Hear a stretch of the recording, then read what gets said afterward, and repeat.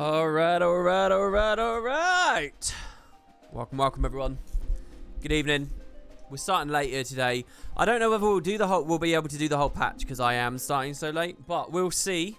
Lots to talk about, lots of fun to be had. The other thing I was going to do was I was going to start today's stream with some Guild Wars 1 stuff, but I'm cutting that section because we're starting late. So my thinking is, you know, I'm starting like 2-3 hours later than I wanted, but the first 2 hours would have been Guild Wars anyway, so we're not too far behind, but we are behind. Now, there's been a game update. Oh, excuse me. Oh, God, I'm going to die.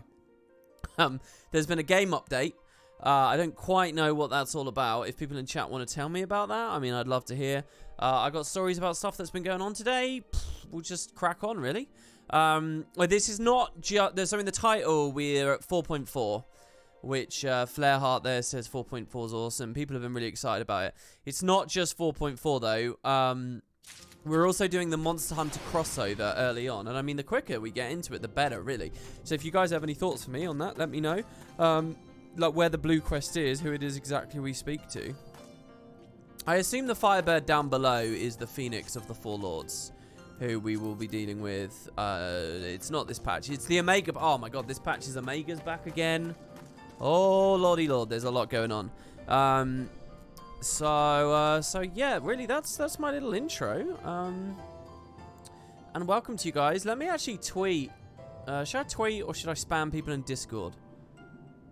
God, I really don't like doing this in Discord. I feel like I'm really... like, it's not a good idea. But, well, I mean, someone's already put it. Kopi, thank you very much. I always type at live. What's wrong with me? Kopi.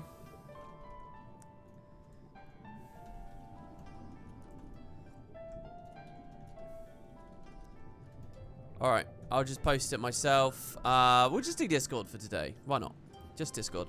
In 4.4 you have the MSQ, we have Omega, we have Trial from the Four Lords. Oh, it's all in this patch, is it? I can't believe it, guys. I mean, by the end of this batch, we're on the edge of Shadowbringers. Woohoo! I'm getting actually genuinely quite... the anticipation, we've been, you know, building and building and building to it. Let's change our mini. I've had this guy for a long while now. Let's swap this over. Now, you might... I know what you're wondering. Have you played any more Palace of the Dead? Have you played any more Heaven on High? The answer is no. I've done nothing. All I've really managed to do... my favourites are rubbish. Surely I've got better people here. Oh, do I get Midgardsormr back?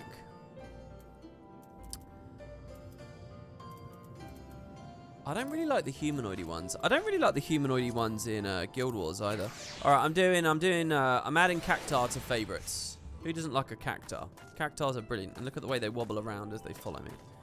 Do the Cactars have any special... he won't climb on me, will he? I would love a Cactar that climbed on me. That would be so good.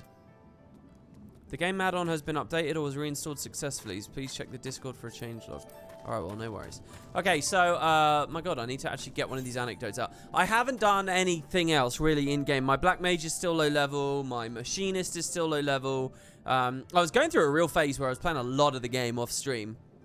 But, that's kind of eased off over the past little while.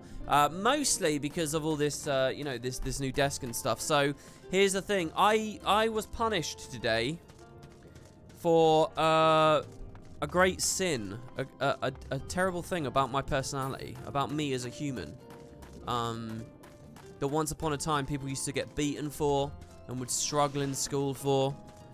I'm in a minority of the population for it. Can anyone guess what my great punishment, my great crime was today?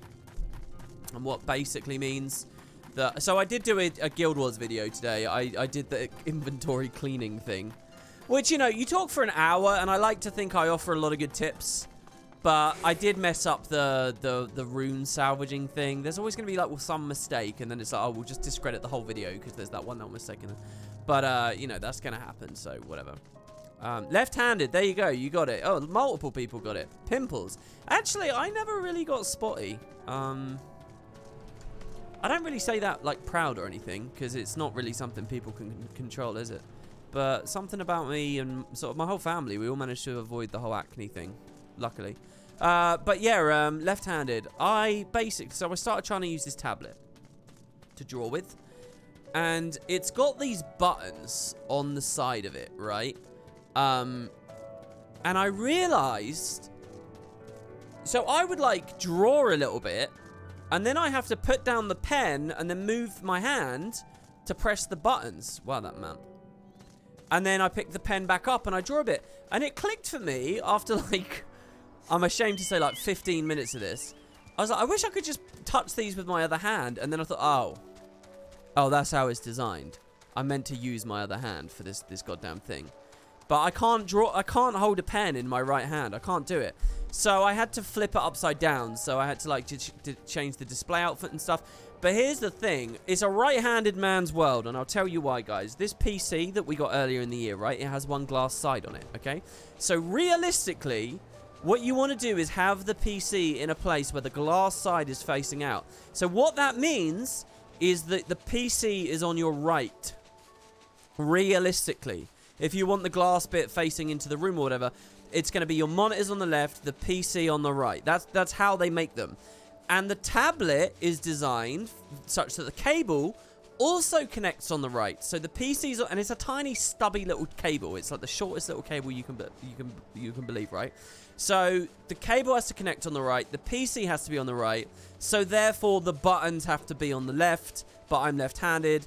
So basically everything I'd set up with my desk for the most arbitrary, stupid little of reasons was bad. Because it wouldn't work. It just wouldn't work. I had to move the whole thing. And I had to, like... So that's... I'm not joking. I spent, like, 2 hours today. And I was actually really stupid and risky with it as well, right? This table, as I've explained, this is a fold-up table. And I have some quite expensive monitors on this. And I tried to cut corners, right? So I was like, I'm not going to take all the monitors off. I'm just going to get down on my hands and knees. And I'm going to slowly move this table that's probably got way too much weight on it. And I'm going to slowly shift it inch by inch by pulling on each leg. So that the leg slides like an inch across the carpet. And then the next leg. And then crawl over to the other side. And then shift the next leg. And shift the next leg. And then crawl back to the other side. Meanwhile, I'm dog sitting, right? So there's dogs going like mental thinking I'm trying to play. And I'm like worried that I'm bending it or that it's just suddenly all going to come crashing down over my head and it would be an ultimate disaster. But yeah, slowly but surely, I moved the whole setup, and then all the cables were messed up anyway, so whatever. So now I have tried, I've got it set up again, except everything's like on the left now. And I still don't know what I'm doing, man. I need to find like a tutorial or something. I don't know what I should hotkey all the buttons to. Should I hotkey it to undo, redo, zoom in, zoom out, rotate, tool select? Like, there's so many different things. And then it's like, well, could I use my MMO mouse as well? Could I use my keyboard as well? Like, there's so much option available to me. And I don't know what the most efficient way of setting things up are. And the software, I can, like, change so many of the panels. And I can hide things. And it's just mind-blowing, the amount. And it's just like, I wish I had, like, 5 years of experience already. So that I knew right here. Wow, look how good the sky looks. So I just instantly knew what would be best. Instead of fucking about and rebinding and fucking about. And it's just like... So anyway... I had some fun today after the video, and that's... I'm not joking, genuinely. Whoa, was that a shooting star over there? That's why this stream's starting late. Okay, and I tried to draw a map, and I did very badly at it, so... I'll come back to it later. I'm thinking maybe I should start with an emote. I don't know. I drew the Plants vs. Zombies sunflower. It's too bad. I'm not going to show you guys. It's too bad. Right. Okay. So yeah, where do we go? Let's do the Monster Hunter thing.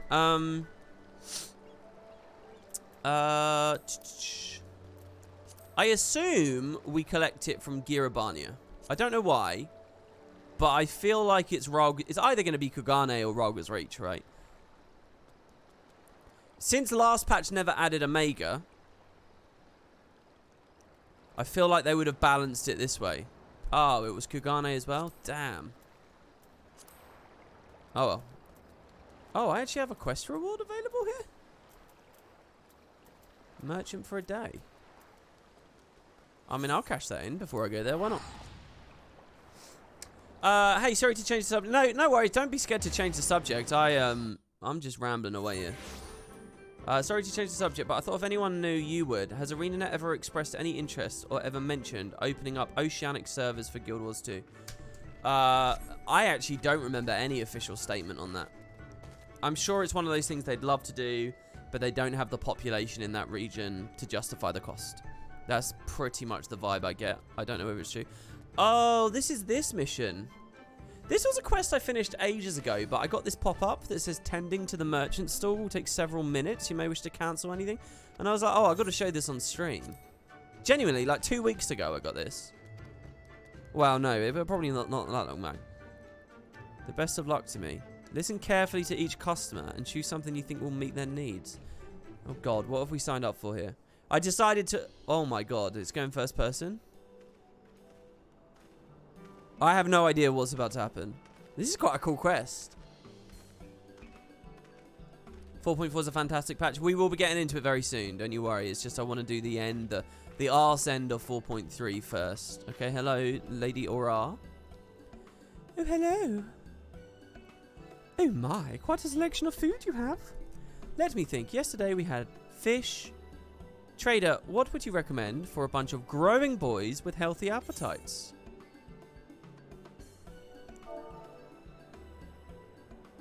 Okay. Yesterday they had fish.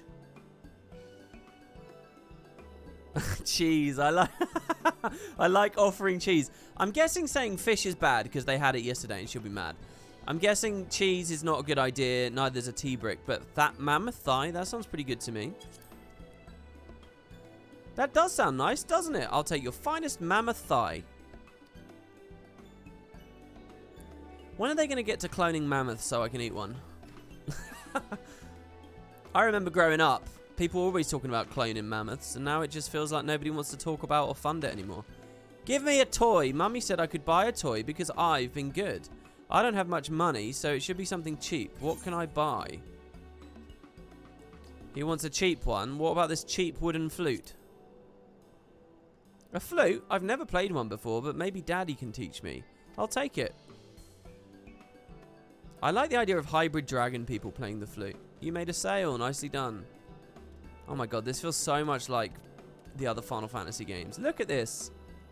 Oh, what's the word for this? What's that thing in Japanese media where it's like you get a ton of little vignettes of slice of life thingies? It's like in X2 when there's all those Comsphere moments. There's like a name for this where they're just little clips of life playing. It's like a thing. It's like a Japanese media thing. I can't remember what they call it. Oh, I pine for that buxom maiden so, but I know not how to express my feelings. Whatever should I do? Buxom. Should we sell him the cheese? I've just got the book for you. Scream of your love to all reunion. Good things come to handsome gents. You'll get nowhere with a face like that. Well, I'm a salesperson, aren't I? None of this is selling things. I'll give him the book.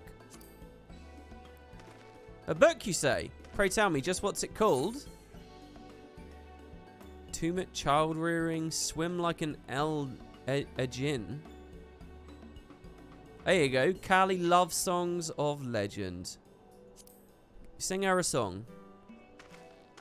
I feel like the idea of serenading to get a date is a lost art. But there you have it.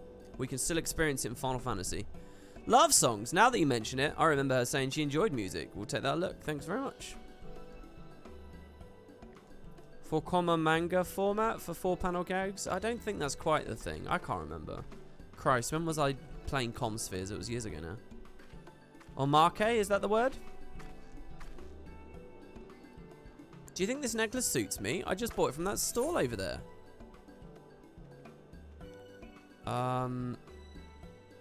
We have even better jewelry here. I like this a lot. Just tell me then, what would you suggest I buy? So she's wearing a blue. Now, Oh, okay, so there's quite a few things here. Maybe she wants to color coordinate. So maybe we want to give her some earrings, right? Maybe we want to give her a sapphire ring. Wait, what did she buy? The necklace. But what is the necklace? Is it this red bit or is it this blue bit? Well, steel bit with the blue gem set in the middle. And I can't really see her wrists, so I don't think that matters very much. I think she wants to color coordinate. You think it's the red bit? Since you said it looks like Nidhogg's eye. Oh, did I? When did I say it looks like Nidhogg's eye? Oh, was that someone else in chat? Hey, thanks, Mr. Modius. Oh my god, that's a year, dude. Congrats. You should get a new icon for that. That was once one of the options before. Okay, so scarlet earrings to match. You didn't, but the game gave it as an option. Ah. I don't know. What do you guys think? Does she even have ears? These are horns, right? Do Aura have ears? I mean, I assume they have ears. Why don't I remember ever seeing an Aura ear? They hear through their horns. Vibrations or something. They do wear earrings. Well, they're playable, right? So I assume. So they can just... Actually, to tell you the truth, it's just keratin, isn't it? So they could... I would actually... I would think they have more of an appetite for gemcraft and stuff. That's more of an Ananta thing, I suppose. Because you could embed a ton of them. You could, like, encrust your horn. Women love rings. You think it's just because she's a woman? Anyone got another theory? I'm just staring at chat right now. Anyone got another theory? A theory about this? You keep wondering about cat people ears? Why? The cat people have ears? What's weird about that? A marque is like extras or bonus, so DVD extras. Special slice of life manga category, but I cannot remember its name either. Good evening, Bic Mag. We've just started. Welcome, welcome. Sapphire to juxtapose with the red. I don't know. I'm lost. Like Christmas tree baubles. They have 4 ears. The Char have 4 ears. Or is it 6 ears? They have 4 ears, the Char, don't they? In a lore panel, it was confirmed that Aurors show affection by rubbing their horns together. Sounds to me like Umox. Am I right, my Ferengi friends out there? Oh, who doesn't like a bit of Umox? Can you guys just leave my stream, please? Can you just literally just leave the stream? Go to YouTube and type Umox compilation. Can you just type Umox compilation into YouTube and just have fun with that video for a little while and then come back? You're watching Deep Space Nine. Very nice. I don't know what to pick here. I don't know what to pick. I'm going to offer her... I don't think I should offer her something she already has. But I did say to her, I'm going with the earrings. Oh, those would go perfectly with my necklace. I will have them, thank you. Alright, get out of here. I don't know how to buy jewelry. That said, I'm quite taken with this ruby ring as well. Give me both the earrings and this ring. Oh, high five. I got a double sale. I wonder if I could have got a double sale on the other ones. She had a cute wave.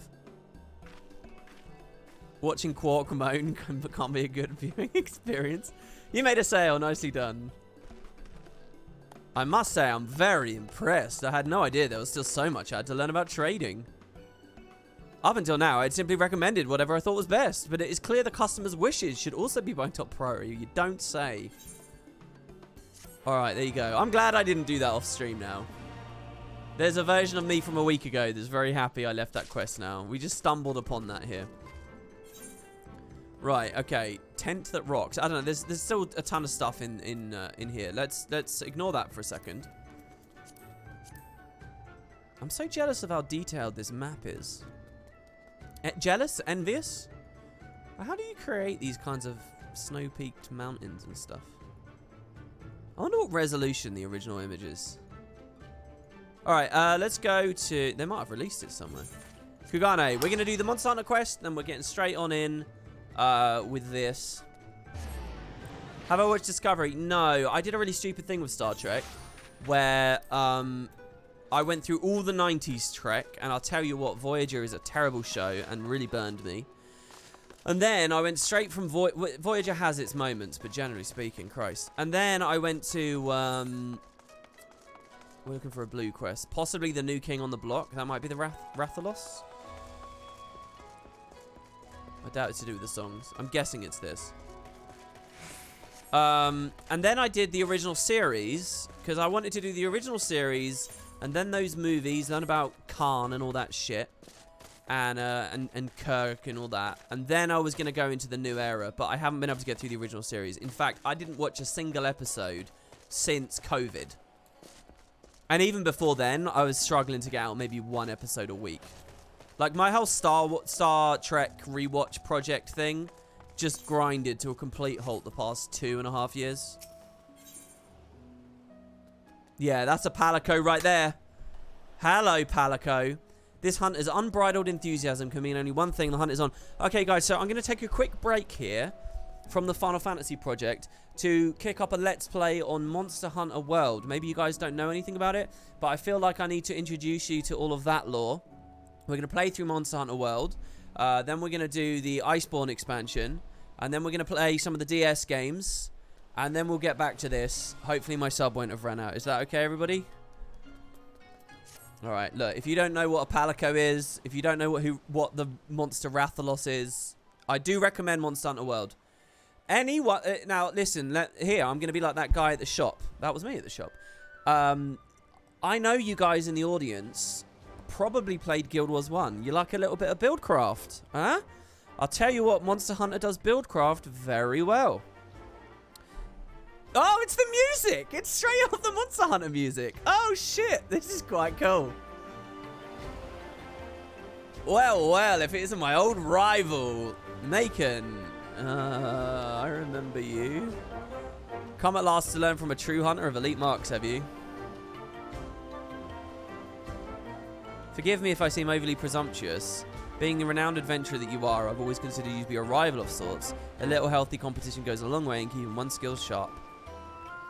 Gahaha, aye, but a hunter ain't worth shite. Hey, they don't say shite in Monster Hunter. You're not allowed to do that. They don't say shite there. That's a very PG game.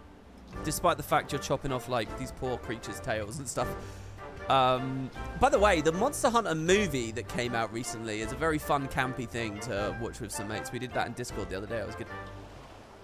A hunter ain't worth shite without a smithy to keep him armed and armoured. You'll have to excuse him. He's never been one for social graces. But he's a damn fine hunter, and what he brings back to the forge keeps him in business. It's literally the smithy. Oh, this music. Why am I so nostalgic? This is a new game. I was playing it quite recently. Here it's time for grace when game is afoot. Which reminds me, I have news of Quarry that may pique your interest. I recently came across a rather peculiar bill on the clan hunt board. Here, have a look. Dude, I should go show you Behemoth in that game. I don't have it installed. The bit I'll show you guys my epic hammer gameplay. That's right, I was a hammer bro in Monster Hunter. None of this complicated hunting horn or charge blade nonsense. Slide down a hill, do the spin attack. That's basically how I played that game. Slide down hills and do the spinning jump with a hammer. The bill depicts a crimson wyvern unlike anything you've ever seen. Unfortunately, further reading of the bill reveals nothing of its origins. Oh, here, I'll give you guys another pitch for Monster Hunter World. Do you like Guild Wars 2 because of the word elder and dragon being put next to each other? Because Monster Hunter World has elder dragons as well. It's not such a strong pitch, but you never know. Someone might be interested. Strange, isn't it? Not only is the drawing unabashedly crude, the bill itself lacks the formality expected of anything approved by the Centurion clan. Still, a bounty is a bounty. Before setting out, though, I thought it wise to confirm the details of the request. Alright, okay, yeah, I get you. Yeah, I'll hunt it. Monster Hunter's godlike gameplay. It took me a long time to really get Monster Hunter. I found it really clunky and like just frustrating, but once you get it, I think you can have a lot of fun, yeah. Its buildcraft has a bit of a... I am reading this, by the way, I'm just skimming it. Its buildcraft has a bit of the DPS race issue, you know, just the harder you hit, the easier it is, essentially. But, you know, there's fun stuff that you can like do a build where your Palico does all the fighting, or there's like cool item splash builds. There's a lot of fun things you can do. Alright. I don't know whether that sword appears in that game. I guess it might. Oh, well, what do you know? We're going to the Azim Steppe. It's a complete coincidence. Mushroomancer support. That's it. That's what it's called. Yeah. I have in my MMO thing, I have a hedge wizard class. And one of its 3 specializations is Mushromancy. And I based it off of that from Monster Hunter. But Mushromancer was like is that really what it was called in Monster Hunter? It's got a thing though where you like eat. Normally it takes a while to eat and it takes a while for the effects to come in, but like you can instant get the effects and you can eat quicker and then you can smash the effects to other people. And it's just cool. What I used to love doing is like those big raid things like Kulve to Roth and stuff, and I would just spam all those mushrooms for people. I had like all these different build loadouts. I would start because you could do a support item loadout and then swap to an actual build and then run out. So I would always do it that way, to sort of buff everyone else who loads in and then be on my way. A gargantuan red wyvern. I'm sorry, sir, but I'm not even familiar with the comings and goings of this place. I only visit on occasion to do a small bit of business. Perhaps you should speak with the Kestir, though speak is perhaps not the right word, seeing as they do not. At any rate, oh wow, do you know what I just noticed? These guys are not in the post-patch content at all. I mean, here they are, I suppose. But in the main story, are they in 4.4 or 4.5 at all? A red wyvern named the Rathalos? Oh dear, perhaps the story I heard was true then. Of a young man from the Urar clan leading a flock of Zos down from the mountains. He was making his way to Reunion when a fierce wind began to blow, a terrible howling gale which left him all but blinded. To his horror, he soon realised the deafening roar he heard was not of the wind's making. He claims it was that of a great wyvern, which descended from on high to claim several Zo from his flock, disappearing into the sky as quickly as it came. Needless to say, he ran into Reunion with all haste, telling everyone of what had happened. But the man is a known liar and swindler. Who believes such a tale coming from him? Oh, it's the boy who cried wolf, no? Man, I feel like I've messed this desk up a little bit. For some reason, I'm weirdly uncomfortable, and I don't know why. Thank you for joining me. I just managed to buy a sack of herbs for a great price. Yeah, you bought them from me, lady. I was only here a second ago. Though I'm not sure if I'm capable of taking them all the way back to Molilor. Do you think you'd be able to carry them for me? That's clearly a different quest. No, I'm not doing that. Sorry, that was an accident. I've got bigger game to hunt. Whoopsie. That didn't happen, guys. Red wyvern by the name Rathalos? I'm sorry, but you must be mistaken. I've heard stories of a great wyvern that slumbers in the mountains to the north, but it was not red and most certainly does not go by that name. Still, if this Rathalos you speak of truly does exist, slaying a beast would be a great honor to my tribe. Mark my words, this beast will fall by a blade of the Orna. Can I just ask you guys, how long... Does anyone... have we got any big Final Fantasy fans in chat? How long is this quest chain? I assumed it was just going to be run over, kill the guy. I mean, the Monster Hunter equivalent wasn't too sophisticated. All right, okay, good. Not long. Because, I mean, I like the breathy? I like long content, don't get me wrong. But, I also really want to play 4.4, so... upon hearing of a red wyvern, the Kestri merchant takes on a grave expression. Oh, dear. Let me turn the game down a little bit. He points southwestward. Perhaps you'll find some clue in that direction. Okay. I still want to open one of these streams with some Blue Mage stuff as well. Oh, so much to do. So little time. Oh, the music in this map, though. No sooner did I turn it down than we'll turn it back up.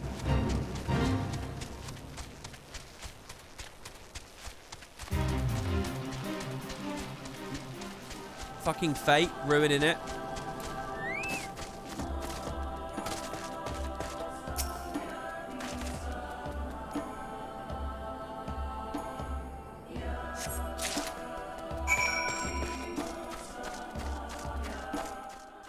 Do I ever wish that Guild Wars 2 did crossover content like this? Yeah, you know, it would have been awesome, wouldn't it? I don't know why I say that with past tense there.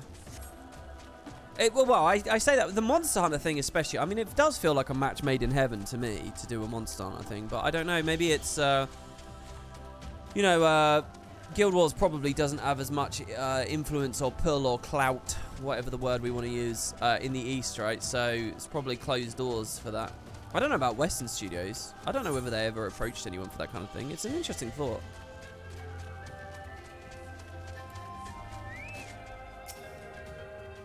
You arrive in the area. All you can do now is lie and wait for my prey.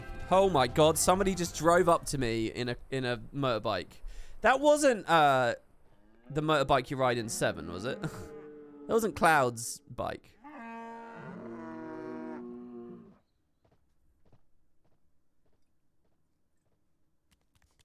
Which games would be in my top 3 for a Guild Wars 2 crossover? Oh, I want to answer that. Here he is. Who is it? What's this? Ola Hunter, and a formidable looking one at that. Holy shit, it's a full-on palico. Look at that. A feline. I thought it was spelt with a Y, not an I. Have you come to help then? To hunt the Meowster, Rathalos? Hey, partner! Hey, Meowster! God, that line constantly in this game. A talking cat, just like me. This would best have unique dialogue for me picking that as a Makote. Oh, that's rich coming from you. Or have you not looked in a mirror lately? Brilliant. I'm an apprentice feline hunter, and I've come to this place in search of Meowsters. Rathalos, to be precise. But even with 9 lives, I could never slay one on my own. That's why I posted that notice seeking help. There's a reason they're often referred to as King of the Skies, after all. Some also call them fire wyverns on account of their ability to breathe fire. I feel awful just thinking about all the hunters burned to cinders in their wake. They did the special action warp strike thing with the 15 crossover, right? So, hold on. Why is the 15 crossover time gated and this one not time gated? What's up with that? Yes, and they roar exactly like that. Would you believe it's powerful enough to stun their prey? Oh, I didn't hear the roar. Oh, I guess he's coming. The animation.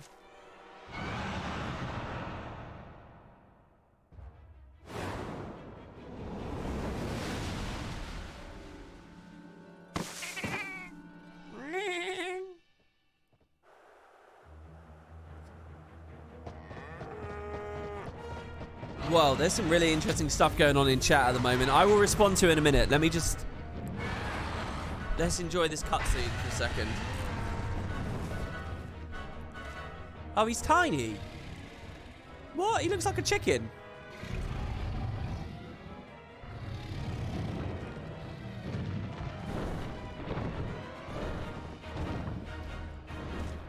To be honest, guys, you'd probably all hate me doing a Monster Hunter LP. I'll tell you why. Because I can never remember the difference between Rathalos or Rathian. Which one's the boy? Which one's the girl? And then there's a pink Rathalos as well, isn't there? That was him. That was a Rathalos. Still willing to help, I suppose this one's the male. I'll tell you what the best monster was from that game. You ready? Black Diabolos. I loved Black Diabolos. I loved using the, oh shit, what are they called? They're like the shockwave items on the ground while he's underground. She's underground, whatever. Wrong, it's Zinogre. I liked the Lava Seoth as well a lot. He was cool. And he was, like, well, when I was finishing my bestiary, he was really hard to like, get all the details from.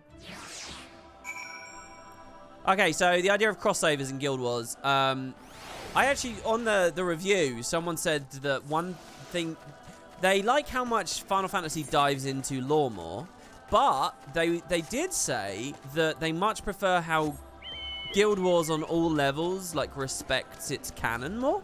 Like, in Final Fantasy, they're clearly just fucking about, and they do non-canon stuff all over the place, and stuff you're not supposed to think too deeply about.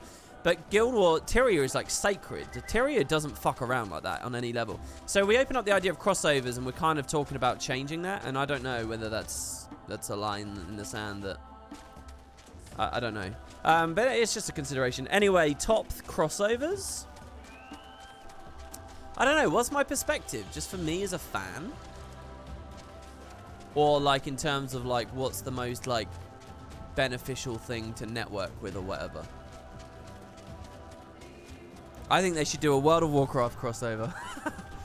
It's probably the least likely thing you'd ever see. Speaking of Blizzard stuff, by the way, guys, I'm not much of a StarCraft guy, but YouTube recommended to me the Heart of the Swarm CGI trailer. Holy fuck. That's like one of the best game trailers I've ever seen. Holy shit. If you guys have never seen that trailer, go to YouTube immediately and watch the Heart of the Swarm, like, announcement trailer. It's from, like, 2014 or something. It is so cool. Like, it blows my mind how cool that is. And I really don't know very much about StarCraft at all.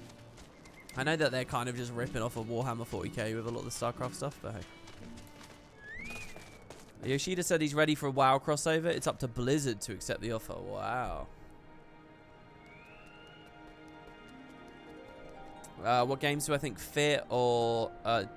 yeah, I don't know. I don't know. I don't think I can come up with that off the top of my head. That's a really tricky thing.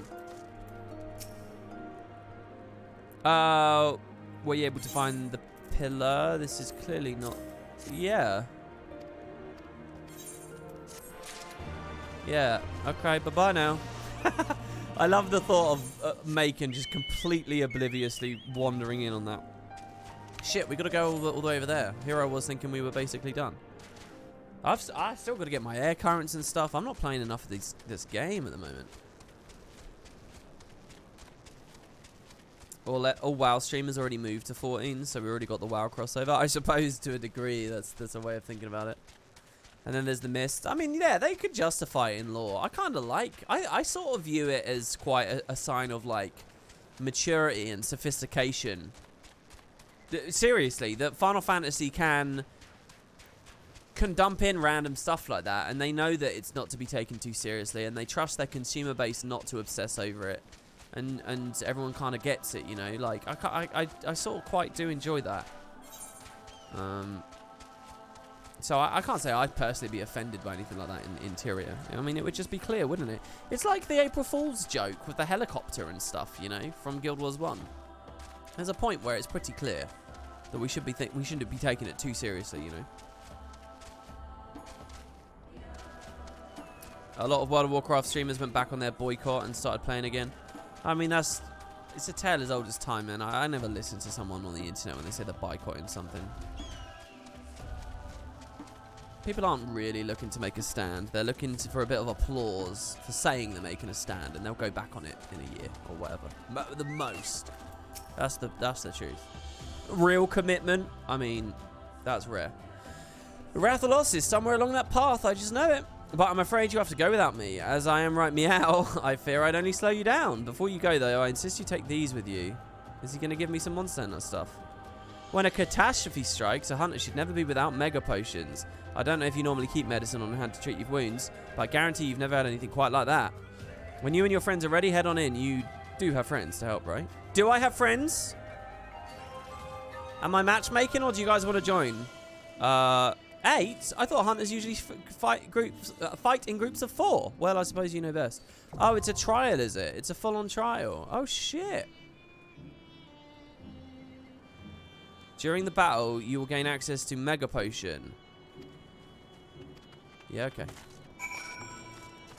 Alright, yeah, let's do it, guys.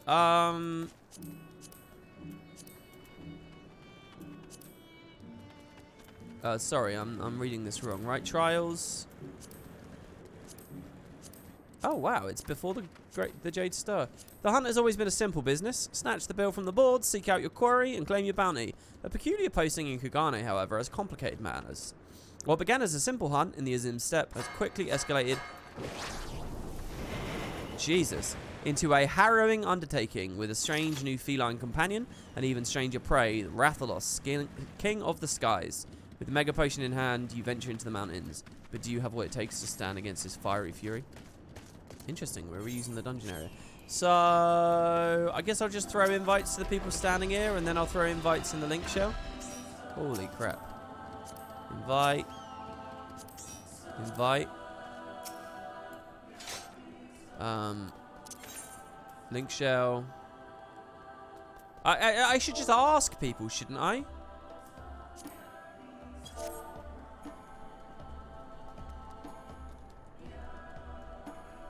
And then if they type, then I can right-click invite them instead of just, like, presuming. Oh, it is 4-man. Oh, I thought it was 8-man. Well, we still have 1 slot. No, it is 8-man. It is 8. It is 8. It is 8. We're being led astray a little bit here. All right, let me scroll up. Someone said something earlier that I really wanted to talk about, but I've missed it.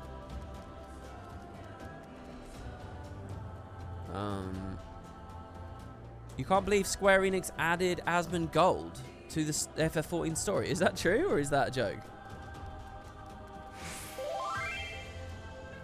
Alright, you can toss an invite, okay. Yeah, just whisper me. Just whatever you want. Invite to party.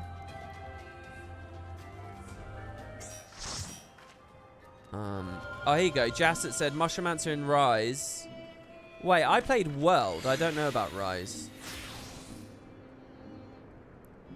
I think I have to scroll up like quite a lot. There was definitely something I wanted to talk about. Oh, it's gone already. Whatever it was, I don't know. I don't know what it was. Yeah, I've never played any other Monster Hunters, by the way. I've only played World. They did add Rocker to FF14, his NPCs and the Gold Saucer. Oh, I didn't know you had an in-game reference, Rocker. Was that because of your successes in... What did you beat? I can't remember. One of the Ultimates, right?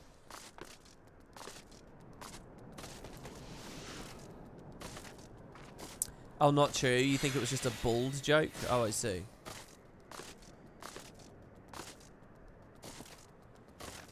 Oh, yeah, it was about the... It was about the UK thing. Yeah, tell me again. Someone in chat said something. Did someone just say EastEnders is doing a crossover with Corrie and Emmerdale? What's the story there? Is that true? Has that ever happened before? I'll tell you what. I think back when I was like a teenager, my mum was really into Casualty and Holby City. For people that don't know, there were 2 medical soap opera drama shows in the UK, and they both went on. They were both set in the same fictional hospital, except one of the shows, Casualty, was about accident and emergency, and it was about, you know, people getting into, you know, accidents, you know, accidentally slipping over in the kitchen and falling on a knife, or their house burns down, or they get in a car crash, or they hit their head on a bike or whatever. And it's, you know, each episode usually starts like with a cold open where you're just watching some random guy go about on their life, and then they have a disaster. And then, you know, so that was Casualty, and you following all the doctors and the first responders. And the other show was set in the same fictional hospital called Holby City, and it was the wards, and it was like the long-term patients, and it was sort of, you know, all the staff and stuff there. And every now and then they do a crossover between the 2 shows, and the characters from the different shows would interact. And I remember when I was like a young teen, my mum was obsessed with those shows, so they were always on TV. And I quite like that format. I think that was pretty cool, to be honest. I don't know if they're still airing them or what. You used to love EastEnders when you were younger? Yeah, my main memories of EastEnders. Are we done? No, we're not done. If anyone wants to... Oh, let me see. I'm not... Sorry. Cannot locate a character with that name. He's got chat hidden. Yeah, sorry. Well, that's a kick. That's a kick. That's a kick. Is anyone actually waiting on an invite? What's going on here? Oh, this person is. Oh, it's because you guys are on different servers? I don't know how it works, really. If anyone else wants an invite or whatever, does someone else want party leader? What have we got? We've got 1, 2, 3, 4, 5, 6 people. So 2 more slots. And we can do it min-eye level. I could put us on the party finder. Let's do that as well, shall we? So let's go. Because this is a bit of a weird thing where I'm starting one of these quite early. I doubt.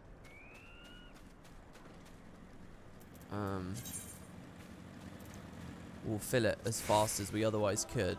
So trials. It's not the Jade Stower.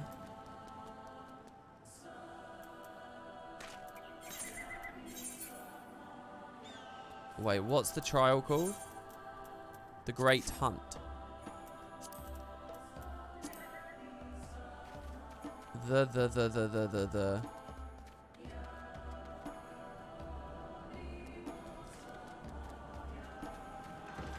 Second from the top. Oh, it is. Second from the top. Sorry. We're completing it. Min, eye level. People are saying in chat that they're logging on. Should I wait with this then before I click recruit?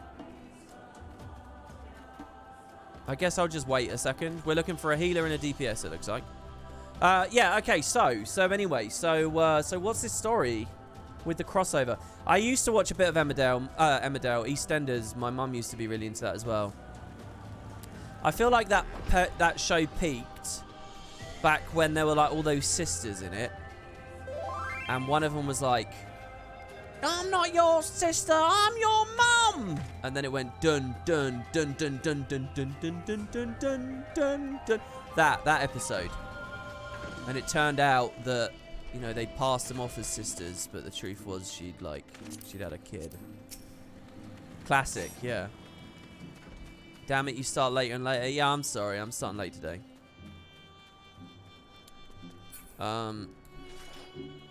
So I just invited someone and it kind of threw the party thing away. Invite, please. Is anyone waiting on an invite that I've just messed up here? What about that Christmas special where the tram plows into the shop with a mother and a baby in it? I don't remember that. I don't know about that. What other memories of EastEnders do I have? I remember Pam Butcher dying. Didn't she die out in the middle of the square? She had a heart attack or something?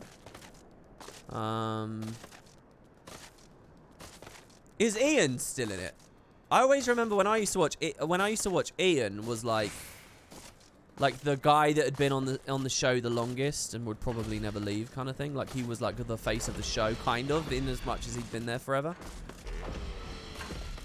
Right, it's a story they're doing for climate change where Coronation Street, EastEnders, Emmerdale, Hollyoaks, Doctors, Casualty, and Holby City are all crossing over. I don't know how in-depth it is. Oh, that's going to be awful. That's way too many shows. It's at Christmas. Someone always dies at Christmas on that show. Do they really?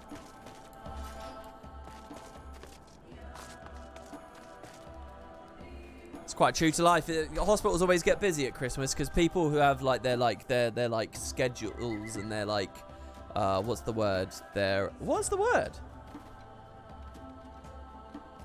Rhythm? Oh my god, why am I forgetting the word? Routines. People like live in their routines. And, you know, they don't get outside of them. And then Christmas comes and they're traveling and they're seeing family and, you know, they're slipping over and blah, blah, blah. Yeah, routine. I don't know. Brain farted on that for a second.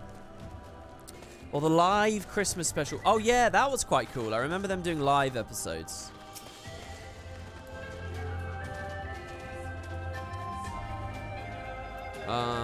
So, I don't know. Do I go to the party finder? I don't know if I'm being rude by doing that. Oh, there we go. Yeah, look, we got someone. Thanks for coming, guys. There you go. We've got a whole stream crew here. Everyone's good. So, let's do it. I'm going to set up min eye level. And, I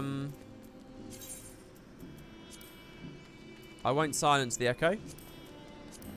The Great Hunt. I wonder how this goes. You always felt bad for Ian? Is he still in it, though? I don't know. Is he still in it?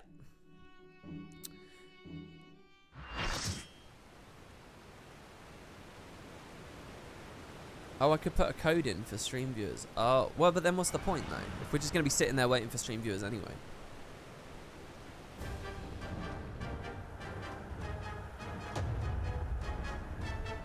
It's wild listening to a Brit streamer for a change and hearing about the soaps I grew up with in the background. Hey, man, I'm glad. No worries, dude. I used the phrase bog roll in today's video. And I thought, the people in the UK will get this, but I bet no one else does. I'll off-tank this. I'll off-tank. Oh, crap. He's quite big. Restore my HP. Their usage is limited, so use them sparingly. I get 10. It looks exactly like the icon. That's brilliant.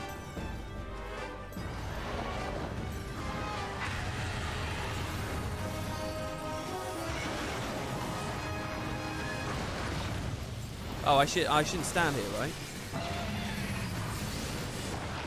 Oh my lord. Oh wow, he like knocked me over.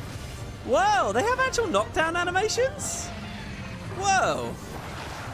That's definitely new for this game.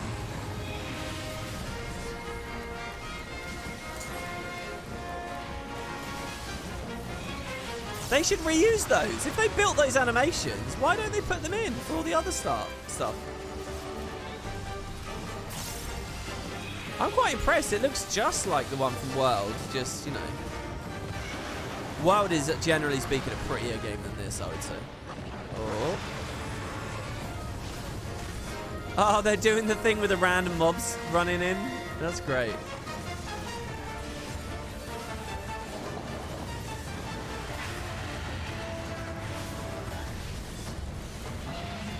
Should I quiet spam these? Oh my lord.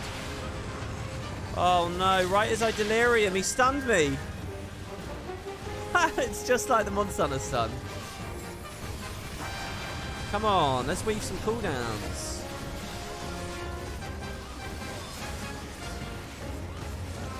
So when do I want a Mega Potion? Does it cleanse stun? No. Oh, I think I'm supposed to move out of it, you know. The tail sweep? Maybe they're changing it up a bit.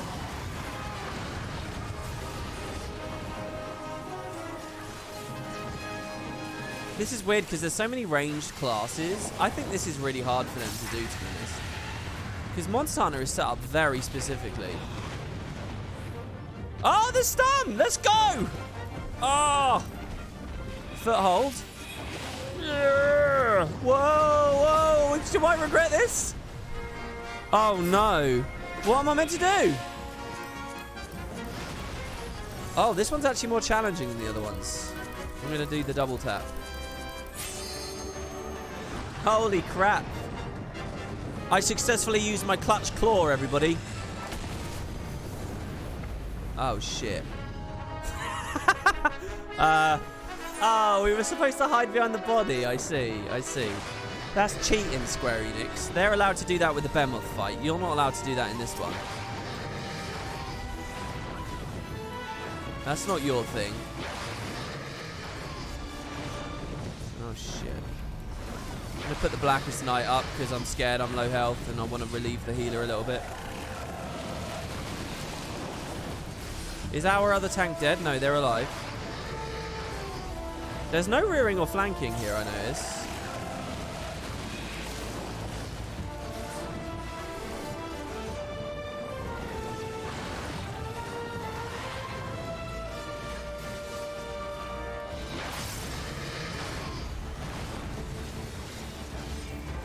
Oh, maybe I should Mega Potion. Oh, I did the Mega Potion.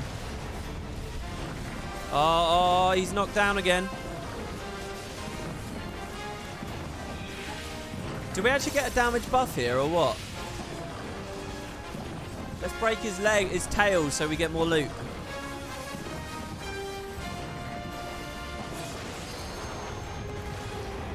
Limit break 2. Holy crap. He took over 1 million damage in that burn.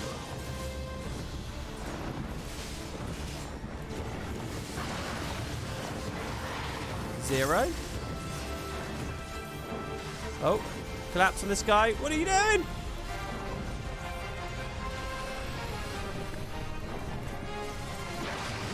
They don't have that mechanic in Monster Hunter, if I remember rightly.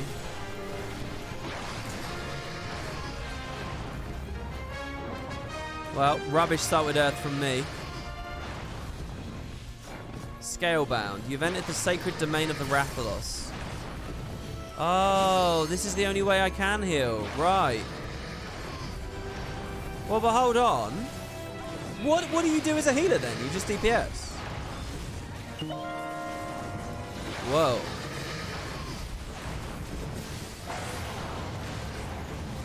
Oh, do we have someone in our team that can't see the duty action? I've never had that problem. I just left my UI as it is. I just kept everything vanilla because I knew it would mess up, you know. It's just not efficient gaming to mess with the UI. Honestly, it's a stupid mistake. If you're new to the game, especially, I mean, why? Why would you do that? Am I hitting zeros again? No, I'm hitting very little though.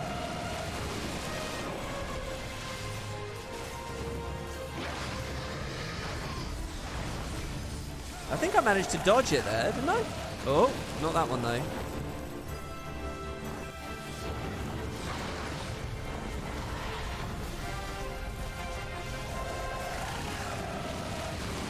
I love this feeling of doing a cool little fight like this and knowing the main content of the patch is still coming. I love this feeling I've got right now. This is like going to the movies and, you know, you're watching Pokemon I Choose You, right? I don't know if you guys ever heard of this franchise, the Pokemon franchise. But back in the 90s, there was this movie about the creation of a man-made Pokemon known as Mewtwo, based on the genetic imprint of the original Pokemon Mew, as we knew at the time.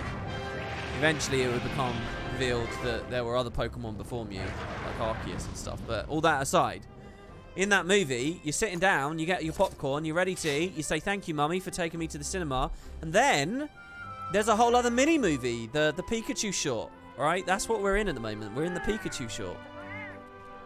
Is Pokemon a Digimon rip-off? It actually is, isn't it? Digimon is older than it, isn't it? Oh, we can actually carve the tail. I was joking, but let's do it. Oh, it's the shitty 14 animation, though. I'll tell you what, guys. Here's my judgment. My proclamation. And we all know my word is law.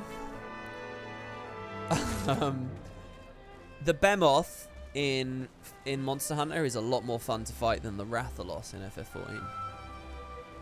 Not that they didn't go deep with this. You can tell that we're really deep in there. There's great music and stuff. It feels good. But the combat is so good. Dodging the meteor and stuff in Monster Hunter is so good. Digimon is literally Tamagotchi made for boys. Excuse me. I think that's a little bit sexist, isn't it? Because I'll have you know, I played the shit out of Tamagotchi. I loved Tamagotchi. And all my male friends loved Tamagotchi. We didn't need no Digimon variant. That depends. What's the reward? Also, the biggest Digimon fan I know is Kerry.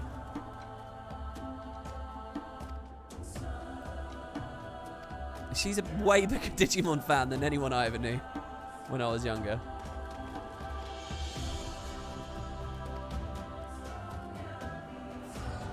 Off to Kagane! You think the Monster Hunter World mechanics just don't work well in 14, whereas the 14 mechanics worked fairly well in Monster Hunter World? I don't really know. What were the 14 mechanics in that crossover, though? I don't really remember. I just remember it being a standard fight, except it was a fucking Behemoth, and it was cool as shit. I don't really remember. Was there a 14 mechanic actually going on that I'm forgetting? Was there a limit break system? Meteor, yeah, but I mean, okay. They had a DPS check. They had the UI. I remember the UI was there too. Right, when you played it, all the numbers were going everywhere. I remember my Final Fantasy XIV friend was really excited about it, and I was just like, this looks like a mess.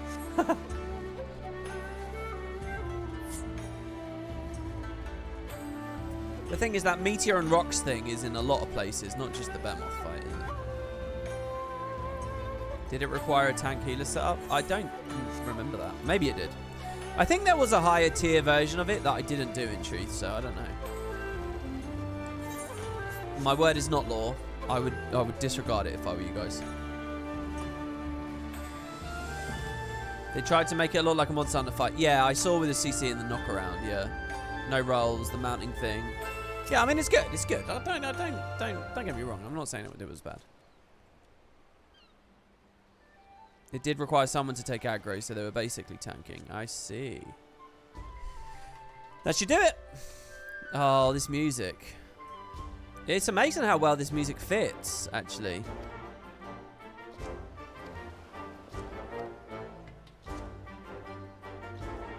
I'm no Meowsy, you brute. Do we get a cutscene with the chef? I'll tell you what. Monster Hunter is not a good game to play if you're trying to diet, by the way. If you're trying to slim down a bit, if you're trying to watch your intake, do not play Monster Hunter. Because it's filled with these gorgeous cutscenes with these insane piles of delicious food that get prepared for you before every hunt. You're just going to sit there salivating at it. They do the food so well in that game. Oh, it's only world? Well, fine, whatever. World is what I'm talking about.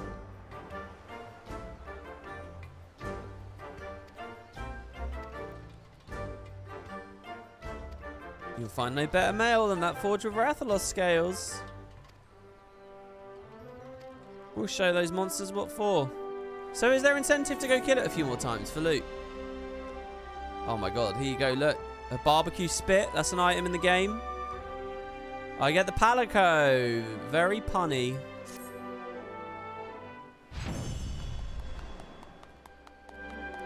So if I grind it, I can get the Rathalos mount, can I? You can now trade Rathalos scales to the smithy in exchange for various goods.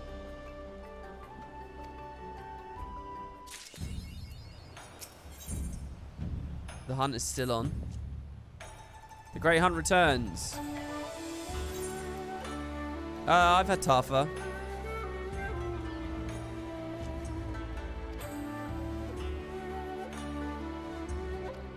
Piqued your curiosity, have I? So is this an extreme version of it, is it? Oh, did they already do this, by the way, and I just missed it? The quest accepted dialogue. Oh my god, they got this music in it too. I'm a feline, you dullard.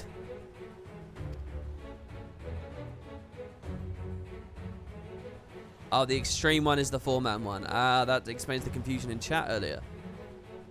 A high rank one. Yeah, we're in HR now, guys.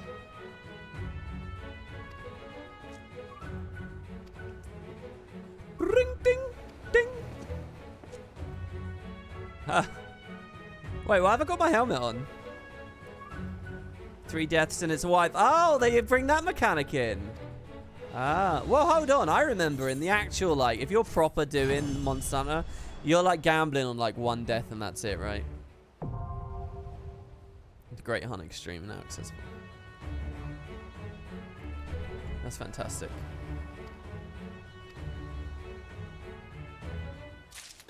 No, it's always 3. No, I'm sure that that's one of the things you can customize, right? I remember taking, what are they called? Bills? What are they called? I remember getting some of those quests where it's like 1 death and you're out. There's definitely ways of doing it where there's only one death and you're out. And there's 2 deaths and you're out as well. There's different mechanics that scale. Like total time limit allowed, deaths. What are some other ones? You kind of pick. Yeah, investigations can have modifier. Investigations, that's it, for 1 cart. Yeah. Oh, you guys are being picky about the difference between investigations and quests. Jesus. Alright. That investigation fluff isn't standard to the franchise. Well, I've only played World, and I did a lot of investigations there. So, that's why that comes to my mind. Right, are we ready for 4.4? Alright, so let's see. Where are we on the Guild Wars 2 timeline? We are at a Prelude in Violet. Oh, wow. Oh, very interesting. This is quite a special day. Oh, shit. For the first time in the franchise's history, people were making a choice. You had both patches on the same day. 4.4 and the day that Aurene died. Same day. I actually remember I streamed this patch. I was here on Twitch when this came out. I was doing it on Guild Wars. Because I remember I streamed it because, and I'm embarrassed about that stream I did, by the way. I've since spoken regretfully about the quality of those streams. But I did it in Discord, and ArenaNet edited together my reaction to the final moments where Aurene was dead. With a bunch of other people from Twitch, basically. And they cut them together into a montage. So I remember that day very clearly. This is a start. Oh, wait, hold on. Am I wrong? I'm wrong. What am I talking about? She didn't die. This was the day we got the vision. Did I stream this one then? This is Jahai. This is actually my favorite episode of Season 4. This is my favorite episode of Season 4. Sorry, I'm jumping ahead a little bit. This is when she got the vision. This is when the dimensional stuff started happening. Same day. Wow. Okay, little check in chat. Were there any Final Fantasy fans at the time that played Final Fantasy on that day instead?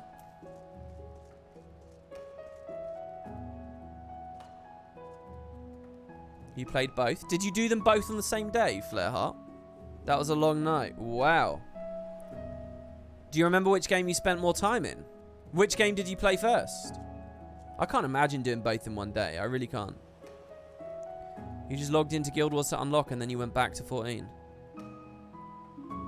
You played Guild Wars 2 first, Gears to Gnomes, and then did 14 in the next days. In retrospect, you wish you were playing 14. It's really interesting, isn't it? How I mean, they're both... I mean, that feels like a fairly new patch to me. You did the same as Gears, Guild Wars 2 first, Guild Wars 2 first. That makes me happy. There's a lot of Guild Wars 2 first here, people. That was when I started in FF14 and I started to play Guild Wars 2 left. You did Guild Wars 2 the second day, but only the story. You laughed in the Free Company about the raid release cadence and that it was for Guild Wars 2 content. What do you mean? Can you rephrase that? This patch had Alphascape. You would have loved to prog that. Yeah, when did you join this game, Rocket? It was last year, was it? I don't know exactly when he swapped over. All right, well, anyway, yeah, look, I don't know whether you guys find that a bit tacky, but I find it quite interesting. The question is, what's the main quest that we pick? The Path of Most Resistance will be the last Alliance raid. The song's in the key of Kugane, I suppose?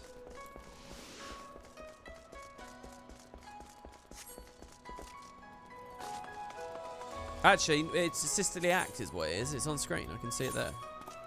It's at Mordona.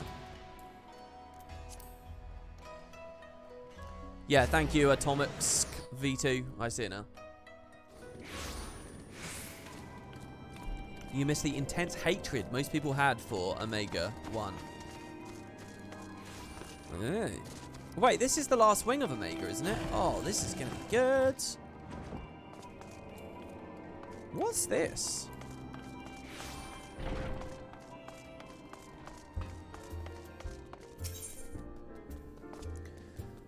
Oh my fucking god.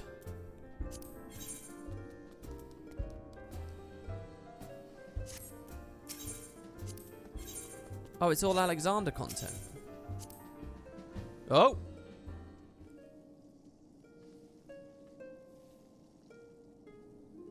How is my nautical vocabulary? Very much wanting. Eager to listen.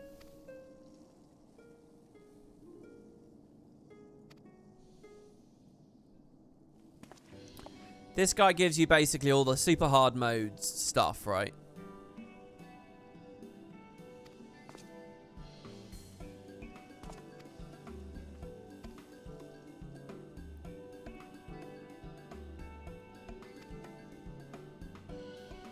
This is Yoshi P's self-insert. He's a parallel to the guy I met yesterday in the Evilist raids. Right. That's an interesting thought. Are there any scenes where they're all together? Maybe that'd be a bit too gratuitous.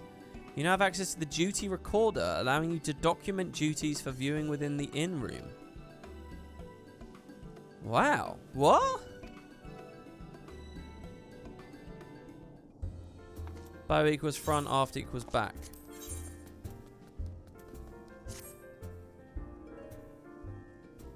So this is just unlocking the high tier Alexander ones, right?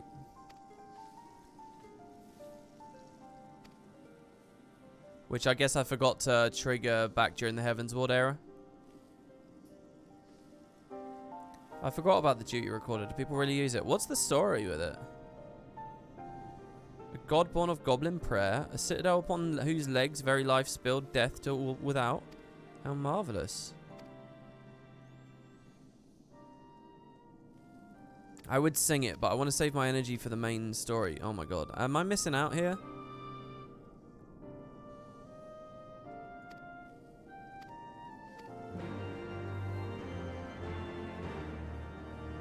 Maybe I don't want to fill up with all these quests, actually. Let's not. I thought it was just going to be one little line of dialogue, but he's actually speaking to me, and there's cutscenes, and I don't want to miss it all, so.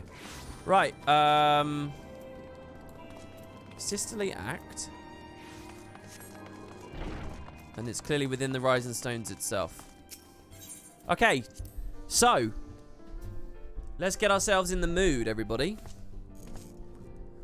Let's remember what happened in the story. Alphino is gone. He's on his way to the Empire. Alisei's left alone here.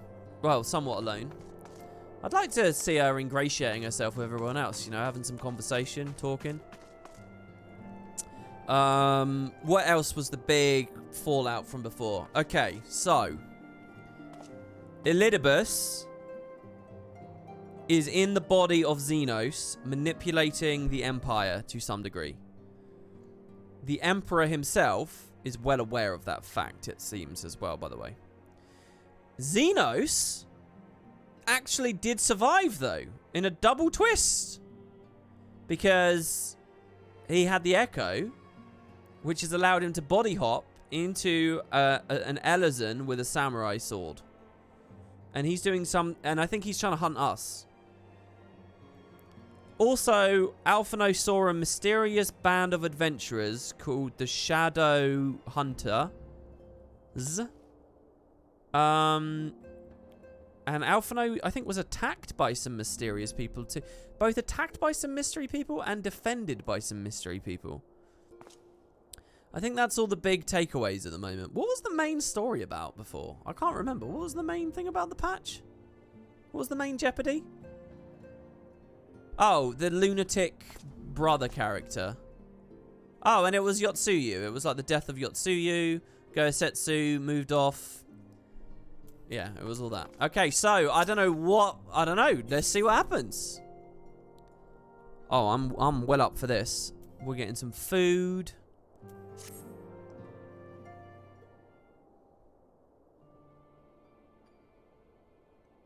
Wait, what is it as with Xenos? You completely missed that? There was a whole thing on the stream, a massive speculation thing on the stream. And in the end, we managed to figure it out. They're both around in different skins. Yeah, exactly. Exactly. There's an Ascian in Xenos' real body, and Xenos' soul is in another guy's body. But there was a cliffhanger that we're supposed to be... It's like a mystery. It's a mystery we could figure out, and we figured it out with copious amounts of help from Twitch chat. So we figured the mystery out, basically, is the idea. So it will be revealed, I think, very soon. While I was doing that whole thing and enjoying myself with the speculation, there were a few people in chat saying, why are you doing this? They'll just explain it in a minute anyway, and then start the next patch. So I assume that's coming up in a minute. I assume Xenos is going to, an Elizon is going to come busting in a minute and be like, you! So let's see. I'm sure the forums had been aflutter between these two patches. Hey, Big Mac! Thank you so much. Oh my god, someone turned on emote-only chat earlier. You are the one and only sub today, so thank you. Oh, no. Mr. Modius was earlier as well. Thank you very much. Welcome. Okay, I'll make an if you come here hoping for news. I'm afraid there isn't any. Oh dear. Everything's exactly as it was. Ishtola is still investigating primals in the Far East. Thancred is still gathering intelligence in the Imperial provinces. And Alphino is still out there somewhere. He hasn't reported in. And since there's been no word of his first scheduled report, nor does he respond to calls. And all the while, I'm just meant to sit around here waiting. It's driving me mad. Begging your pardons, I bear a message from the Eorzean Alliance. Thank the gods for that. We have a visitor. Is this him? Is this the Elizon? Welcome to the Rising Stones. If you have a message, I should be most eager to hear it. My lady, the Alliance leadership will soon convene to discuss the matter of Ascian interference, and they humbly request the presence of the Scions of the Seventh Dawn. Yeah, it's not an elephant. I can't see his ears. He's tall. Having assessed intelligence provided by the Alamegan resistance concerning the whereabouts of Xenos' remains, they too suspect Ascian involvement and wish to deliberate a suitable course of action.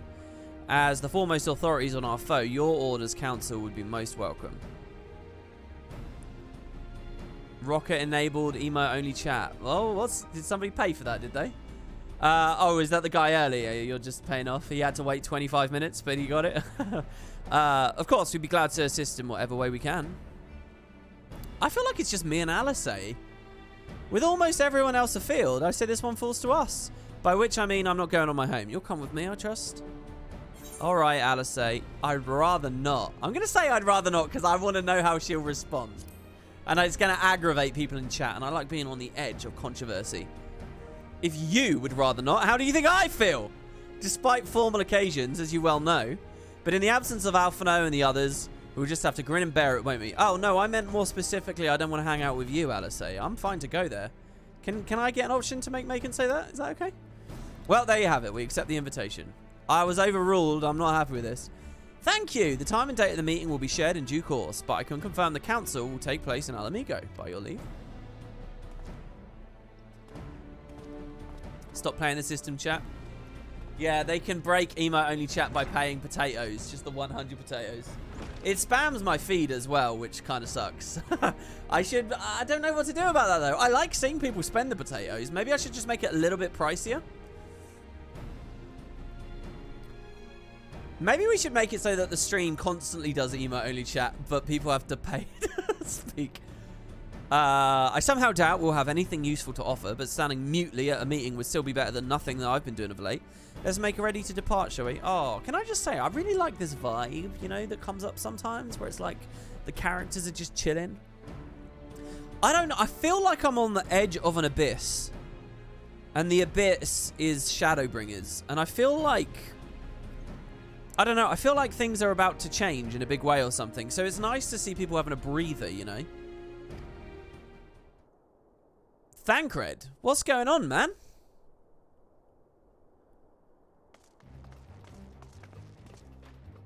Alright, just be careful on the road back, yeah? Rio actually getting some dialogue. Did I hear right, Rio? Is Thancred coming back? Aye, that he is. Says he's acquired some important intelligence. Being in Garlean territory, though,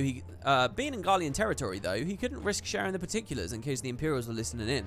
So he said he'd head back as quickly as he could, and to make sure someone was waiting for him in the Alamegan quarter. Understood. Macon and I will go. We're bound for Alamigo anyway, and there's sure to be a time before the council begins. Come on, let's be off. It's weird that both Thancred and Alphino are doing this Empire thing, but Alphino feels a lot more isolated. Somehow. Like, he's not coming back. Thancred's flitting to and fro. But Alphino somehow feels out of my reach now.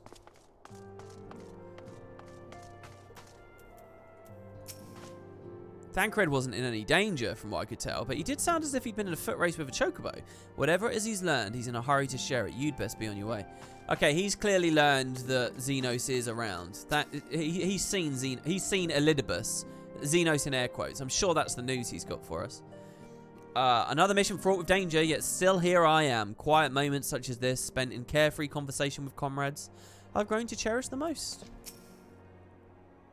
Those of us who were afield have finally returned. Full glad am I to have everyone back. The place had been too quiet. I want to see more about this. So, I hope Isildur can find someone to keep him company. With our missions, we can never linger very long. Seeing Amai go about his duties with a smile lifts my heart, even if it brings a tear to my eye. Glad though I am for this nation's liberation, I should be saddened to see him go. I know I need to give him my undivided attention, but these waves of brotherly love make my mind drift to naughty places. Focus, Anor, focus. She's still saying the same thing. That's the same dialogue. We already heard about those naughty places. If you're not going to spill any of the beans, I mean...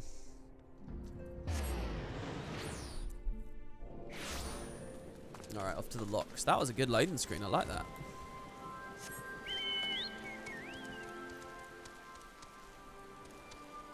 Dude, that guy looks a lot... Oh, no, he doesn't. It's weird seeing it rain here.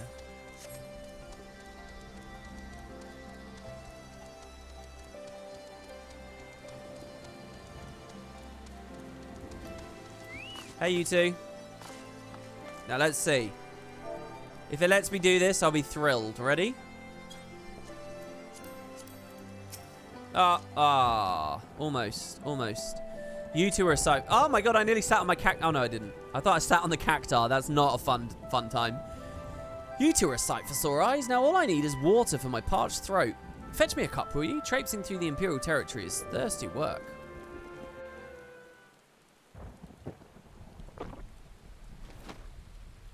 Voice actor?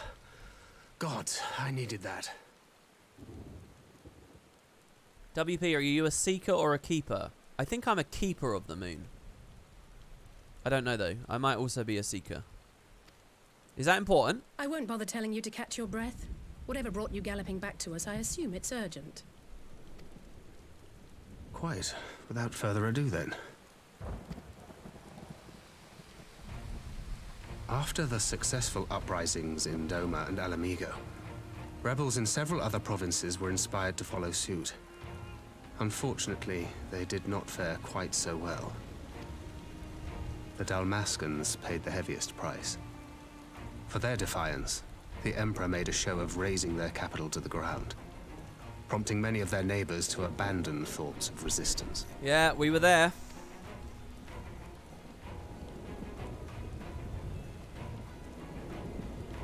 But not all have given up on liberty. Heartened by the news of Doma's prisoner exchange, some still believe that the Empire may one day be amenable to negotiation. Meowscular Chef or Grand Meowster Chef? Is that the Iceborn versus the regular chef? I liked the second chef more. The second chef was awesome. We have the shinobi to thank for spreading the good word. They have worked tirelessly to keep the subjugated informed, and a little knowledge can go a long way. There is at least a spark of hope then. A spark in want of kindling, yes. The Alliance has already begun supplying materiel to resistance movements abroad, many of whom would otherwise struggle to continue the fight. The support effort has been led by the Sultana and the Elder Seedseer, who have both seen enough Alamigan refugees to know the consequences of oppression. And for their troubles, they have quickly earned a reputation as folk heroes in certain corners of the Empire. That is all for the provinces. As for the Garlean motherland itself... Tell me. Our friends the Populares have suffered something of a setback, I regret to say. Talk is rife that Doma has summoned a primal, and the Empire's more liberal voices are being drowned out in the fearful clamor for retribution. And who do they think orchestrated this summoning? The savages, of course. Oh, any but those truly responsible. Xenos has seen to that. Speaking of whom, the Crown Prince is recovering remarkably well. Well enough, in fact, to enable him to personally tour the provinces, putting the fear of the Emperor into the hearts of any would-be dissidents. I just remembered, of course, we already saw him in the Echo and everyone believes us wholeheartedly, so it's not really news anyway, is it? He walks in plain sight, and none suspect him. Then it's as we feared. Yes. An Ascian wears his skin. But it was not that which brought me here in such haste. During my time in the provinces, I learned many things. Yet at no point did I hear any report of a Doman emissary in the capital. But Alphonse should have arrived by now. Could they be holding in there in secret? Right, because he was on behalf of Doma, right? Well, and we know it's when we were playing as him, it was because his airship got shot down. The possibility did cross my mind, but I have reason to believe he never reached his destination. As you know, Scions assigned to covert operations, such as Riol and myself, are issued special link pearls for communication in the event of an emergency. I mention this because it was originally Alphino's task to coordinate the response at headquarters, meaning he has one. And whose voice should I hear when mine recently crackled to life? Wait, you saw the Monster Hunter movie the other day and you thought it was a waste? It was only ever going to be a cheesy, silly thing. The possibility crossed my mind, but I have reason to believe he never reached his destination. As you know, Scions aside to covert operations such as Real myself, I issued special link pearls for communication in the event of an emergency. I mention this because it was originally Alphino's task to coordinate the response at headquarters, meaning he has one. He has one of the link pearls. And whose voice should I hear when mine recently crackled to life? So he's saying he heard it in the phone call. Alphino's voice? You spoke with Alphino? Spoke with? No. I but heard his voice, and none too clearly at that. 2 words were all I could make out. None. That does not match the rest of his accent. What? The burn. The wasteland on the edge of Otherd. Something must have happened to them there. I like how she's very energetic. She cares about her brother. I like this. There's no time to waste. We must make for the burn at once. Whoa, whoa, whoa, whoa. We got a summit to go to. Chill out. I had a feeling you might say that. Yeah, but I'm going to say no. And? I can't very well sit around here drinking tea if Alphino's in trouble. You said yourself that this link pill was only to be used in emergencies. So I'm going, and that's the end of it. Oh, I can't argue with her. She's a fiery one. Oh, we nodded. Can I get a nod in chat? Oh my god, already there's a nod in chat. Well, far be it from me to change Multiple your nods minds. in chat. Alright, never mind then. What are we going to do? Isn't it our whole region? Isn't it like some epic desert scape? What am I meant to do out there? Alice, oh my god, the mini was so cool there. Holy shit, I love the cacti. Why haven't we had the cacti for longer? Oh, he's brilliant.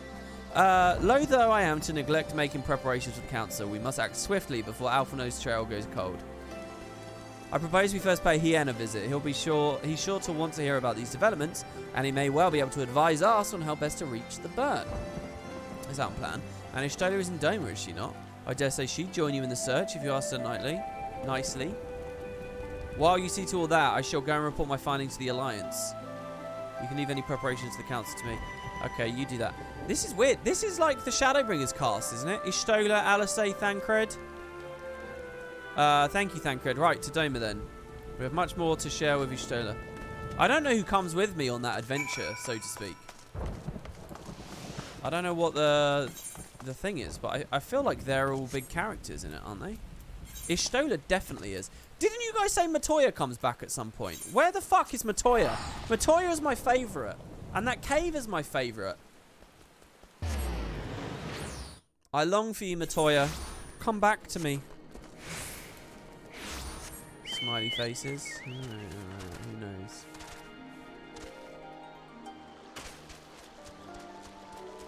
Wow, the 46,000 full damage there. Full damage damage?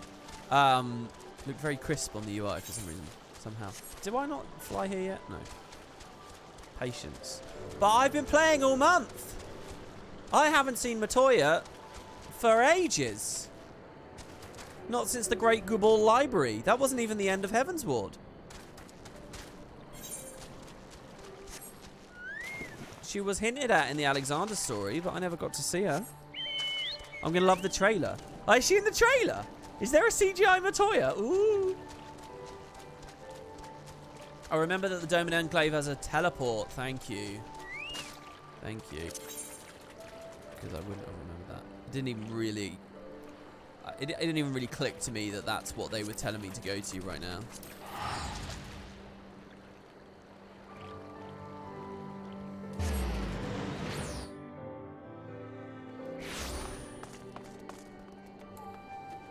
What? When do you go to Old Sharlayan again? Is that in Endwalker, yeah? Endwalker is the Empire, the Moon, Old Sharlayan... And that's it, isn't it? Those are the big three. Hello, Ishtola. That is curious indeed. While other matters demand my attention at present, I shall bear what you've told me in mind. Should you notice any change, do not hesitate to seek me out. Thank you, my lady. You are most kind. I like his outfit. There's 3 other zones we know barely anything about. Well, I was saying regions. I would assume there's multiple zones within each of those regions, right? I feel like it'd be a cop-out if they weren't. Well, wow. 2 faces from the dim and distant past. Yeah, hi. You've not been in it much. Come now, it hasn't been that long. Who was it you're speaking with? By the way, I don't really care about fashion much. I don't really think about materials and texture and all that kind of stuff. But I really like what both these women are wearing. Is that weird? I like Alice's outfit. And I like his Stola's outfit. A local miner who... And I guess they're about to change because Shadowbringers is coming up, right? And they don't they swap them each expect? A local miner who supplies crystals for the rebuilding effort. Of late, he claims to have struggled to find a crystal with so much as a trace of elemental energy. So someone's hoarding them? Upon learning that I had some knowledge of Aether, he came seeking my counsel. Just now, he brought me one of his recent finds. It was precisely as he described, devoid of elemental energy, and eerily reminiscent of the de-aspected crystals that manifested in Eorzea in the days prior to the calamity. We would be wise to investigate this phenomenon more closely. Sorry, chat, what's the story here? What's the de-aspected crystals story? During the calamity patches? About what was this? The Empire was stealing them all to fund Project Meteor or whatever it was called? Was that what that was? Yeah, I get the idea that they were drained. Thank you for the raid, Magic Girl Mimi. Thank you very much. Crystals were losing Aether, but what was the story there? Do I know the answer to that? It's a really bad symptom. Yeah, I remember. Primals take it up. So it was just Bahamut was getting close in the moon, was he? So he was draining them. Thanks, Magic Girl Mimi. Welcome, welcome. As far as we know, there's one zone for Sharlayan besides the city, one zone for Thavnair besides the city, the moon, Garlemald, some floating islands like the Sea of Clouds. There's a zone we know nothing about, which might be a second zone or the moon. Okay. Indeed, but on a more positive note, the locals seem to have taken a liking to you. More an interest than a liking to, I think. The sight of a Makote with a peculiar contraption upon her head has a certain novelty value in these parts. Any actual regard they may have for me, I owe wholly to you and the others who came before. Everyone here has been exceedingly cooperative, and I'm pleased to report that I have all but concluded my investigation. The contraption on her head, she's referring to her tattoo or something else? Simply put, by focusing one's will upon the aether-infused by focusing one's will upon an aether-infused object of worship, it is possible to conduct a summoning. Which is what we saw happen before with the compass thing, right? Or the mirror. So, the fact that they are objects of worship is the key. They are themselves suffused with the requisite belief. So to create a primal, we need crystals and we need belief, right? And what they're telling me is that a relic can contain the belief if you want it to. Is that what I'm meant to get from this? The belief part of the recipe can be fulfilled by some kind of holy relic, or you know, or something people believe in a great amount. Okay.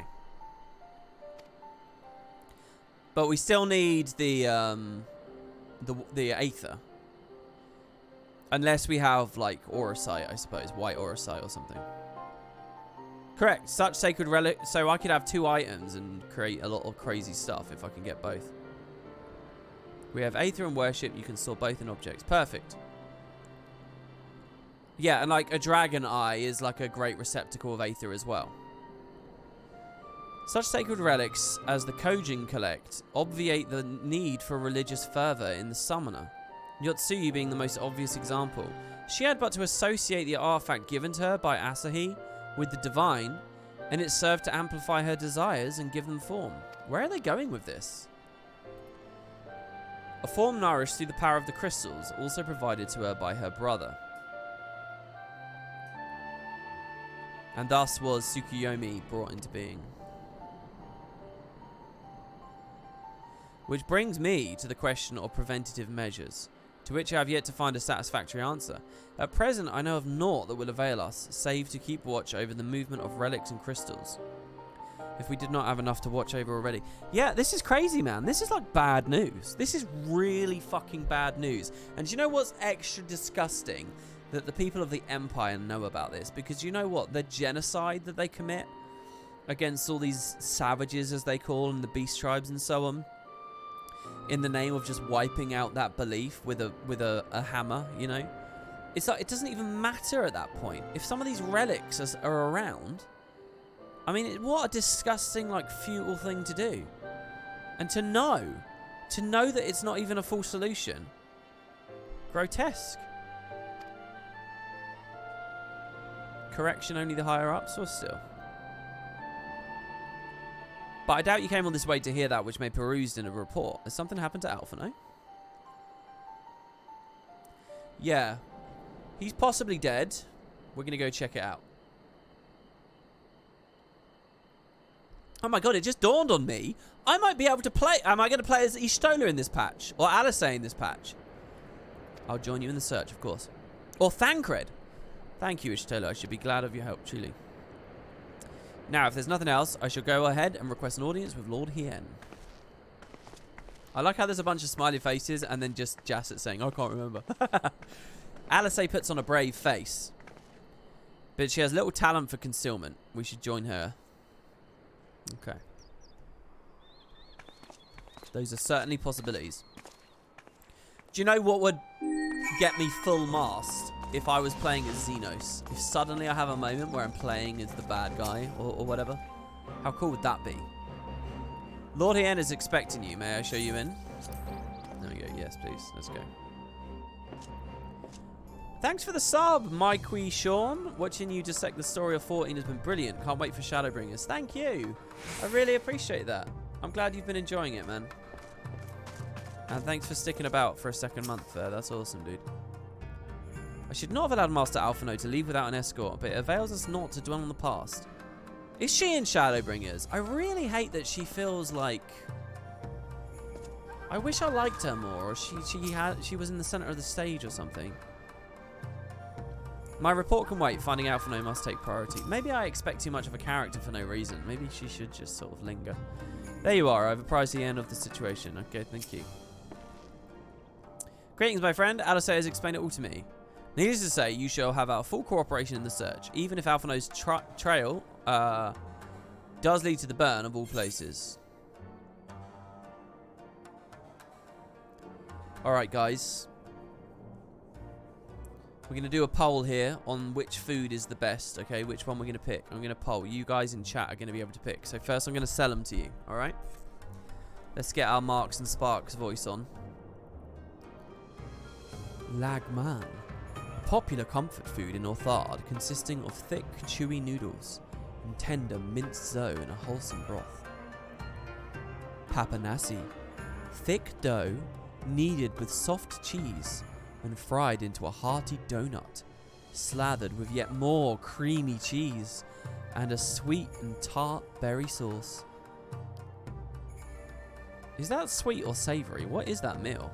I don't know what that is. Imam Bayildi.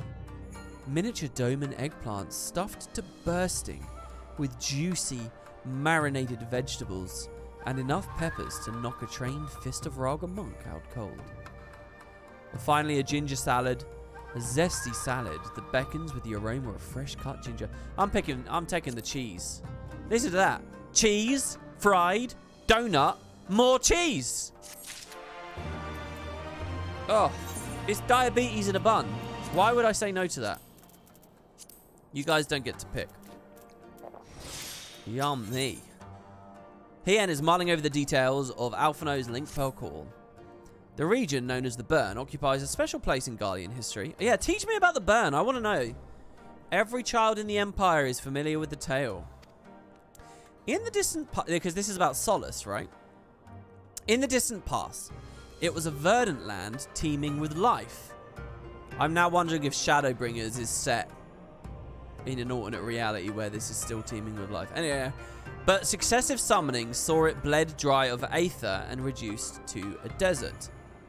It was upon beholding the devastation that primals had wrought that Emperor Solus was spurred to embark upon his crusade against their kind. The burn offers a glimpse of the future we seek to prevent. Know you of any reason why Alphino might have gone there? Aye, mischance. Though it lies on the route to Garlemald, it is no place to make a stop. My guess is they encountered some manner of trouble there. In any event, I'm of the same mind as Alistair. We have no choice but to take our search to the burn. Given the considerable distances involved, 'tis best we went by bird. What the fuck? Is there like a map? Have they added a new map in a patch? Macon and I have our yuls. Ugiri, will you ready falcons for the others? Oh, nice. That's coming back. Okay, I'll gather our swiftest birds. Near the House of the Fierce, there's an overlook. Pray join us there once you've seen to your preparations. No, and then a maybe and a smiley face. I don't see how that's a spoiler, guys. That there might be a map in a second.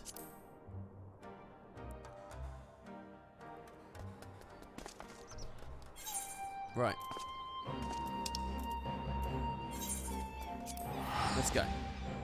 It's not a new map, but it's like an instant. It's like a dungeon. You just like using smiley faces. Oh, okay.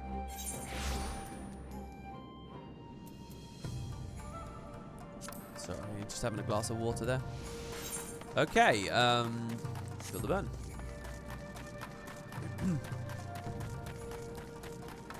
It's a dungeon. Though they did add a map this patch, it was side content. Is that Eureka, is it?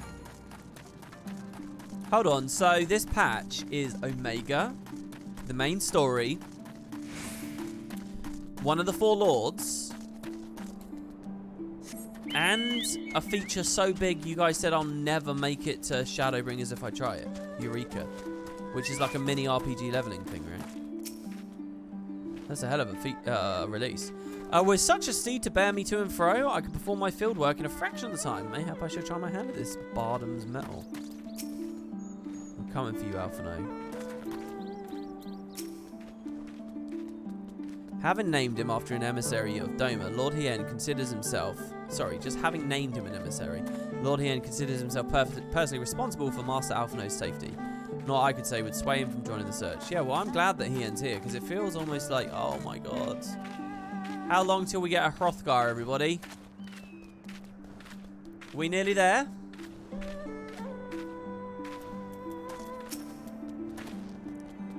If everyone is here and possessed of the bird, let us away. Remember, our destination is a barren wasteland. There's no civilization to speak of for 100 miles in all directions. Take care you do not lose your way. Oh.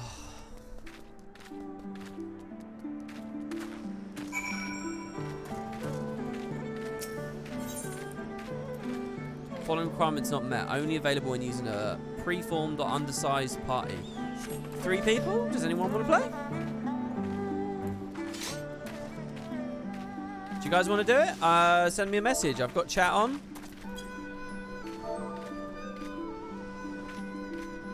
The more the merrier. I'm on Cactar, as you can see down here. On the Aether data center. Oh, there you go. Look, we got people. You guys whisper me. Whisper me and I'll invite in that order. That way I'm not an arsehole that picked one person over the others. Alright, there you go. I invited people in order there. It looks like we might need a healer. Reese does the Popoto step. What's the Popoto? Oh, I'm not allowed to invite someone if they're not the right role. Alright, we're full. Sorry. I think someone wanted to join and now they're saying I've left my duty and I've invited someone else. I'm really sorry. Okay. Oh, I like them opening a patch with a dungeon. I've said that so many times on these streams. I'm such a broken record. Oh, someone quit. You go, morning, they said. I have left my duty. Morning glory. Okay, I'll send an invite to Morning Glory. I'll drop out you invite morning. Okay, there we go. Okay, oh, we got a monk. Me as the Dark Knight, an Astro Healer, and a Ninja. So that's 2 melee DPS, so I'll have to think about that as I play, right? Oh, I'm excited. You guys ready? You guys tell me if you're not getting a good experience with the audio and stuff.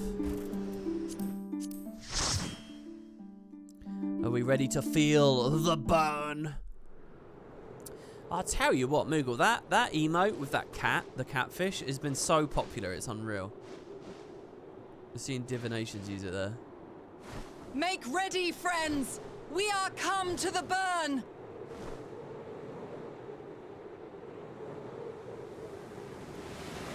I'm glad I got my helmet on. Everyone, land where you can! We must wait out the storm! Oh, what is this music?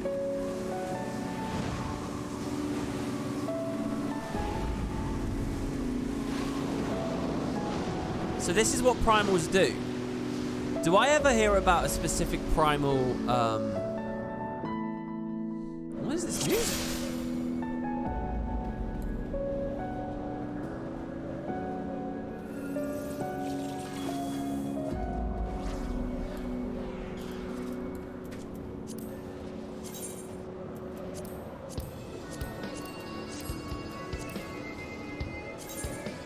Alright, I'm not maxed on tomestones. I thought I might be maxed on tomestones. Wow, look at this place.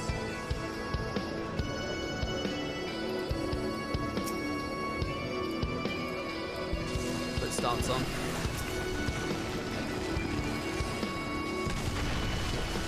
Oh, wow.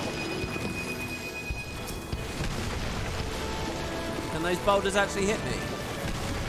Oh my god, it hit Ava.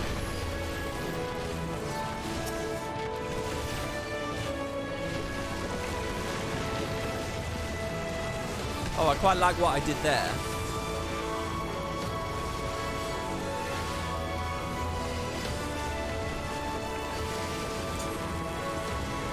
This game always has really good music, but I find it rarely matches the vibe that the gameplay's giving me. Do you guys know what I mean by that?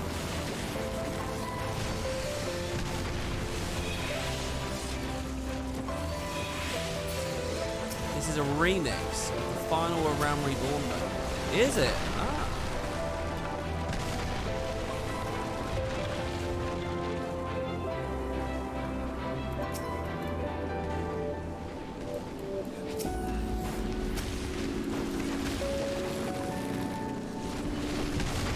This place is so fucked up. This is crazy. Whoa. Desmond. Come on. I'm trying to hit him. I'm sorry, I've tanked this really badly here. I'm sorry, everybody. Yeah, with this abyssal drain, I should get more. No, I still don't. Bad. Oh, fuck. What happened there? Did they use rescue on me? Did they want me closer? Or are they saying that I ran too far away? What happened there? I don't want to use too many defensives too far. I didn't jump in too quickly there. I think I was alright. I didn't aggro this somehow. I fucked that up. I'm interrupting now, so I don't have to move. Oh shit, the other ones. I'm going to save Delirium. I don't need to. Let's just get some blood.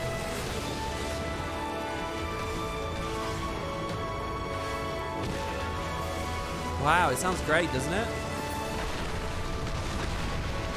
Oh yeah, spam the Blackest Night. Yeah. I forgot. Whoa. You're right, on the big pulls.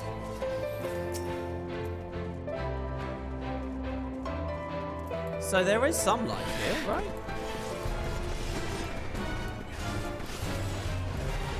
They really need more boss music. Crystal needed.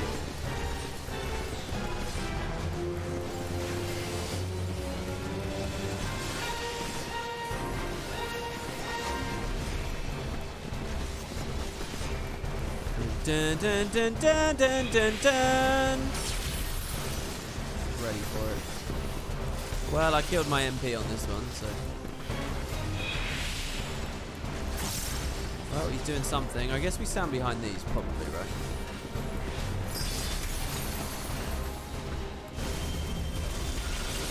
Oh, okay.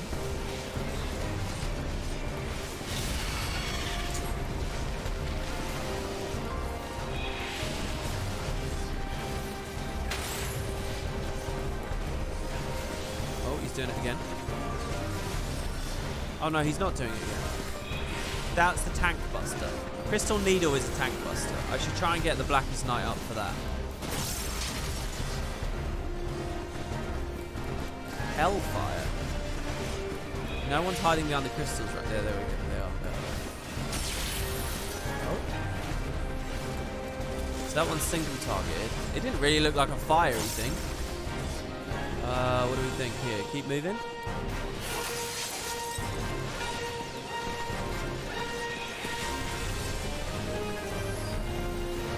There it is. There's the bit in the song.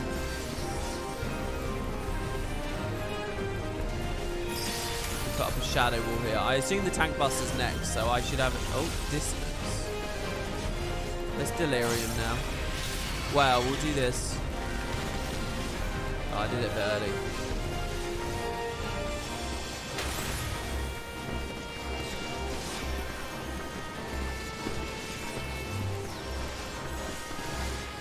Okay, I got all the abilities.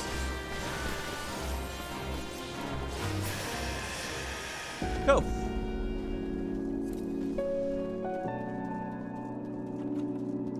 The Imperial Mineshaft. Okay. Oh, wow.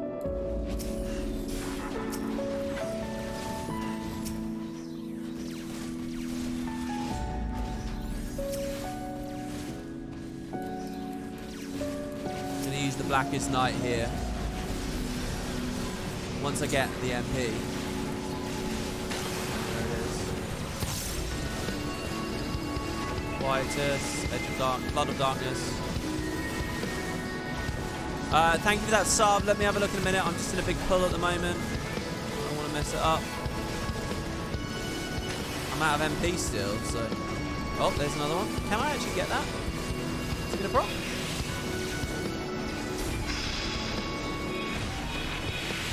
Did proc. Oh, I got sucked in somehow.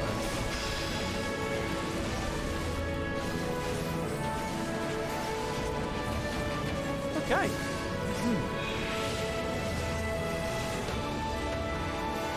Oh, I love this song. What is this?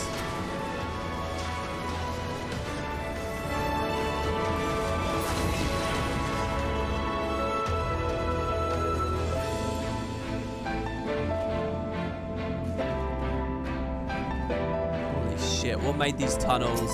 Uh-oh. We're about to have some Dune stuff right here. I've got to be careful here. Oh god, he does not look good when he's scaled up, eh?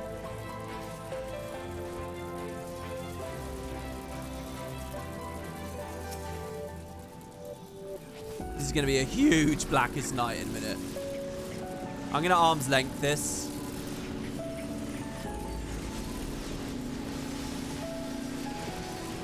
Salted Earth. Oh, that feels good. Wait. Let's Delirium Quietus this as well. Oh, AoE debuff. Wait, why did I get sucked into that? Blackest Night. I look lower than I am because I have the shield.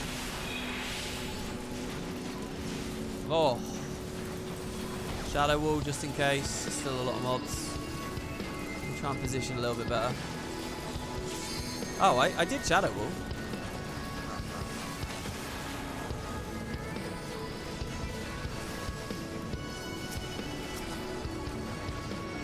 Alright, there it is. Nice.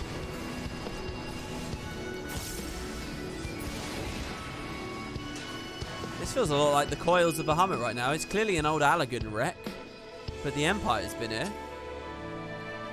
Defective drone. Please don't replace this music. Oh. I wonder if there's an option for that.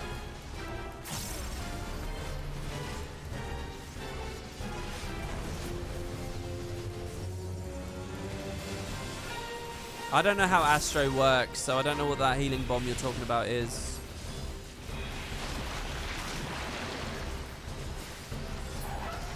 Whoa.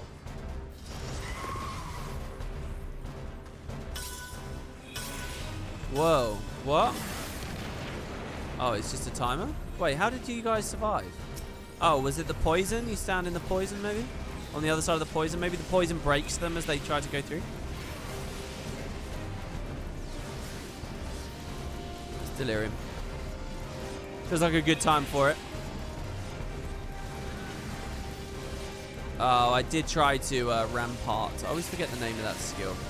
Am I in an AoE?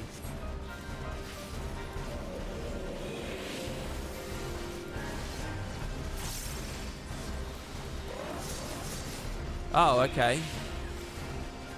I didn't know how that would act either.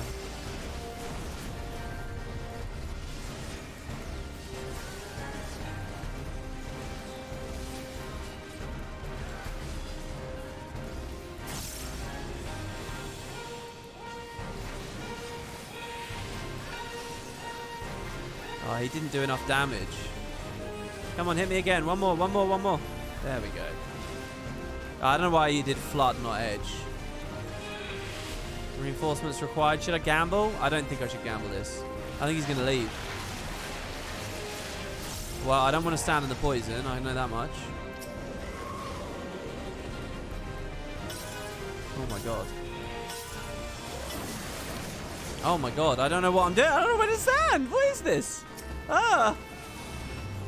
Over here? Blackest Night? That one might proc, because there's two mobs hitting me. No, it didn't.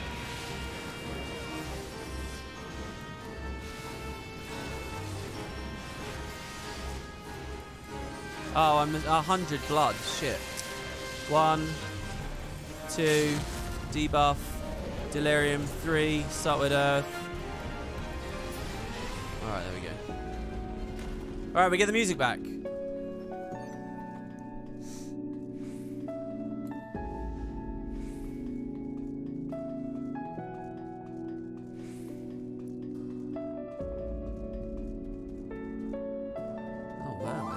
Haunting, isn't it?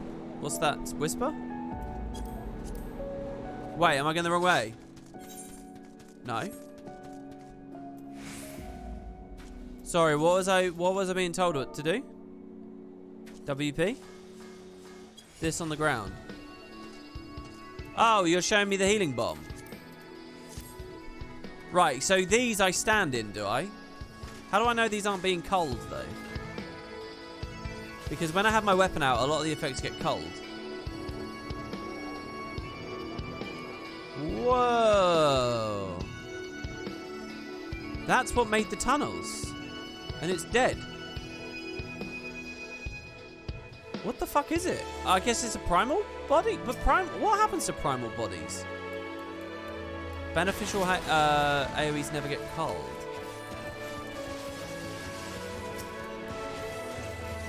Oh, okay. If it's important, it doesn't get cold. Okay. Oh, well, we do have big worms anyway. That provoke did land, right? Yeah, okay, good. I'm going to rampart early here. Oh, that's it. If we can't move any further. Okay, arm's length, Blackest Night, Salted Earth, Unleash, Delirium, Flood of Darkness, Quietus, move out the AoE, Quietus, Floods, Carbon Spit, Quietus. I'm looking for the AoE. Blackest Night.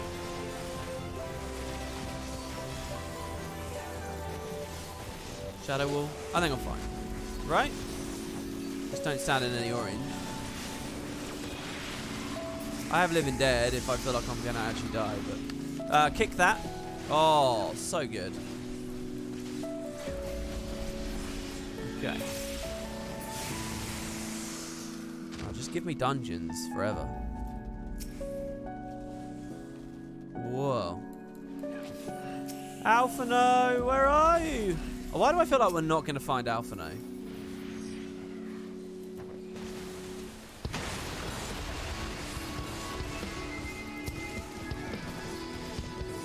Who have I missed? You. Blackest Night.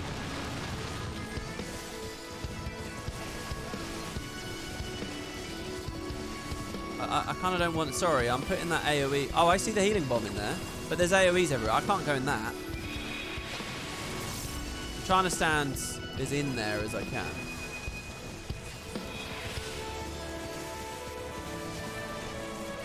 Oh, I could have salted Earth ages ago. Alright, I think we're fine. Oh, I'm gonna live and dead that. No! I was spamming the button! I fat-fingered. Ah, I was spamming the button, man. Shit. I fat-fingered those, so Macon did something else first. I still have the stance on, right? Sorry, guys. Sorry. It's my bad. If I press it slightly quicker, or if I didn't fat-finger it, I'm so not used to pressing 4. There were a bunch of other things I could have done. These things could have been lower. I just fucked up. I'm going to interrupt that one and then probably single target it because I can't hit the other one for now. Also, that will give me HP. Shadow Wolves. Okay, living dead now. Carbon Spit. He's dead. Next. Oh, is that only me? Oh no! Interrupt him. Oh! Yeah, I do have it macroed. The queuing thing could be bypassed with a plugin. Yeah, maybe I should look at that. Oh, it was close. It was Living Dead that killed me. It wasn't the worm, for what it's worth. I don't know if everyone's mad that but no, they just released, didn't they? It's not like I was making everyone wait there. Oh, I'm really mad at myself there. Believers having second doubts. There wasn't a prediction going on there, was there? I don't think there would have been. Don't worry, we will learn through deaths. No, I didn't learn anything there, though. That's what's frustrating. I didn't learn anything. I had the right idea. I just fat-fingered. I mean, all I can do is I hope I don't fat-finger next time, right? Well, maybe the spam it. Isn't this supposed to help when you have like lag or whatever? Whoopsie. Like put in the line multiple times. Oh. We just pulled too much. I mean, that's a fair point as well. I don't know whether I'm in my depth or out of it. It's min eye level. My gear is fine. It's as good as it will ever be.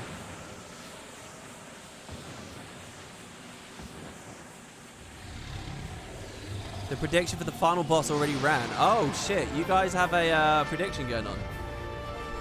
Okay. Oh, maybe I am in low gear now, actually, because this is getting later on in the patches, isn't it? And I only have the Ryu Kamaku gear or whatever. I love this thing, by the way. What is this creature? Do I learn anything about that dead creature, guys? Do they teach me anything about that? That looks so cool. Okay. Ready, everybody? Whoa. What a cool place to be. I'm going to Blackest Night real early there. You never know. No, it doesn't land.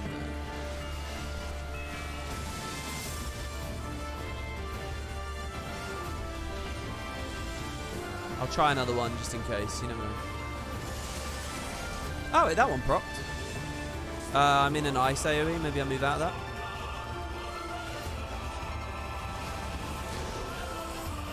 What is that?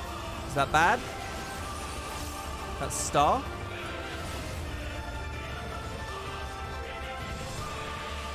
Hit me! For the love of God, hit me harder. Ah. Oh. Alright, fine.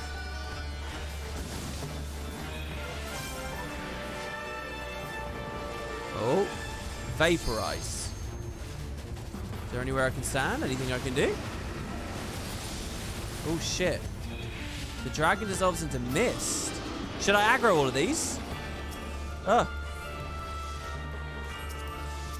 I don't think I'm meant to aggro them all. I think I'm meant to kill them all.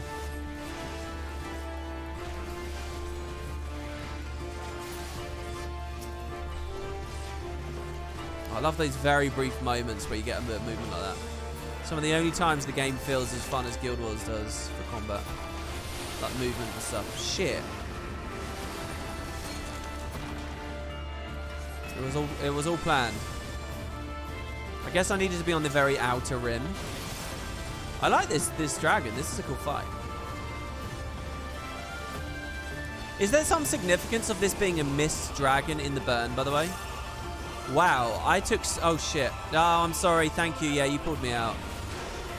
Oh, God, there's two of them now. Oh, come on. Oh, this poor healer. They're having to work their ass off for me. They're working so hard. Sorry, I got distracted. I was thinking about lore for a second. Do I have any defensives? I have Dark Mind. And I was standing in the AoE. My question was... is there any significance to this thing being a mist dragon in here?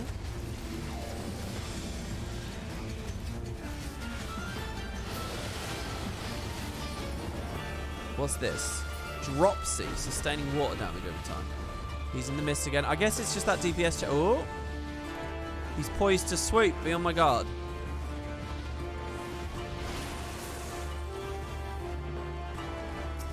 Oh shit, the mist is only over there now. I thought they would be all spread out. Oh shit. Is the mist always going to land where he goes? It does.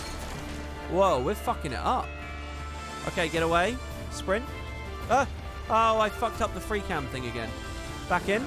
Face away from the team. Rampart. Alright, I think we're good. I think we're good. Just don't stand in this AoE, right? Doesn't this drop an AoE, this one?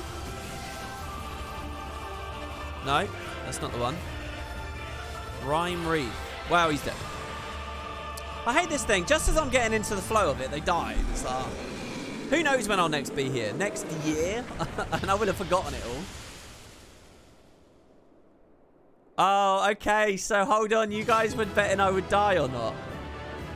Oh, I see. So holy shit, that rescue in the middle of that? That rescue was huge, right?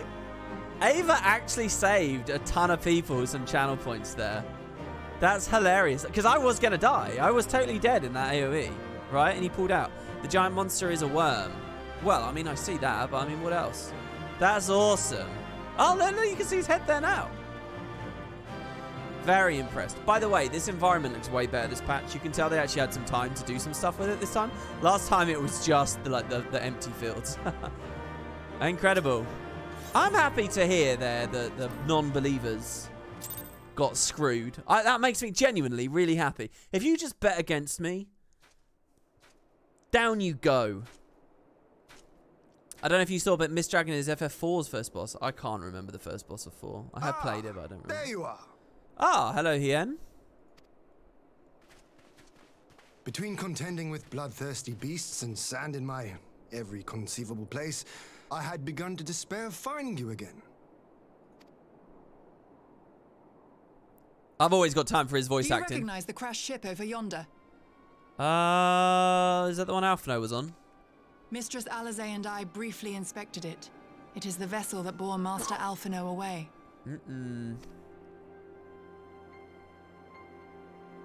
But there was no sign of him, nor of Maxima and his people.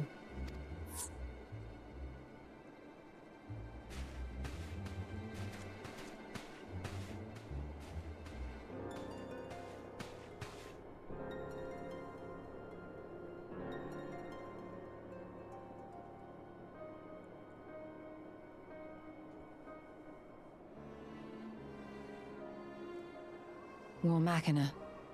It would seem they were involved in a struggle. That's weird. I heard the voice acting and I thought she said more Machina, but she said War Macha. There may be clues. We should split up and search the area. Yeah, so Ava did that on controller. Very impressive. Wait, hold on though. I thought that this patch was going to reveal to me the Xenos thing, not the Shadow Hunter thing. I thought the Shadow Hunter thing was a more long-term spoiler that was much trickier to figure out. Therefore, we didn't think too hard about it. So I can't imagine anything particularly revelatory comes from this. These were no ordinary soldiers. Unless Xenos comes flying in on the machine. Over here! What do you think, you giddy? Hien, say people's names. I like the way Hien speaks. The insignia on this man's uniform identifies him as one of the Emperor's personal guard. Eh? Hand-picked soldiers, answering only to the royal family. That would explain why all the casualties are Garlean. They were fighting their own. You're saying the Emperor was behind all this? That Alphinaud is his prisoner?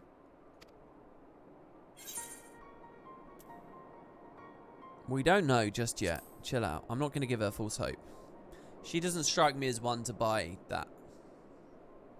Aye, we must not jump to conclusions.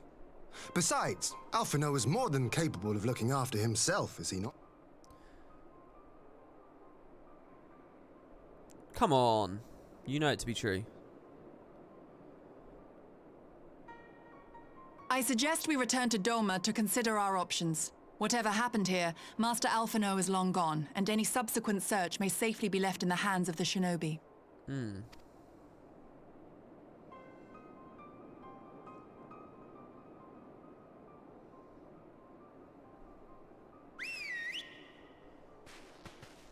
So, well, that's it. We're satisfied, are we?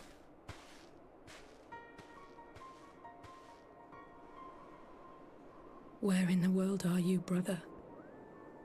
If you die on me, I will never let you hear the end of it. Oh, man, she's obsessed with his fate at the moment. Hold on, I honestly thought...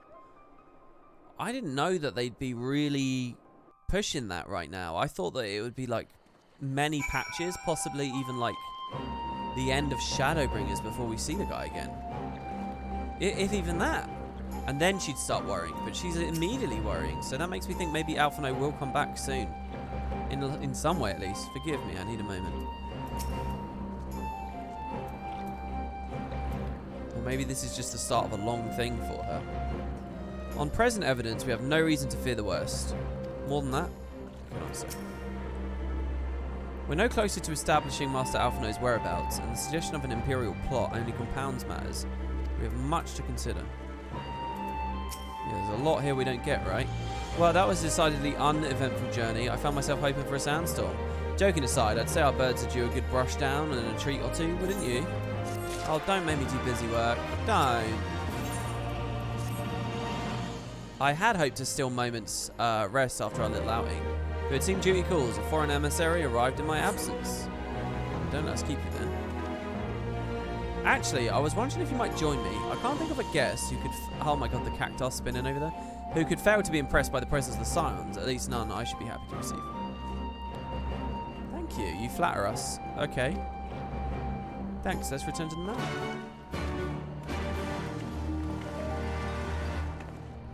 Alpha gone. Please tell me you didn't just make that up. That is actually a community thing. That's funny. I come bearing gifts. He's not the guy, is he? Where are we going? Okay. Let's get out of combat mode. Sitting there wondering where my mini-map is. It's because we're in combat still. It's far too much for the elders to handle. The mechanic the final boss did, where you had to kill the 3 heads, we actually had to fail that when trying to learn its skill on Blue Mage. Oh, that's cool. So I guess I'll go there and do that later too, right? Because I want to do the Blue Mage stuff. Lord Hien is expecting you. Might I show you in? I love that about Blue Mage. That means you'll see stuff in fights that you might not even know are in the fights because you beat them too quickly or whatever. It's always so weird not having Alphinaud by the Warrior Light side. Yeah, I know. If someone asked me to name a main character that wasn't me, I would say it's Alphinaud. And all of a sudden, he's not here. And Alistair's here, and Ishtola's here. And it's very curious to me. Lise, what brings you here? Ah, hello. It's been a while. You weren't in the last patch at all, were Oh, you? Alliance business. We have a request for Doma. Well, Hian. But that can wait. They told me you were out searching for Alphino. Did you manage to pick up his trail? Well, there's a really long story about that. We did go to the burn, but... Yeah, it feels like we haven't seen Lise in ages, but it was only one if he patch. wasn't at the crash site, he might still have escaped. We have to keep searching. Which is quite amazing, really. It's because she's not in the raid story. She's not in the And Alliance we raid will. story. Alphino embarked on this journey as an emissary of Doma, and I hold myself responsible for his safe return. I will have our shinobi in the provinces search for him as a matter of urgency. Yeah, it's amazing. They're telling 4 plots at once. Let's just, like, think about that for a second. There's the main story that they're telling, which has its own, you know, tangled nest of different things and plot lines. They have the Omega story, the Alliance raid story, and the 4 Lords story. And while telling 4 stories at once, they find time to squeeze in a little crossover quest about Monster Hunter. I mean, that's what it means to be following these patches as they're coming out. I mean, that's really cool. Chin up, Alize. You'll get to admonish your brother for his recklessness yet. Oh, and that Eureka thing too. I don't know what substance there is there. I haven't played it, but yeah. Well, someone has to do it. I'm sure Job he's quest going to be stories. fine. There is one thing I'm not sure about, though. Well, no, but when were the job quest story? They're not doing job quest stories through the patches, are they? They're on expansion launches, so it's not quite the same. I'm not just listing all You said it was the content. Emperor's personal guard that attacked Alphino's airship. I'm just talking about the ambition of their living world, essentially. That's all I'm talking about. But the Popularis would never have been able to arrange the prisoner exchange without Varys' blessing. So why would he sabotage his own mission? Blue Mages, technically? I thought Blue Mage was post-Shadowbringers, not post-Stormblood. Is Blue Mage added in one of these releases? Which release is Blue Mage? Is it this one? Oh, it's next patch. Wow. Okay. I'm not following this. Hold on. Oh, shit. They may not have been acting on Varys' orders. The guard answer not only to him, but to his family. The Crown Prince included. He says it's going to be fine. I'm not sure, though. You said the Emperor's personal guard attacked Alphino's airship. But they'd never been able to arrange an exchange without his blessing. So why sabotage his own mission?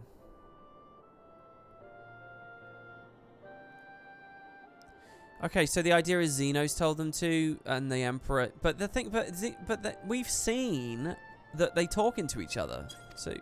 When Yotsuyu summoned Tsukuyomi, Asahi was quick to proclaim that a dormant citizen had violated the terms of our agreement, that the negotiations had failed. And it is this version of events that is now being repeated across Garlemald. To hear the tale, one would think the prisoner exchange never took place. Plainly, someone is manipulating matters from the shadows.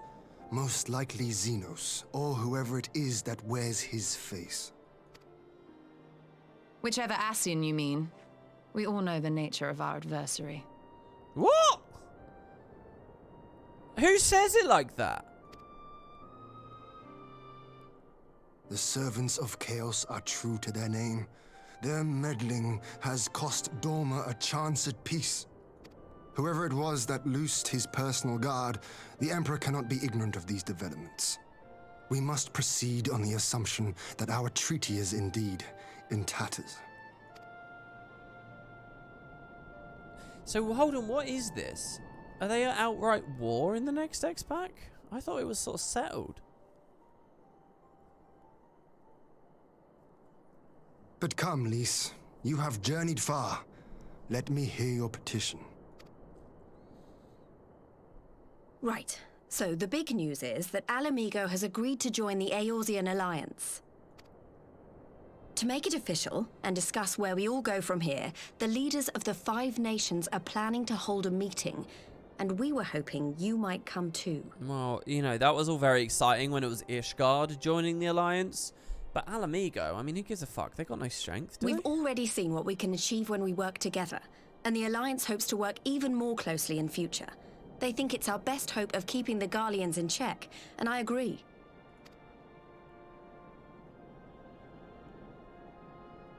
As do I.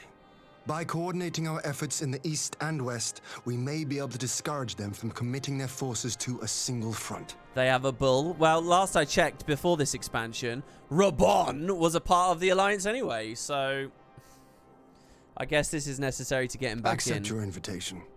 I must, however, ask for time to attend to some pressing matters here.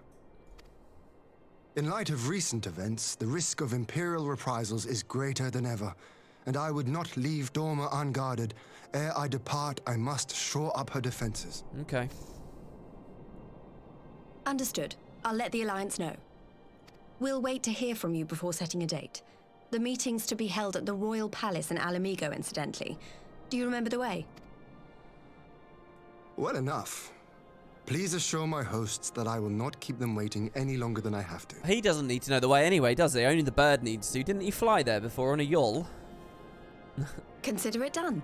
And thank you for agreeing to come. If we all put our heads together, we're sure to find the best way forward.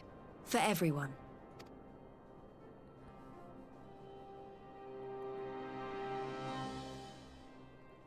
Alamigo is a giant fortress of a city the Empire only captured during a civil war, so it's a pretty good buffer. It's a buffer anyway. They don't have to formally join the Alliance for it to be a buffer. There's still a buffer anyway. You don't. That's the beauty of international politicking. You can leave them to the wolves and benefit off of that. But I mean, who am I? Don't worry, Alphino's been through the countless trials and come out stronger every time. He'll be back, I'm sure of it. While we are happy to cooperate with the Eorzean Alliance, there are many things that Doma must do alone. My advisors and I will presently convene to discuss the matter of Doma's defences. You're welcome to stay, of course. Had you not offered, we would have requested leave to remain. Where the Ascians are concerned, naught may be left to chance. As ever, we would benefit from your experience. Thanks for coming, Lise. Even if it was on official business, I'd hope there might be time to show you the land you helped save, but I'll settle for a fleeting visit if needs must. Yeah, how much time did she really even spend here? A good amount. It never does seem to be enough time for anything, does there? But I did get to see a little of the Enclave. You've made excellent progress, I must say. And soon you have the chance to see how we're getting on too. Till the meeting then. Macon, I was wondering if I might have a word with you before I go in private. Oh, is this it? Is this the moment? Go on, my friend. I'll send for Hakuro and the others in the meantime. You guys told me that I'm going to canonically lay with Lise, right? How do I phrase that?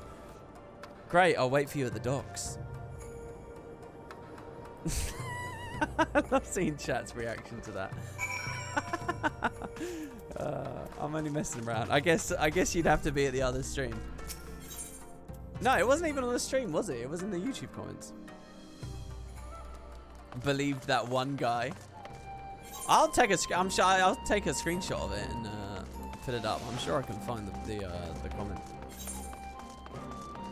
Lay with Lise sounds like a song name.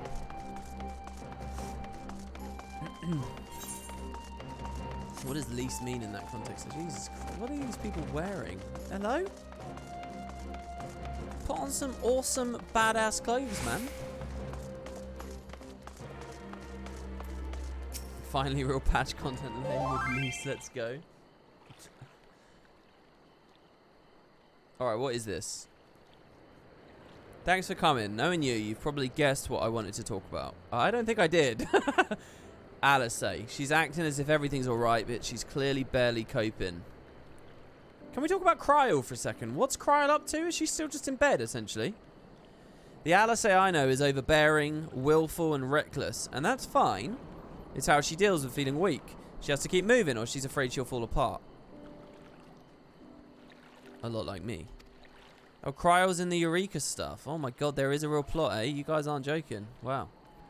But the thing about people like us is we need someone to keep an eye on us. I had Papalima, and now I have my friends in the Resistance. And Alice has you and the Scions. Before you start, I'm not saying you're neglecting her. I'm sure you aren't, and I'm sure you won't. But she's a good friend, and when I see her like this, I can't help worrying. So please, you've got to give her all the support she needs, right? You got nothing to worry about, seriously. I mean, look, she asks me for it, then brilliant. But I mean, what do you want me to do? Like... Thanks, Macon. It goes without saying, but if there's anything I can do, you need only ask. Well, go have a chat with her before you leave. Go on. No! No! Go talk to her yourself. What? Alright, bye. Ask to lay with her. Oh dear.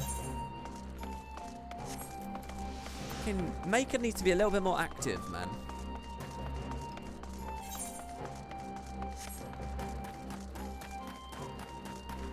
Don't forget to pray to me and worship me. Eh? Where's that coming from? What's this quest? Precious Reclamation? I wonder what that is.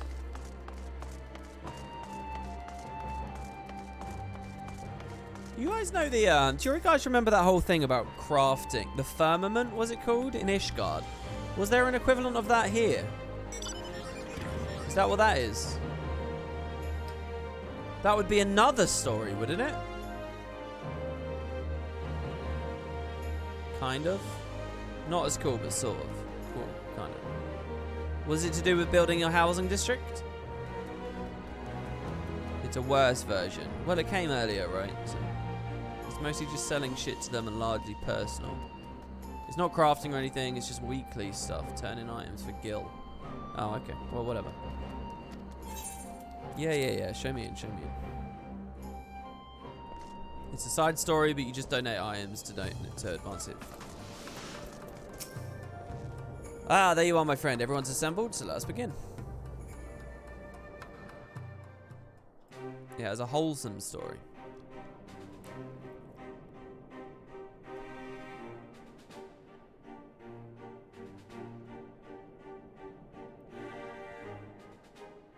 If we are to ready ourselves for invasion, we shall need manpower, provisions, and time, all of which are in notably short supply. I notice we're sitting on those famous pillows again.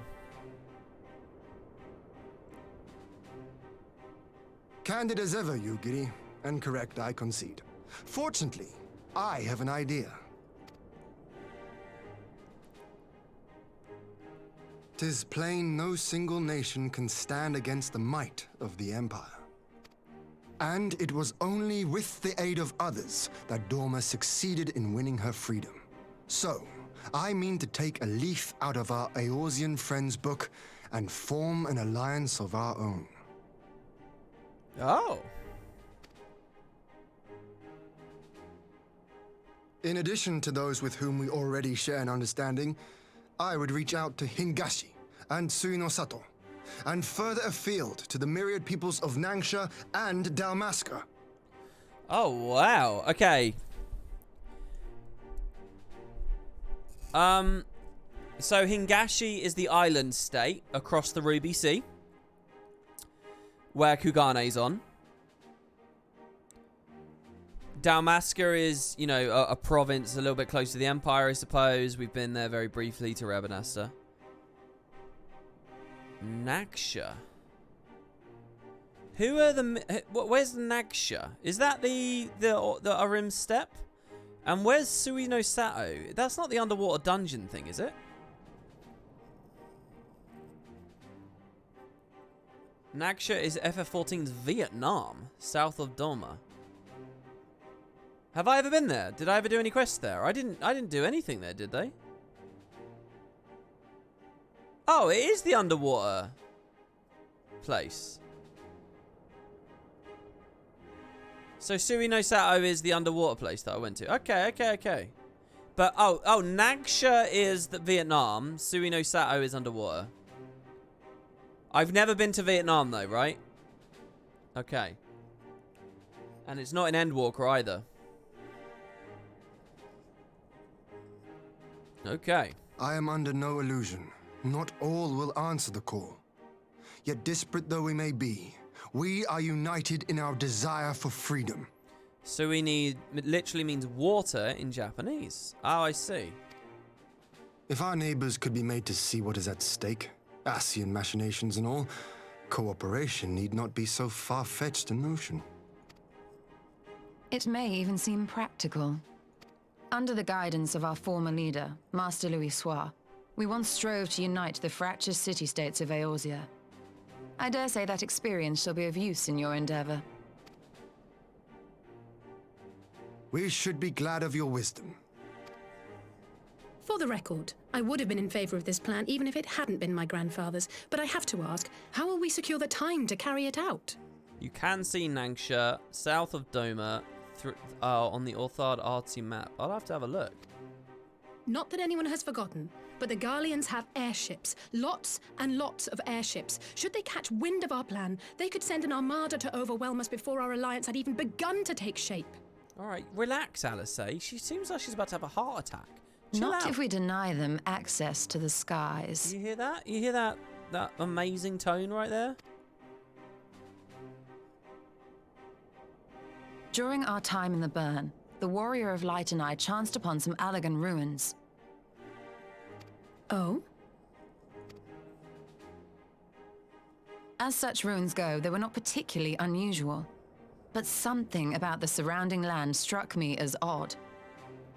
Faint though it was, its ethereal residue was uncannily similar to that of Azizlar.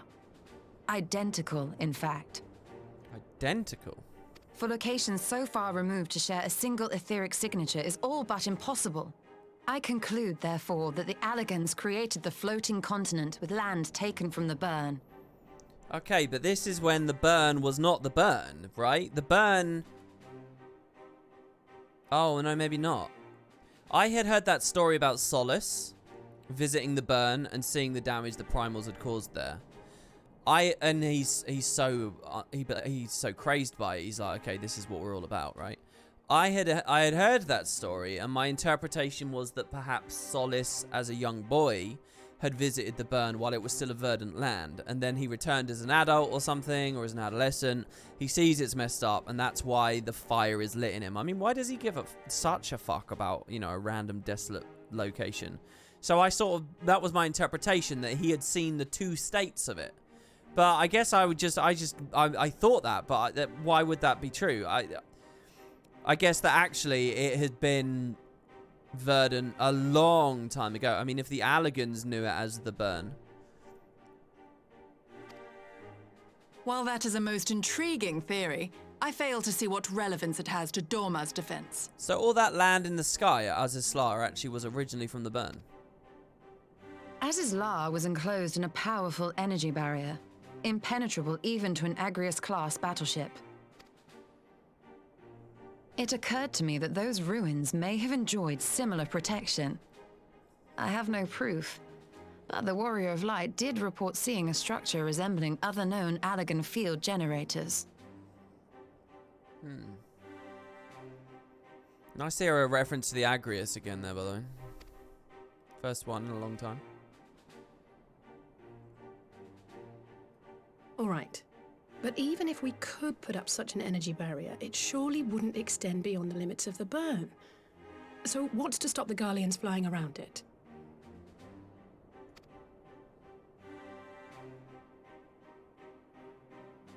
Fuel. The Dalmascan capital, Rabanasta, was a key Imperial refueling point in the east. By laying waste to it as a lesson to the rest, the Empire greatly hindered its own operations in the region. If an Imperial fleet were to advance upon Doma, it would now have little choice but to travel, as the crow flies, over the Burn. Wow, they've really thought out a lot of cool reasons for why the chessboard is set as it is.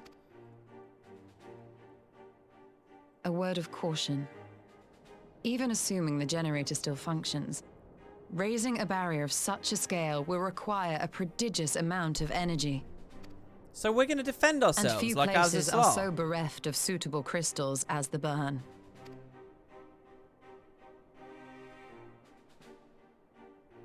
A source of energy.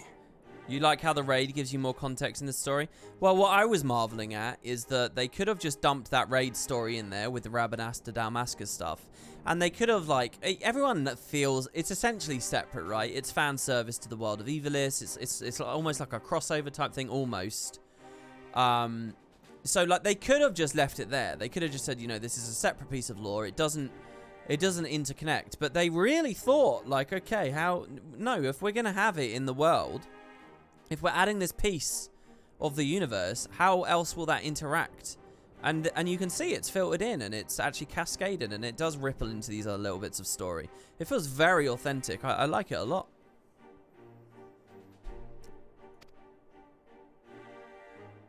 Tell me, did the Allagans make a habit of launching things into the sky?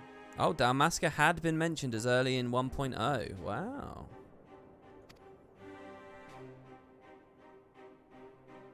A curious question.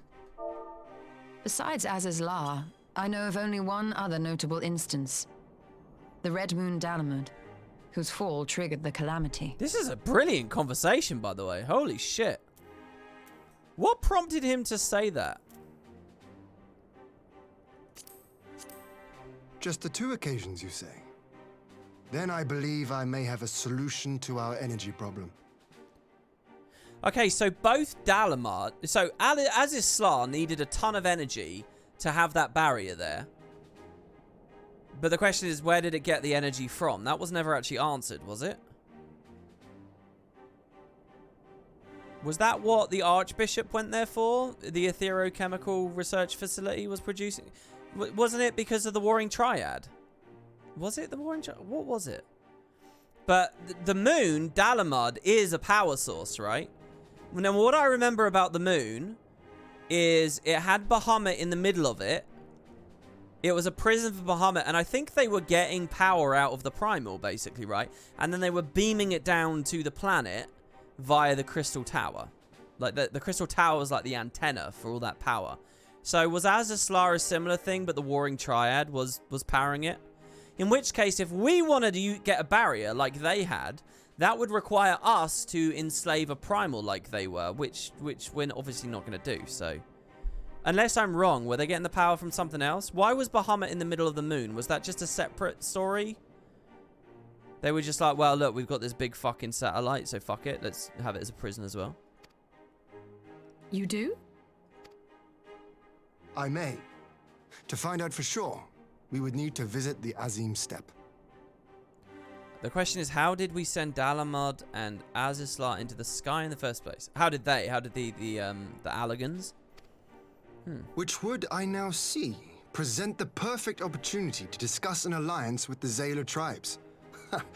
How very neat. What say you then? Shall we see whether this road leads? I don't really get how this works. If primals are batteries of sorts, right?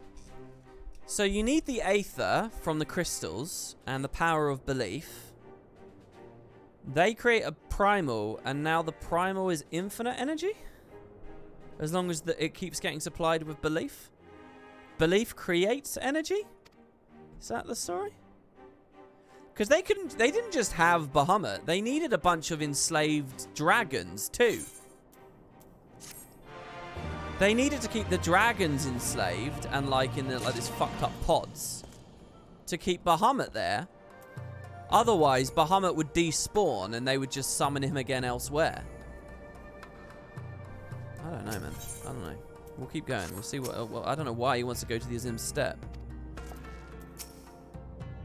In the field of ethereology, the Azim Steppe remains unbroken ground. Having missed your last expedition through injury, I mean to seize this opportunity with both hands. Yeah, you were kind of injured, right? Yugiri, what do you think of all this? The reigning Ruby Princess is more receptive to the outside world than her predecessor. It is true. But what we offer is an invitation to war. Though I'll plead our case, I fear we can expect little of the Suino Sato. I didn't do her quest, by the way, the princess's quest. It's still there in the Ruby Sea. We fought long and sacrificed much to reclaim our freedom. I will die before I allow the Empire to take it from us again. This guy nods.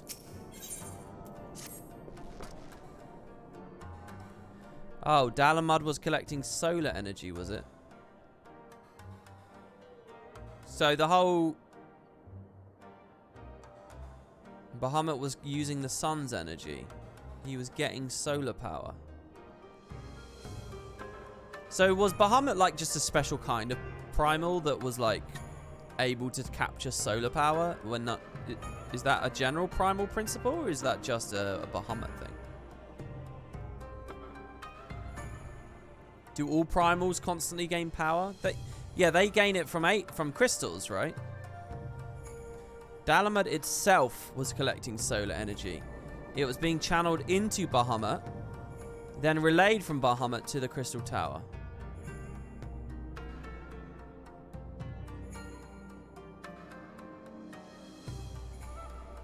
Dalamud was collecting both the moon and the sun. It channeled that energy into Bahamut as a battery. I see.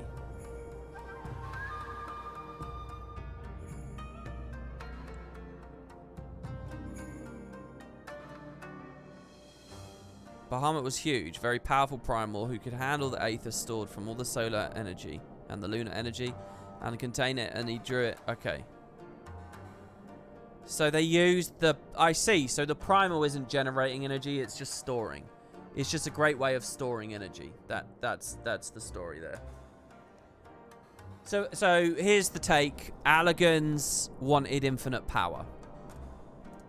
They realized they could get it from the sun and the moon. I don't know. I guess I'll learn more about that later. But they realize.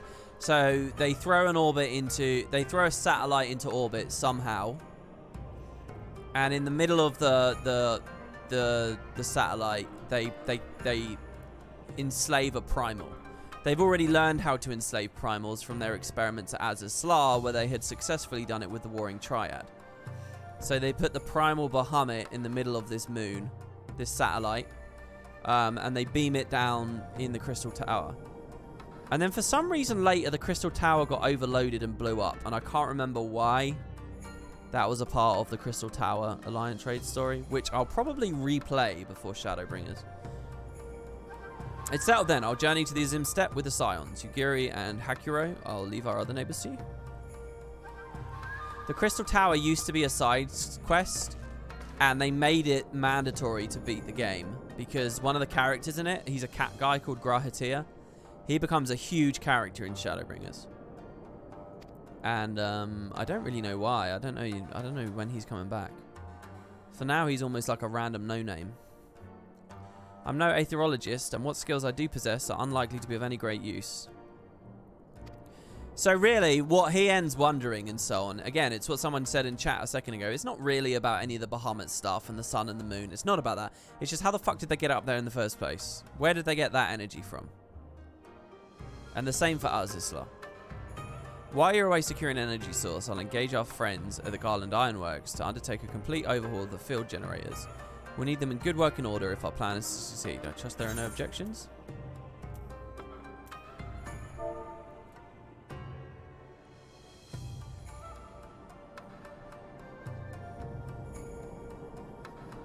So here, the point is Alisay's going on, she's doing, and Lise just said to us, look, let her slow down. Well, Lise told us to look after her. So what is looking after her? Allowing her to rampage forwards? Or is it telling her chill out? Because that's what this is. What do you guys think we should do? What does Alisay need? Encouragement to keep going or encouragement to slow down? It was a super advanced society, take a guess. I don't know. I don't know how technologically inclined they were or how magitechnologically inclined they were. She needs a hug. Slow down. Someone says they think she should slow down. All right, I'm going to say, shouldn't Tataru do it?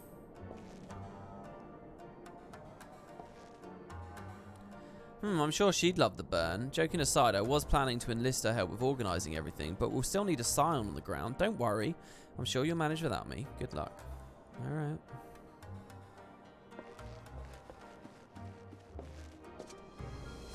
What was that huge jumping puzzle WP showed in his comparison video? It was like a huge broken tower, maybe an... Yeah, there were two. There was the Mad King's Clock Tower and there was the Orient Siren's Landing Tower. Go to Siren's Landing for the other one. I think I showed them both. It's just the three of us. Very well. So let's go. Okay, are there any big details that I'm not getting and is this angering you guys right now? Is there anything you feel like I should sort of... Am I asking the right questions still?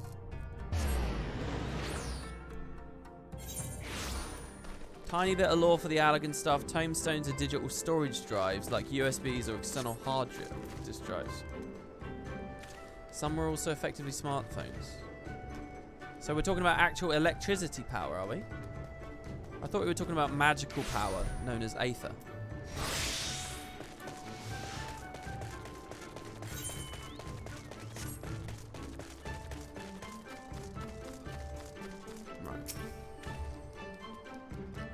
So this is the Azim Steppe. The tales do not do it justice. If you think the view is impressive here, wait until we reach the higher ground. Actually, seeing as this is your first visit, permit me to show you my favourite spot.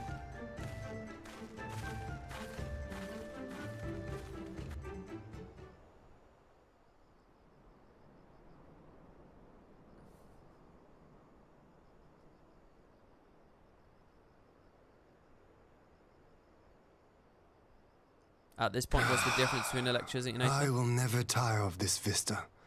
The endless fields, the boundless skies. 'Tis a sight to make a man forget his cares. This is where we first met you. Not his purpose, I trust. Might this be a fitting moment to tell us what we are doing here? Of course. During my time with the mole, I learned some few myths of this land. One goes thus. In the distant past, when all seemed doomed, a wayfaring soul came unto the steppe. Venturing into the northern crag, he received of Nama a sliver of her essence, a shard of the shining moon, and with it clove the tainted land from the earth. By the way, this patch series has really jumped up the voice acting amount. Like, there's a lot. Think about how much has been voice acted this patch.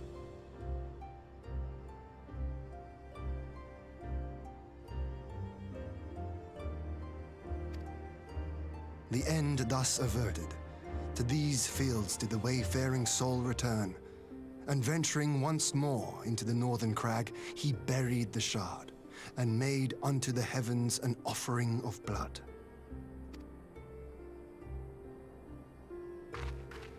A tainted land cloven from the earth and an offering of blood to the heavens. Azizlar and Dalamud. That was my thinking, yes. And you believe that yonder mountains hide an artifact possessed of sufficient power to raise Azizlar up to the heavens? I suppose that might suffice. Worth a closer look, would you say? There's a big difference between how high Azizlar was and how high Dalamud was. I would.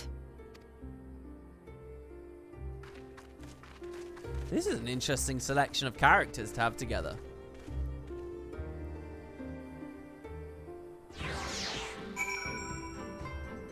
Everything 4.4 plus is just a quality bump? Really? Some of you guys are really keen on me getting to this next little bit, eh? An intriguing myth, though I wonder how Nama came to be woven into it. An Allagan hand, perhaps? From here we shall travel to Mol Iloh. There we can ask Serena about the particulars of the myth, raise the matter of an alliance with the rulers of the steppe. A double purpose, I see. Did I do coils? Yeah, but I did them after, like, I had a big break after I did them. So there are several details. Like, I get the big picture of it, but I don't remember, like, in particular, like, some of the Louis Soir revelations that came from that, and, like, exactly what they were saying about Phoenix and stuff. I'm a bit loosey-goosey on.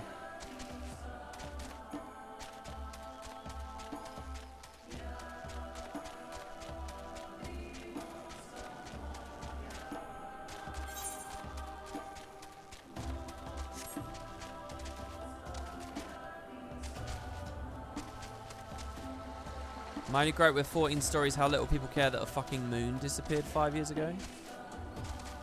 People cared a lot. It was the whole reason the game got rebooted. Well, Dalamud is a satellite. It's a massive one. You might call it a moon, right? But it's not really a moon. It's not the moon, as in, you know, a giant celestial body. I mean, it kind of was, but it was an artificial moon. And they talk about it constantly. It crashed into the planet. It caused the calamity. This game's obsessed with the calamity. I don't know I've played a single patch that hasn't talked about the calamity.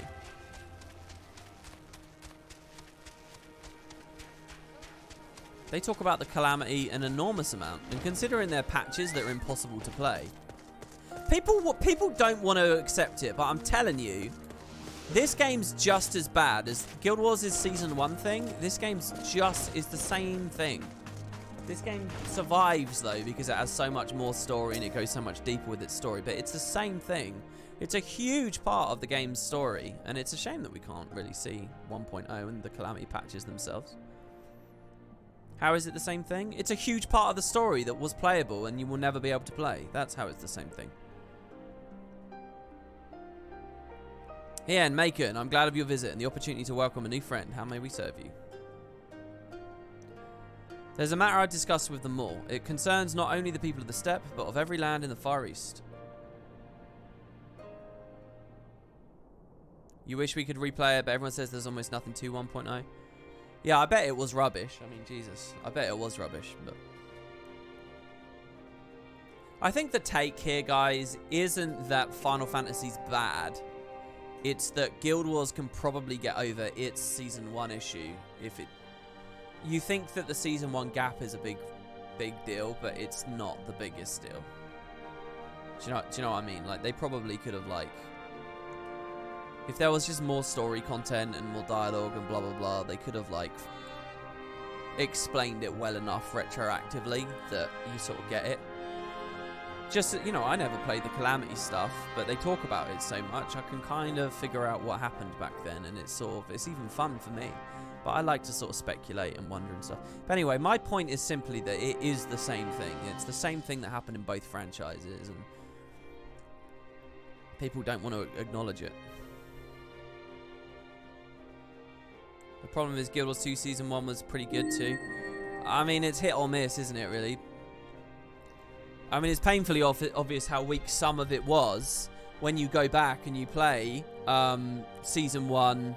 You know, when they added the scrying pool instances recently, where you get to, like, wander around in Kragstead and you get to wander around at the hatchery and you remember, oh, there really wasn't much here. Especially when they dump them in now and it's like they're completely ruined by power creep. It's rough. It is rough. I have no doubt that this game has that even worse, though, because, I mean, Jesus, A Realm Reborn was still bad, let alone fucking 1.0. 1.0 was a disaster, right?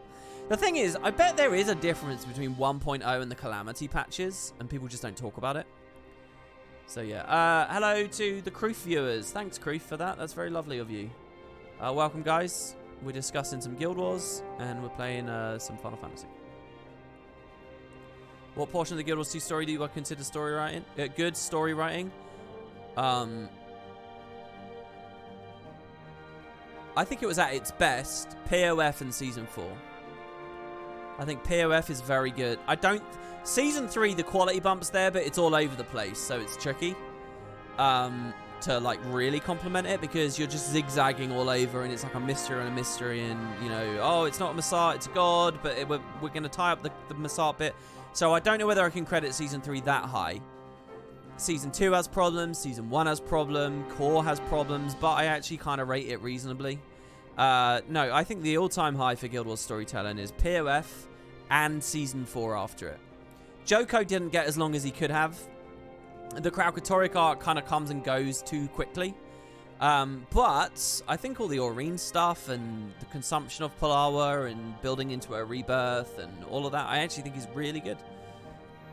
To be fair, I think that they add way too many characters in Season 4 and they don't do enough with a bunch of them. Season 4 should have been Season 4 and 5, really. I mean, it would have been so good. If Palawa got a whole season, and Zaim and Kosan and Zafira, and, like, all those Alolan characters and, like, the Omakhan characters, if they all got, like, truly to enjoy themselves for 6 full episodes, and then there was a whole season on the Kraukatoric arc where Palawa gets eaten. You know, if Palawa should have gotten eaten as the cliffhanger for the end of the season. Aurene, that would have been the moment. Or maybe even kill Aurene for the season cliffhanger. And she's dead for, like, 2-3 episodes. And then she comes back, and then there's all the Kraukatoric stuff, and then it's Dragonfall. You know, if there was a whole episode, like, in that middle space, they should have been full set. But even despite all of that, that's the height of it. POF in Season 4. Sorry, let's keep going. A shard of the Shining Moon left behind by a wayfaring soul? And you need this to protect our lands? I do. My friends and I wish to find the shard and ascertain the extent of its power. Will you tell me more of the place where it lies buried, this northern crag? If that's your wish, in the mountains to the north, there's a cavern called the House of the Crooked Coin. Inside this cavern are pillars of stone that legend holds to be the source of Narma's power. There, I believe, you will find what you see. Narma is there like one of the... What? Can you guys in chat explain to me exactly what Narma is? It's like a deity of these people, right? Ah, yes, I know the place. 'Tis but a brisk walk from here. And what are your thoughts on an alliance? Wow, he just drops that in there. Should the Empire return, our lands will be engulfed in a storm of conflict, whether we will it or no. And if we do not stand together, we will fall apart. This I believe with all my heart. However, well, hold on, they left you alone sort of before, didn't they? Maybe they didn't. But there was no Empire influence here. Nama is their deity of the moon. She had the sun counterpart. Yeah, I remember. And they had that lovely legend. Yeah, there is a huge difference between the 1.0 and the Calamity patches. It's me, your 1.0 Psycho here. Oh, right. So we got someone in chat who's played it all. So there was a huge difference in... Okay, so let me ask you this. Reveria, what would be of the most benefits to Final Fantasy XIV? The introduction of the 1.0 story? Or just the introduction of the Calamity patch story? If they can only add it one or the other, which would you go for? What happens if you talk to Grandma Moll at the moment? I don't know. Yeah, their creation myth is the love story. Yeah, yeah. And their belief in soulmates and stuff. That was very cute. It was quite nice. Just the Calamity stuff for sure. Yeah, it'd be really cool. Man. I can see through the veil, guys. I can look into the alternate timeline. And do you know who I see in that alternate timeline? Do you know who I see reflected in the glass? A Wooden Potatoes ranting about needing the Calamity patches to exist. I can see him. He's a little faded, but he's definitely there. Should you proceed as you propose, such tribes are likely to spurn an alliance, prompting others to follow their example. That is my concern. But it is by no means certain the pillars will provide the power you seek. Ere you risk the ire of the followers of Narma, might you not first visit the House of the Crooked Coin?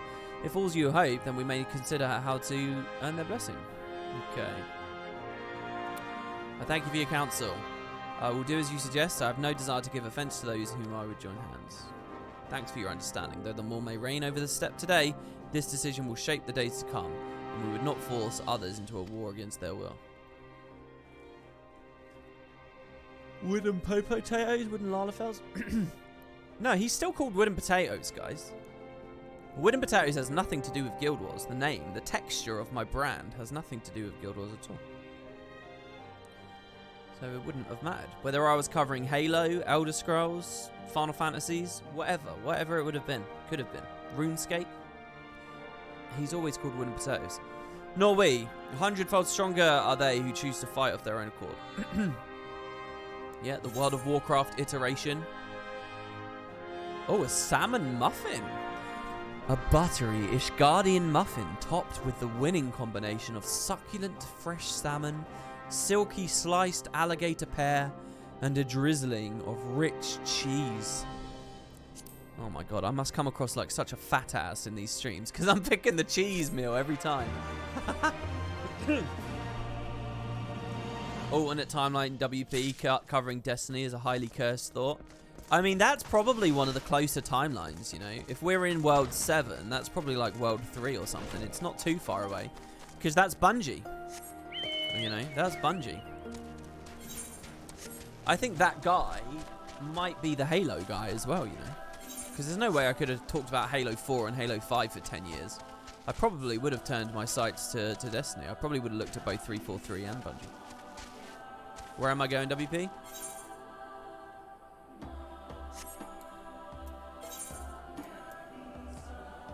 That's a very good question. Okay. Wait.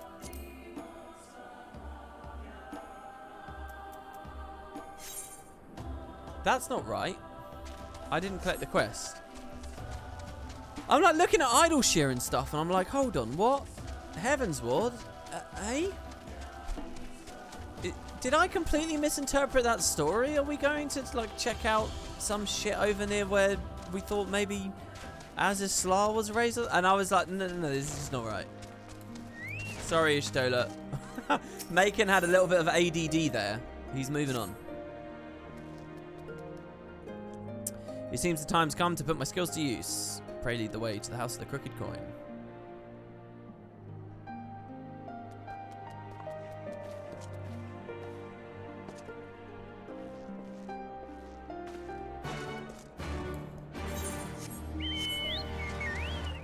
You watch the 1.0 cutscenes at one point, and the story before the Calamity Patches seems really irrelevant.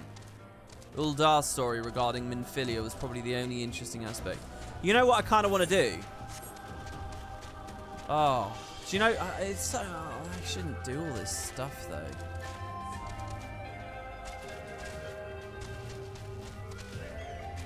If I could outreach, if there's a YouTuber who's put all of those cutscenes online, maybe I could outreach to them, get their permission, download the videos, and just watch it on the stream here. I'll just watch them all. I'll let's play watching all the cutscenes, and then I'll segue that into a Realm Reborn playthrough, and then I'll stitch it on awkwardly to the start of my Heavensward stuff from last month, and boom. The complete story will be done. What do you guys think? That's such a funny prospect to me because there's absolutely no good entry point for a casual viewer there. Watching me start in Heavensward, trying to scramble to everything together is like not a good entry point. I know some of you guys in chat and some of the people watching the VODs have done that, and I do not deserve viewers that are, you know, as willing to take a leap as anyone who's done that. So it's not a good entry. And it would be an equally bad entry to watch me now, after beating half of it, going back to the start to watch outdated shit content. Like, what? That's not a good entry either. And then the weird bump in the middle where there would be an extremely knowledgeable me at that point, you know. If I've done everything, if I've gone all the way through Shadowbringers, Endwalker as well, and now I've looped back round to the start, I've done 1.0 stuff, Calamity Patch stuff, a Realm Reborn with fresh eyes, and you're watching that guy suddenly be, you know, the dude that started Heavensward a month ago. It'd just be so bad, but hey. It'd be like the bumpiest, most broken, janky Ouroboros of a playthrough. You could just keep watching it in a ring. Well, it certainly looks powerful. Powerful enough, that you'll have to ask the expert. It's this place. Holy shit. We were here before. When I was here before and I said, what is this? Did I get any smiley faces in chat? And did you guys actually know?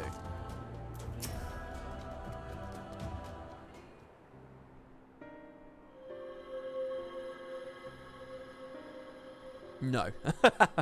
I did get smiles. Well, that's some creepy sound. Ishtola, is it does it feel like Azizla? Such an abundance of ether. I thought we were going to find like a factory.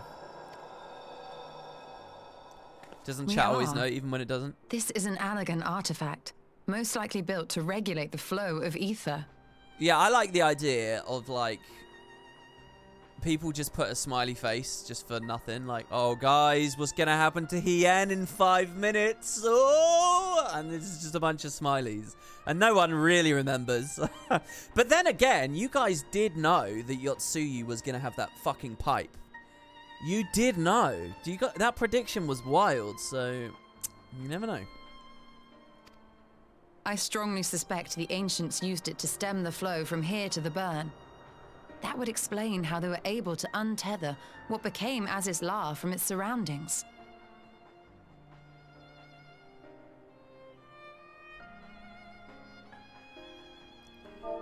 Wait. What? This is an elegant artifact, most likely built to regulate the flow of aether. Are we talking like ley lines? I strongly suspect the ancients used it to stem the flow from here to the burn. So they damned a ley line of aether. So it wasn't primals that ruined the burn. It was the Allegans that ruined the burn.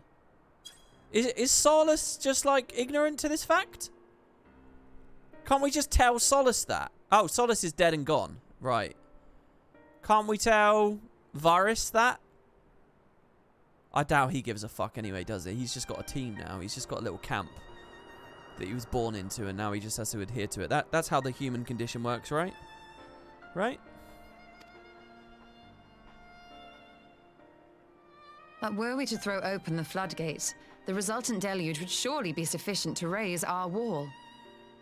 And in restoring the flow, we may also restore life to the wasteland. Yeah, we could do both, right? We could do both. Porque no lustos.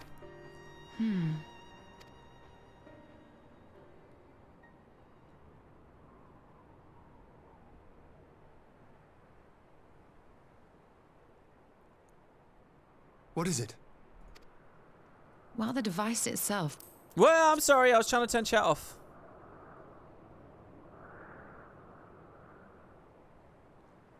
An effect of regulation, perhaps. A similar phenomenon seemed to be occurring in Doma.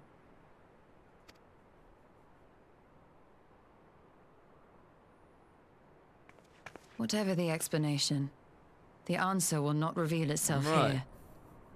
We have seen what we needed to see. Let us return to Mol Ilo. I thought this was just going to be something really fancy, but it's just a pile of crystals that they've used to dam... So is it like a ley line? Do ley lines exist here? The only thing you found out about this place prior to this story step is people from Sardu's tribe use it to suicide. Did I find that out? Oh, that's sad. Why do they go there exactly? To be close to their deity that they believe. Pretty much. You can pretend it's a ley line. When I say ley line, I'm not talking like Guild Wars ley lines necessarily. I mean, they're just sort of a common fantasy trope.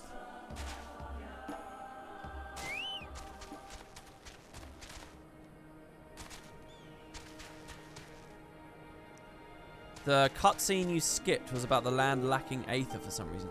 I skipped a cutscene. Do you just mean the one line? Oh, while the device itself harbors a lot of aether, the opposite is true of the surrounding area. An effect of the regulation, perhaps? A similar phenomenon seemed to be occurring in Doma. Wait, where was that happening in Doma? Was there another dam in Doma? Oh, let's look at the map, by the way. Where's Vietnam? Oh, it's here. Oh, that's fascinating. What the fuck is this? Is this the burn?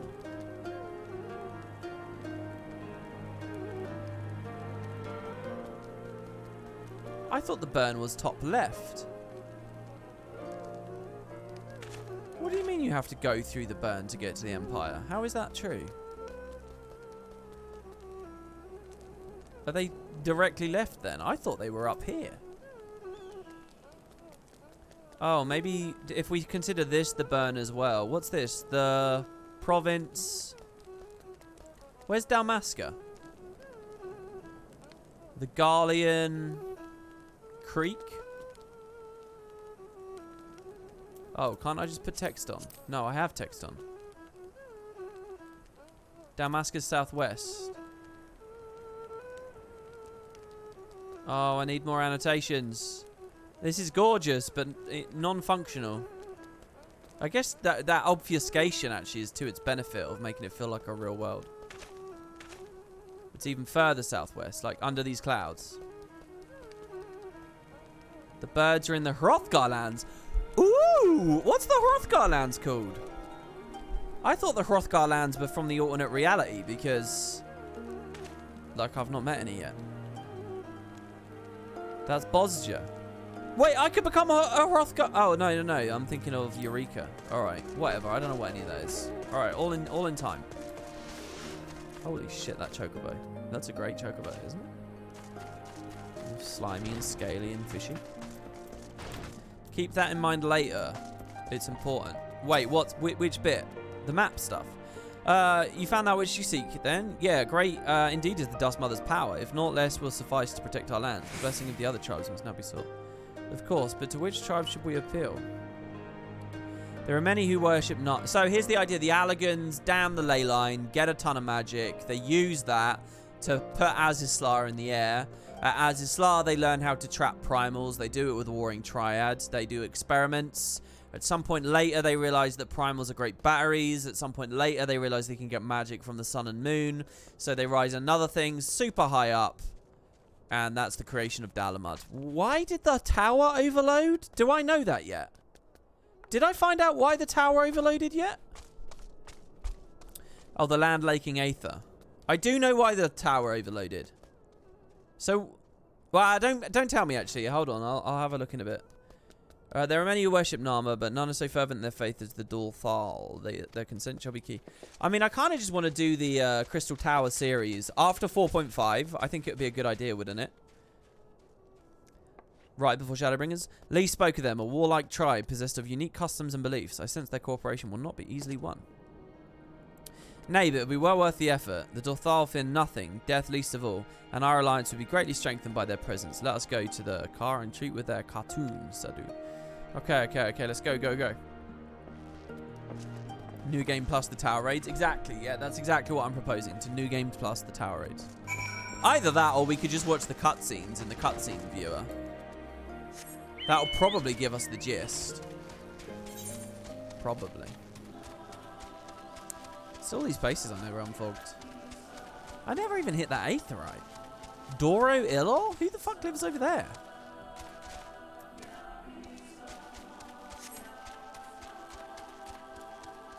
Think of what happens when you overload a battery, but instead of the entire thing blowing up, only one of the contacts. Oh, is that just it? It's just the Allergan. Well, but then why were the Allergans? Why did the Allergans let it do that? All I remember from it is like they were cloning people, and there were a few descendants. Some of them were clones. Grahatia was like a legit descendant of Allergans, though, right? He's like a Makote, but he had Allergan blood or something.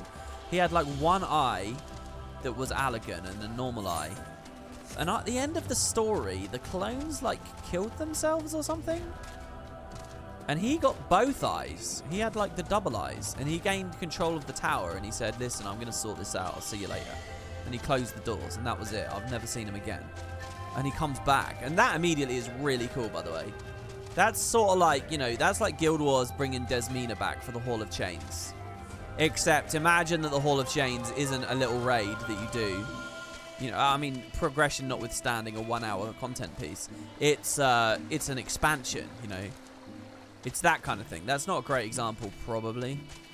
There's probably an even better example out there. It's Malik. It's Malik. That's what it is. It's Malik coming back. It's an expansion dedicated to Malik. I mean, that is really the thing. And it's badass. I mean, so I'm excited about it. But I don't really remember what else they said about the Allergans. And I don't remember why the Void World was in that story. And I don't remember why Nero was in that story. And Nero, like, got lost there for a bit. I don't remember what Sid and Biggs and Wedge were necessarily doing, except just bumbling around like I was. So there's like lots of little details of that story that I don't quite remember. I remember enjoying it. Mostly I remember Nero. I loved Nero in it. Yeah, and Zande was the big bad guy, also a clone. And a remaining Allergan. Something. If I remember correctly, Zande needed the power of the sun to open the Void Gate because he made a pact with the Void to get more power. Now that I have more context for the Void, I'm genuinely keen on it. Like, there's a lot more lore, like real tangible detail about the Void than I ever realized. I thought that it was just like... I don't know what I thought. I thought it was just like a vague concept of like an else world. But like the fact that it was a world that fell and like I know some characters from there and stuff is all really interesting. You again. Other matters demand our time, Kargan, unless it's battle you speak. Alas, not. Quite the opposite, in fact. Generic, spooky, black voidy world. Well, in terms of like aesthetic, that's what it is. But I mean, there's a whole system of like realities and stuff that they worked with it, which I think is really good. And it's edgy. I like edgy, man. I like edge. Talking, always talking. You say the pillars hold great power. Of course they do. They're the source of the Nama's strength. To the Duthal, no place is more sacred. and we'll make ash of any who would defile it. Though I see this is not your wish.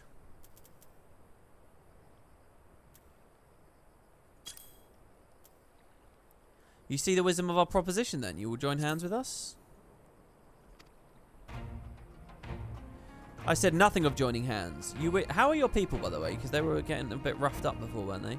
But you wish to wield Narmer's power to defend these lands, and this I will allow. But for leaving the steppe to fight the men in iron, I would have something return. Whoa, I just realised something. These people, their belief system in reincarnation...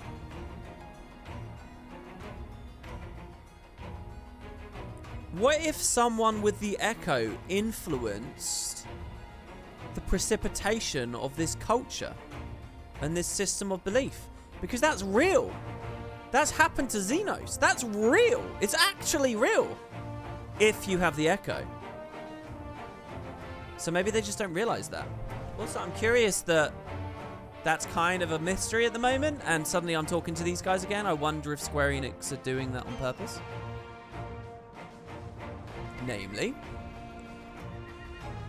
Namely battle with you, Kargan. The Nadam ended ere it began. I'd face you again alone, without distractions. Defeat me, prove yourself stronger. Okay. Well, this is not a wholly unexpected turn of events, though I'd assumed I would be the one required to fight. Sorry, dude. I don't mean to emasculate you. Shall we dance?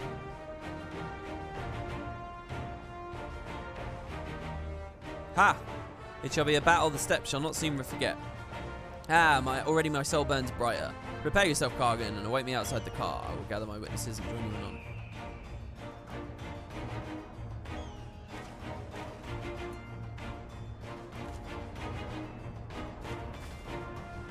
It's not touched on, but it's a cool thought. Okay, well, still.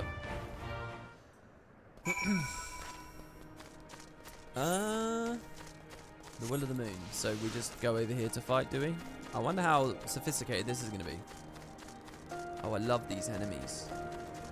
What do you think video games need, guys, to allow me to get more joy out of these things? Mini systems, tonic systems. Combat is one thing. When I find an enemy I love, I really want to interact with it a lot, but I just don't know what I can do. And I don't know what a really fun answer to that question is.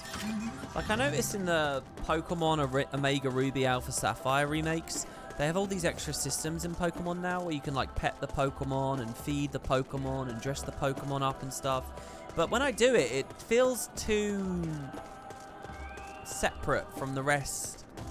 So, and I think that's sort of the same for me when it comes to minis and tonics. Maybe bestiaries too. I don't know. I just love cool enemies so much, and I want, like, I don't know. Maybe this is why I like really slow turn-based kind of strategy games and stuff. Because I feel like when basically the game pauses as a matter of course of gameplay, you can sort of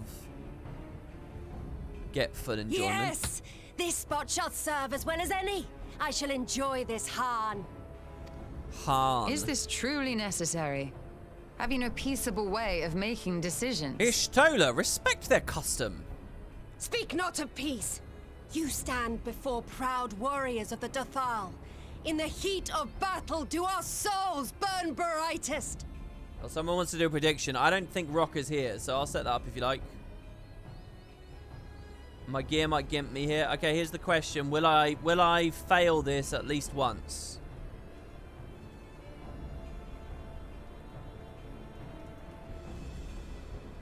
So you can gamble your potatoes. Good luck. It's open. You can gamble some potatoes. Speak not of peace.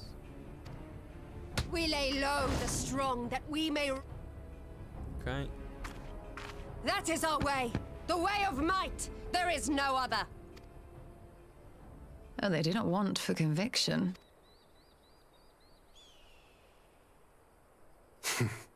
Indeed. It's what makes them such dangerous enemies. And such useful allies. Enough talk! It is time to fight! Oh shit, the classic music!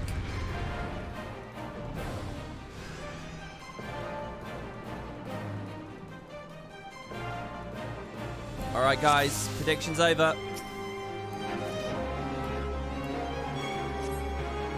I mean, what do I... I'm going to have the duty details on there. It just says defeat Sardu.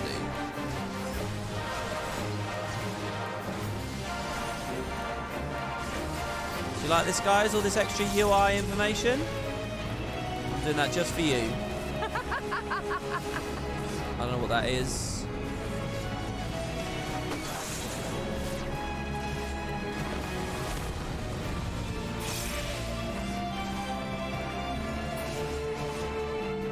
Okay. You're strong, but you're mistaken if you think I'll fall so easily.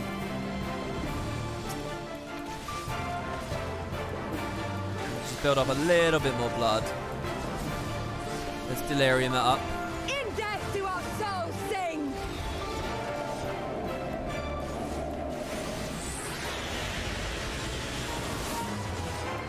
I think I avoided all of that. Whoops. Clipped a bit there. In death do our souls sing! Whoa, I got an 18k crit there. Ah, the fighting is pure bliss, such sweet pleasure, I'll not suffer 10 so soon. I'm not sure I like how into this she is. Let's AoE. I'm gonna aim at her. Oh my god, no. Wait, he's dead already.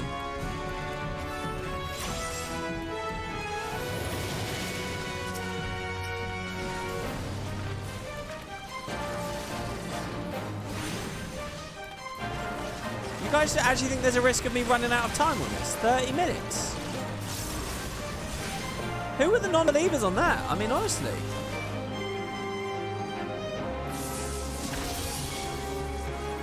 My soul demands more, Han. Give me more.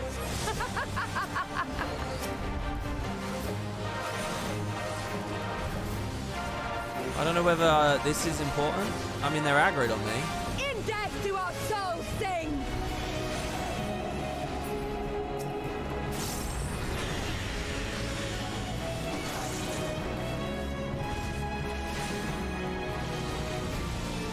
I'm going to go in on her with the blood spillers in a second.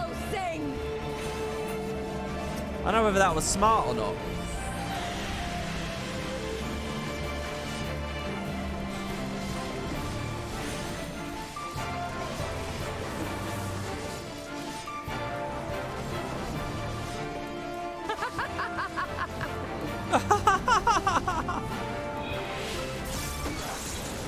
Oh, I thought I ate that for a second there.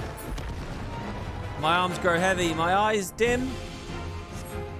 Oh, what a great area. Jesus, she's back. How it burns!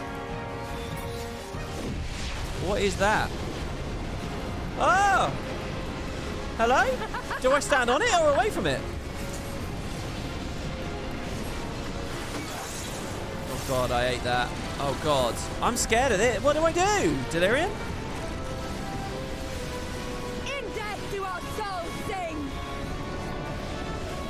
What do I do? Do I just hit her? Oh god. No. I don't want these things to hit me. It's dead. I created a safe spot. This thing's DPSable. Oh no, that's a regular mob. I'm just gonna hit her. I don't know what's happening. How long have I got? 10 seconds to meteor impact. Hit her. Alright, I'm all good. I'm all good. I was never even close. I was never worried for a second. It was just for the entertainment. Yes! Not since the Nardum has my soul burned so!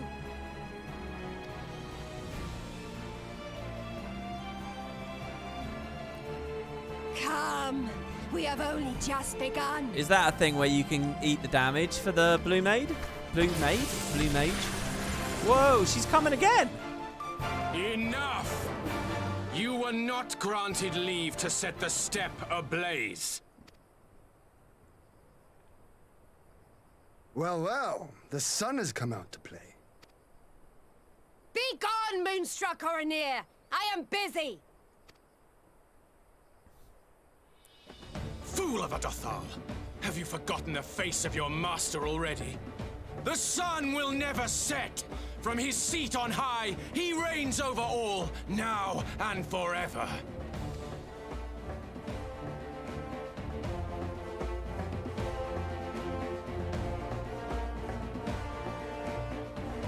Yet what should he find here but a battle to determine the fate of the steppe? A battle waged without his blessing. This will not stand. You, Doman! You who come to petition the warriors of this land, forget that all Nama's children are wards of the Oranir. As first among my brothers, your petition is mine alone to judge.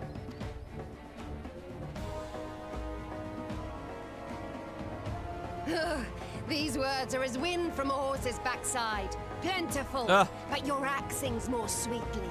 Let her speak for you. Lovely.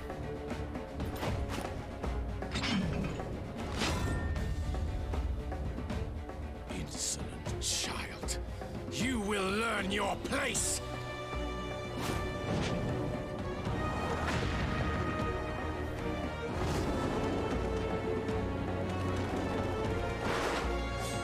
I thought he'd fight here. Brother Magnai, but we have an arrangement with the Dothal.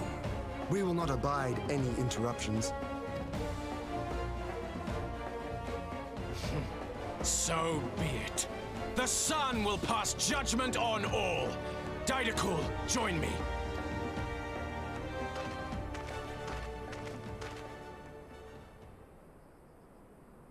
This guy looks cool.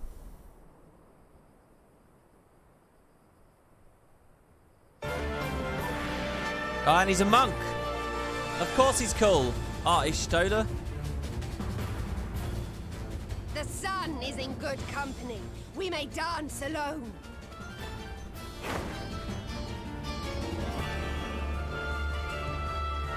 I like that scar on Hien's face. Beg not for mercy, for you will have none. Bear witness to the power and the glory of Azim! Was there ever any story about where that scar came from?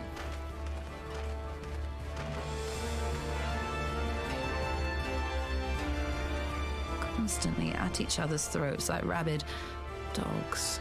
Gods, I'm turning into her.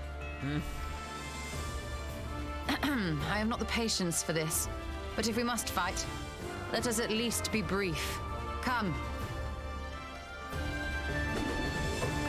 Oh, am I going to play them? Oh, who am I playing?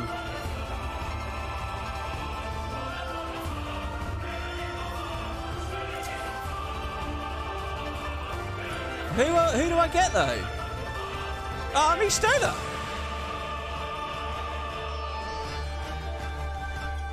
Do I get emotes? Oh, I don't get emotes. Well, still. What do I have? Stone 4 of the 7th Dawn. Earth damage. Arrow 2 of the 7th Dawn. Dot. A heal. An Aether Well for MP. Right, so we just put the dot on and then spam the... I'll dot them both, I suppose. Can I move while I cast? No. Oh God, I'm like a black mage. I'm going to focus on Hien's target.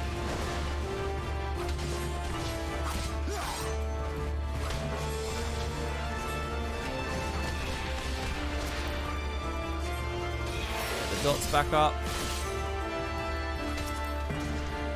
Kneel or die! Slide cast? Fuck. Oh my God, and I ate it. Oh, I can spam Cure 2. How much MP is this? All MP?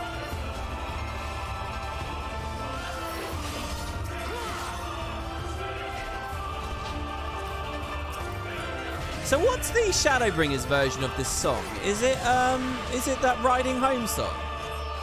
Or is it another song that I've never heard? I might need to cure Hien, right? I should cure Hien. Here you go, dude. Do you think I should just stand still? Is this aggravating people? mean, obviously not in this. Oh, this skill is like quick.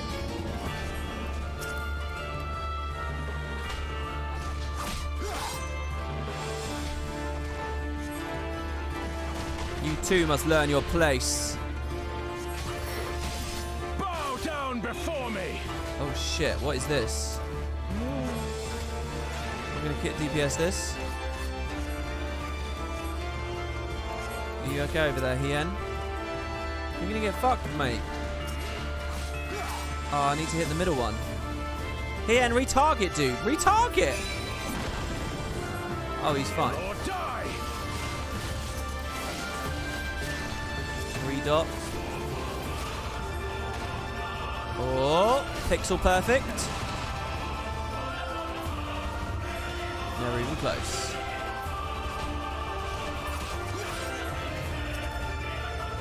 So the gameplay is always really simple when you get one of these guys, right? Because there's a lot to learn. Kneel or die! So I think it's good call.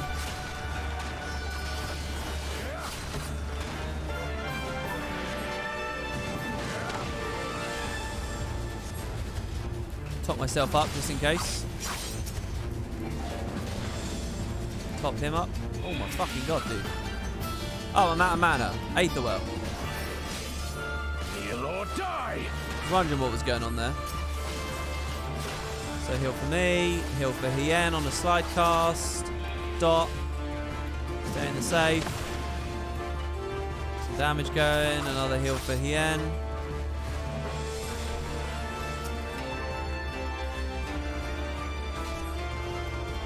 It's weird seeing all my Dark Knight skills down there that I just can't use. The Scale of the Father. Bow down before me! Oh, it's this thing again.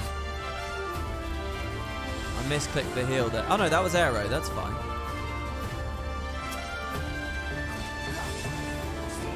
So I'm safe now, but let me see if I can help Hien be safe.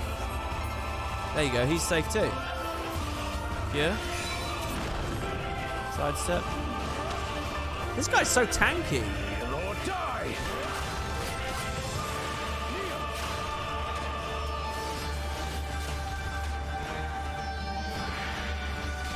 Interrupted. Get the dot on. Oh my god, die, dude. Die. Jesus Christ. I am actually running out of time. Look at that.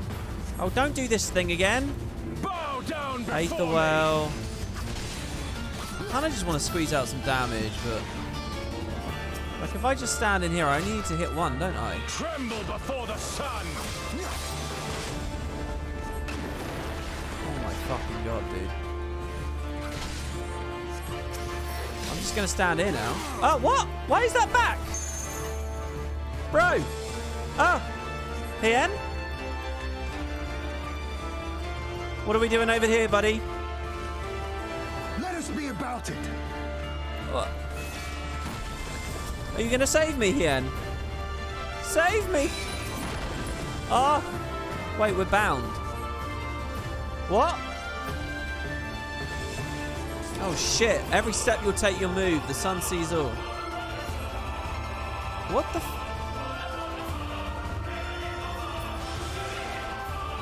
Hien! Oh no! Oh god. It's just gonna be click, right?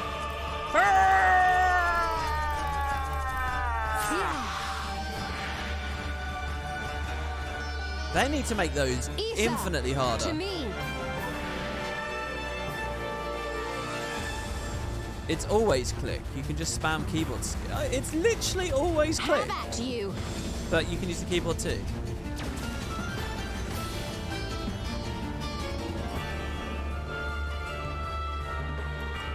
What did we just do? Good job, Ishtola.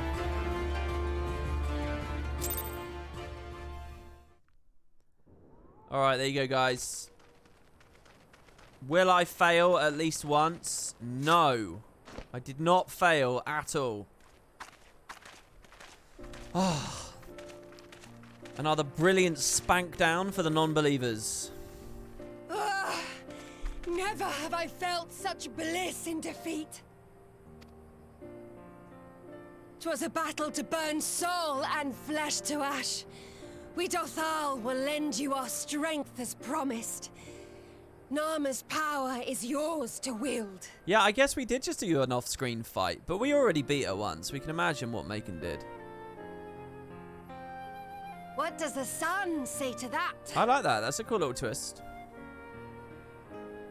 They were fighting off-screen, air The quotes. sun is not driven by base motives such as yours. But they have been judged and found worthy.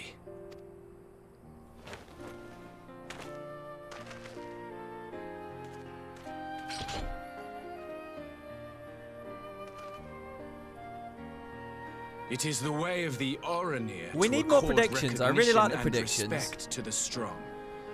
You have made sufficient proof of your strength. The sun shall answer your call.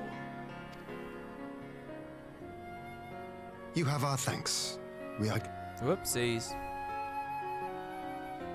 I just have this weird instinct where I read ahead and I just insta-click. By what are you called? Oh, he loves her. Hasn't he fallen in love with everyone? You stole her. Why? I like her sort of disinterested voice. Are you my soulmate? Oh. Are you my Nama? Look at this. This is brilliant. Like, aren't there other women here who he's already said that to? I beg your pardon? This is fantastic. In battle, you shone with all the majesty of the full This is moon's hilarious. light. Your healing touched the embodiment of the dusk Oh, mother's yeah, love. give it a rest, mate. They've heard it all before. Hold on. Does he ever find his Nama? Does he find a real Nama at some point? She doesn't even recognize the term. Long had I wondered if my Nama might not be a woman of the steppe. Beholding you, I am all but certain. This guy's hilarious. I love this guy. He's Brock. Now, look into my eyes. Could it be? Could you be? Oh, she's actually being nice. I am not interested, little son. Try again when you've become a man. Oh, shit. Oh, that's got a sting. Little? Little. Oh, mate. I'll buy you around. She laughs. Oh. Little son! Little son! Oh, my lord.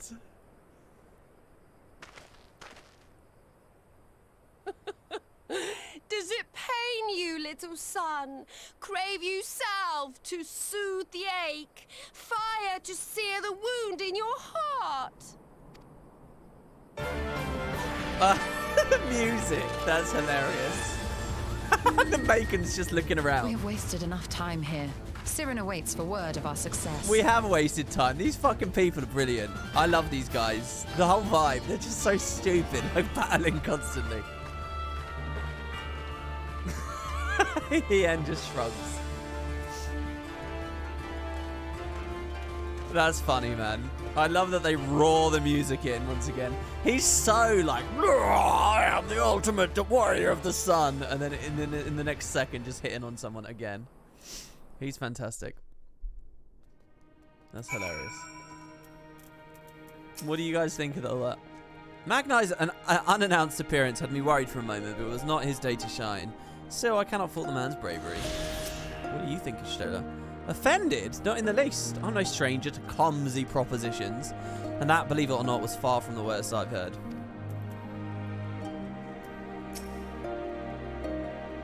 You had not only to contend with Sardu, but Magnai too. Such a fierce battle that must have been. Yeah, here you stand, triumphant, having passed such a test. They could not well deny your allegiance. He hit on her, definitely. He asked Serena if she was his Nama or whatever. I kind of, it's quite sweet, isn't it, really? I mean, I don't know. The Maul will make no such demands. Weak though we are, we will gladly stand with you. The steppe is our home, and we will defend it with all our being. You have our heartfelt thanks. Of all the tribes of the steppe, there's none I would rather have you on my side.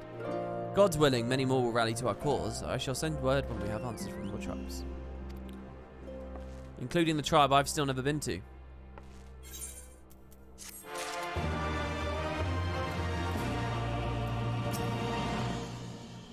And so our alliance begins to take shape. Now, if we can just get that aether flowing again, this will have been a successful trip. Yeah, that was all very much side arc, but it was very well done, so I'm fine with it. Oh my god. It's the Coca-Cola polar bear. Y'shtola would see the aether flow once more. Endure is the emote. Very fitting. We have the requisite consent. It's time to put Narma's power to use. If the aether flows as planned, all that remains is to have the Ironworks engineers do their work at the ruins. Come, let us return to the House of the Crooked Coin.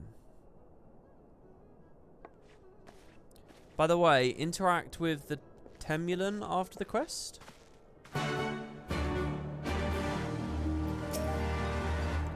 On the matter of Narma's power and the Alliance, the gods have remained silent. That is their way of telling us to choose with our hearts. Is that what you wanted me to hear? Because she's interesting to you in the context. Oh wow, the snowman. Was that another man? Have a word with the old lady in the tent before you leave. She has an interesting line. Not yet? Okay, you guys keep me in the loop. I'll do it when it's ready.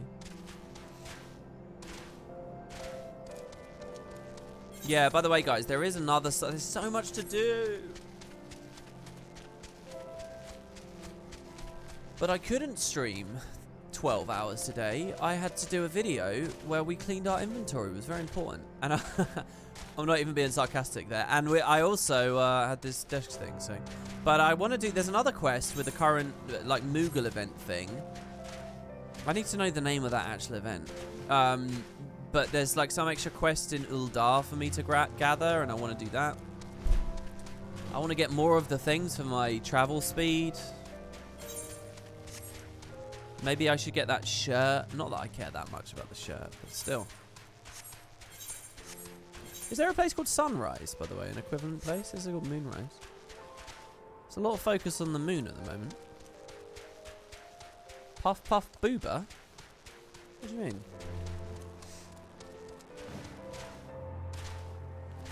She says some cryptic things for the future for the game's story. Does she now? Okay. I would not have the first idea how to awaken such a contraption, let alone control it, but then I'm not an Archon of Sharlayan. Yeah, what do you think? I shall begin at once. You may wish to step back. The Moogle thing is called the Moogle Treasure Trove, and it's just there as pre-patched stuff for people to do most of the time. Well, it's all stuff that I'm quite interested in, the reward. The travel maps, at least. Some of the mounts, I think, too. Triple Triad cards. I want the Shinryu card, man. Oh.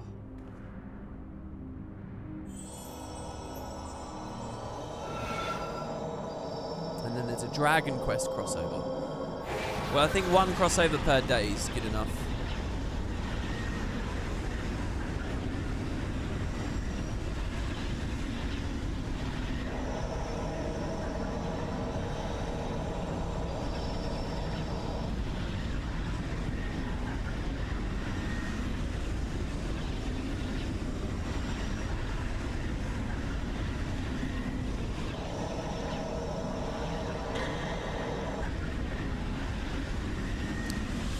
Kind of a badass.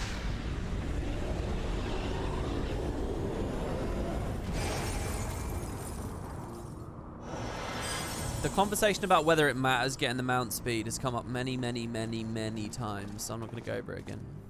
But thank you for the advice. Did it work?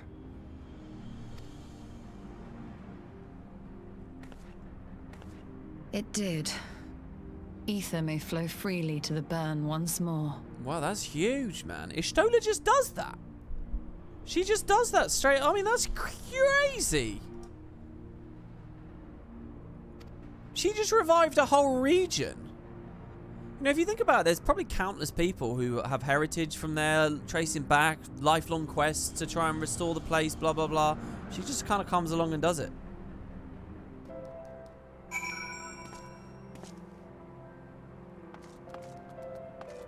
And it's just been here this whole time. To manipulate aether in such vast quantities is draining, to say the least. It'll take me a while. I do not pretend to understand what you did, Ishtola, but you did it. Thanks to you and Macon, of course, we have taken a momentous step towards securing our defences. Now, as much as I believe arrest is in order, we should probably make haste back to the Enclave. So what, we're now going to tap it into the flow as well for a shield? Agreed, the others may have already returned for their missions, and I would like to know how things stand. As would I. Okay.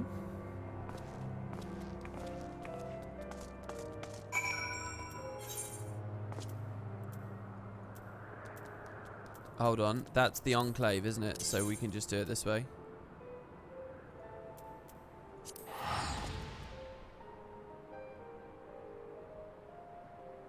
Thanks to you, my queen, and this guy. It's okay, I need no introduction.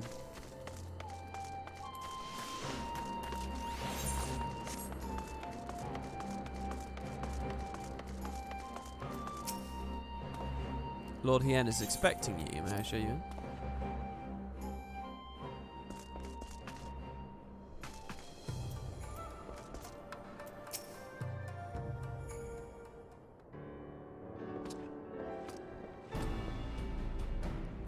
Judging by your triumphant expressions, I take it all went well on the Ism step. Indeed, we have secured a suitable source of energy for the barrier. Good. Tatara and I have commissioned the Garland Ironworks to ensure that the field generators function as they should.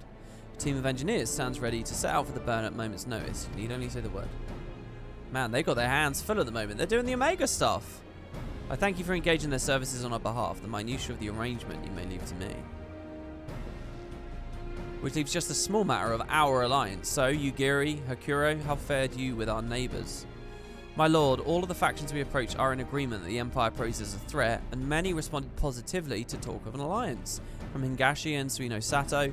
However, we received outright rejections. Oh dear. The former will not break its treaty with the Empire, and the latter will not involve itself in the conflict. Yeah, I was thinking about this. I was thinking, well, they have ambassadors and stuff. I mean, Jesus.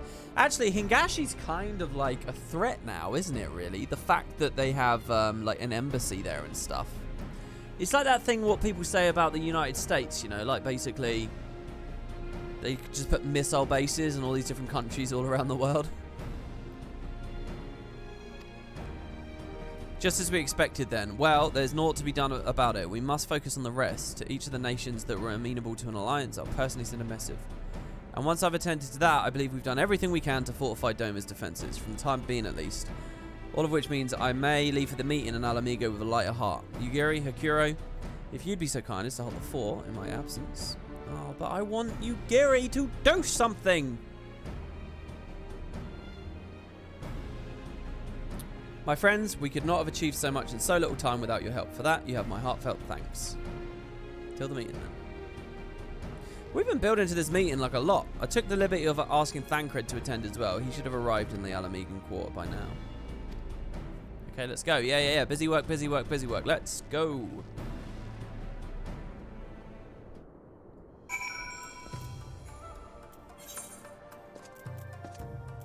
The call. Ninjas never do anything that you see. You know, it's always interesting to me, chat, how class-based you guys are. Like, you guys let the class define the character, like, very regularly.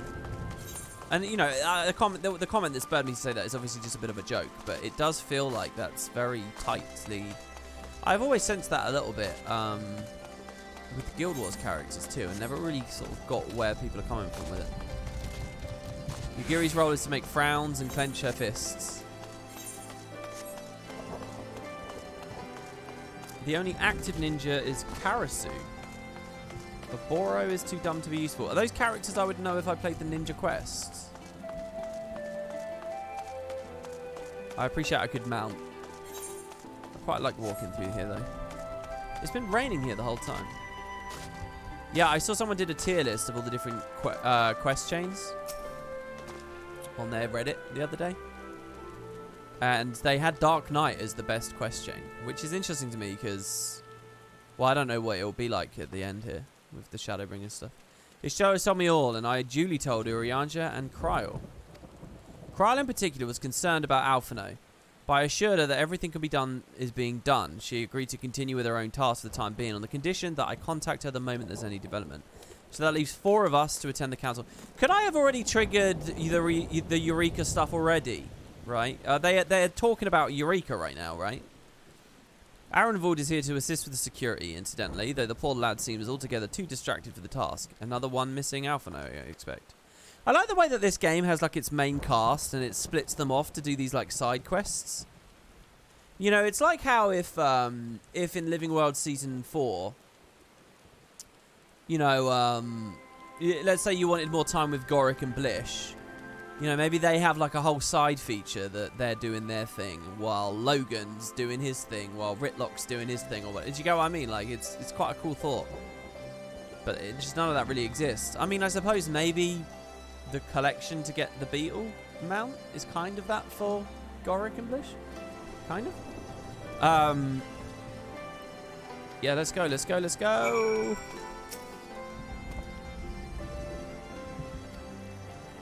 Upon proceeding to the Royal Palace, several cutscenes will play in sequence. It's recommended you set aside sufficient time to view these scenes in their entirety. Oh, Evolute's turned on emo-only chat.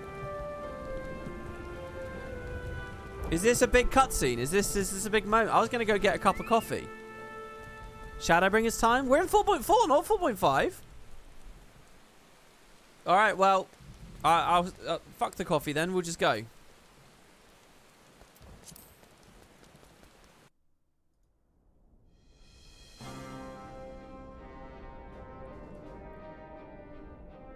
Hello, Nanamo. Mistress Lys, Commander Aldin, it gives me great pleasure to formally welcome the city-state of Alamigo to the Eorzean Alliance.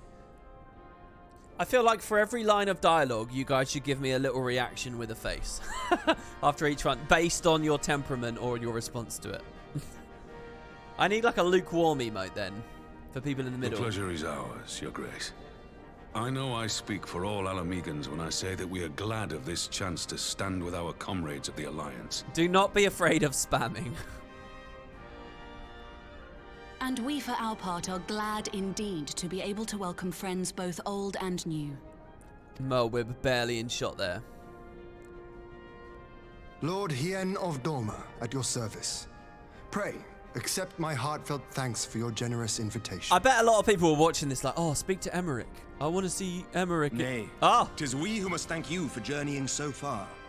And 'twould be remiss of me not to acknowledge the part the Scions of the Seventh Dawn have played in bringing all of us together. Oh, now Kiss, I bet people have shipped him. There's probably some slash out there. You and yours have been our constant companions, without whom we would not be here. With apologies to Lord Hien and Mistress Alize, it occurs to me that we have not gathered in this way since that fateful day in Uldar. It's true. The day I lost my arm and my freedom. As I lay in my cell, never did I dream that I would one day be given the chance to represent my homeland at this council. Yeah, it's quite crazy actually how far we've come. I would not even be alive had you not plucked me from the jaws of death. You, Yugiri, and Alphino. Would that the lad could be with us. And me? Say my name! I was there for all of it! Look how disappointed I look. I too owe my presence here to Alphino. In so many ways. Until such time as he returns, I mean to carry on his good work as best I can. See, they want us to think we're thinking about Alphino, but we're not. We're just disappointed that we're not being memoried. Memoried? My God. Remembered. Come, friends. Let us leave the past in the past and turn our eyes to the future. My Lord Hien, pray, tell us how things stand in the east. Well, we wanted to make an alliance, but they told us to fuck off. That's about it so far. Having heard the rumors of dissent in Garlemald, I dared to dream of a peaceable solution. The Empire will not so easily change its ways. If the Garleans have a mind to take back Doma and Alamigo, we'll be hard-pressed to stop them, even with the might of 6 nations.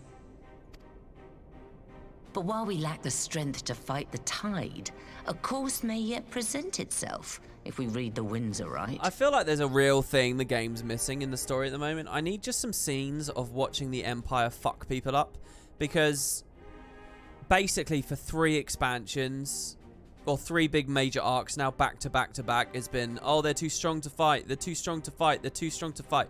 And I just want to see that demonstrated a little bit more, you know. I sort of wish. The winds suggest but one course to me. One which leads from the sea unto the river and thence to the source of all our woes. Like, it really would have been nice to see them actively blow up Dalmasca, for example. The Ascians. Wait, what did he say? The wind suggests but one course to me, one which leads from the sea unto the river and thence to the source of all our woes. Indeed. All here have felt their blighted touch. It was the bringers of chaos who nurtured the Archbishop's tyrannical ambitions. They who bestowed upon him the secrets of summoning, as they have so many others before and since. And while they remain, we shall know no peace. I love that Amaric's speaking a lot. How good is this? I like having Amaric back talking. It's been too long, man. And also, he would have a lot to say in the context of this conversation. I mean, he has looked straight in the face the idea of the political elite of a nation being strung along like puppets from the Ascians. And that's exactly what's happening again. And so he would have... I really love that they have... Our objective is clear. The question is how to achieve it. That our enemy parades about in Xenos' skin poses problems in itself, but ere we get to them, how are we to infiltrate the Empire and get close enough to strike? Well, Thancred can do that. Yugiri. Yugiri's a ninja. She should go with him. While I see the wisdom in targeting the Ascians, an assassination attempt on Garlean soil would do little to aid our cause. Look at this. Even were it to succeed. It's time we used our enemy's preferred tactic. Subterfuge. Look at this. They make me think of Thancred. Boom, he speaks. He's the guy that breaks the silence. It's good. You have an idea? Yeah, what do you mean subterfuge? Speak your mind, Master Thancred.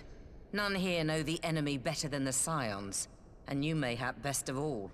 God, I love Thancred. Whatever it is you propose, we will give it fair hearing. On that you have my word. Yeah, all right. I think he was going to say anyway. Very well, Admiral. My proposal is thus. Yeah? We dispatch the shinobi to Imperial territory.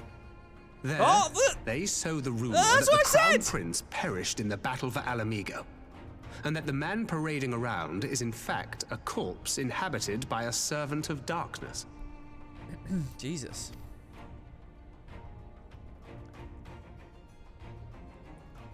You mean tell the truth? Well, it does have the ring of truth about it. The ring of truth. And were the Garleans to learn that their future ruler is a puppet, the Empire would be shaken to the core. But at the risk of sounding stupid, would they actually believe such an unlikely story? I didn't. Ordinarily not.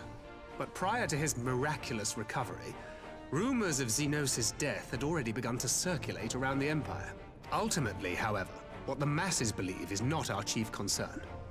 Our true objective is to create an opening for rival factions within Garlemald to exploit. Yeah, teach me more about the rival factions. So for ages, they've been sort of saying, oh yeah, there's other rival factions, there was an assassination and stuff before. Like, tell me, let's hear it, man. Just as a war of succession erupted in the wake of Emperor Solus's death. Wait, so Solus did die recently? I thought this war of succession started around ARR. Or during the post-ARR stuff? Recently, plunging the Imperial house into disarray as nephew and uncle grappled for the throne. Oh no, there it is. Wait, who's the nephew then? Varys is the uncle? Or is Varys the nephew? Who's the... It is no coincidence that one of Varys' first acts as emperor was to name Xenos heir apparent. Family feuds being so tiresome when armies are involved. Not all welcomed his choice of successor, however. Even he didn't. Remember the end of Stormblood? He was like, that guy's a dog. He was never a... That was always just a political act, right? There is no shortage of individuals who aspire to the throne, who would jump at any chance to seize power. The news that Xenos is not only dead, but a puppet to diabolical forces would be too enticing to ignore. Oh, this is why Varys consents to an Ascian masquerading in Xenos' body. Not that he cares about Xenos, not that he has the same ambition as the Ascian, but it's a mutually beneficial arrangement. The Empire would not be quick to recover from a second war of succession. So yeah, we get rid of Xenos. I am no stranger to infiltrating Imperial territory. With a team of operatives gathered from among the Alliance's finest, the plan should have a reasonable chance of success. You would have thought we would have talked about this in 4.1, really. I mean... Doma already has shinobi in place throughout the provinces. We stand ready to act, and act we must. What say you all? What is... I'm for Master Thancred's proposal. We shine a light upon the Ascian and test the Empire's unity. Of course you are, because what the fuck are you committing to this? What resources? What funds? What troops? You're doing nothing. You're basically saying, oh yeah, you got a plan to put your shinobi to the task of sorting... Okay, yeah, go for it, mate. They're doing nothing. That scuttled Doma's negotiations, was it not? Why then, if we can eliminate him, there may yet be a chance for peace. Let us wage this war of subterfuge, that we may one day lay down our arms. Gods know we never will while the Ascians remain. I'm gonna give it the benefit of the doubt and assume they are actually helping in some way. Well, what is that? Hien is doing this.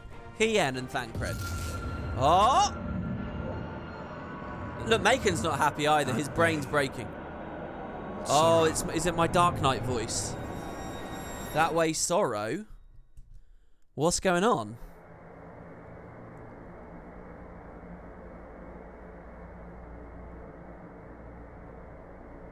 History must be changed. Who's that voice? Is that the Warrior of Darkness? Who is it? Oh, Ahead looms a calamity. Ahead looms light, expunging all form and life. This is the Warrior of Darkness, isn't it? Twin dooms only you can forestall. Only you. Is he... What's the matter? Well...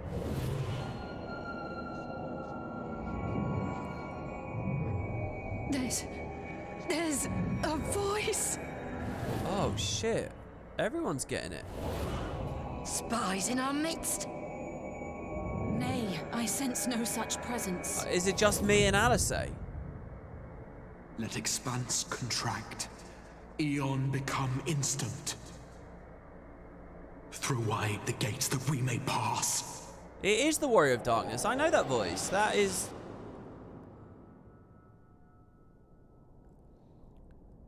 So, the Warrior of Darkness said to me to not let light get out of control, remember?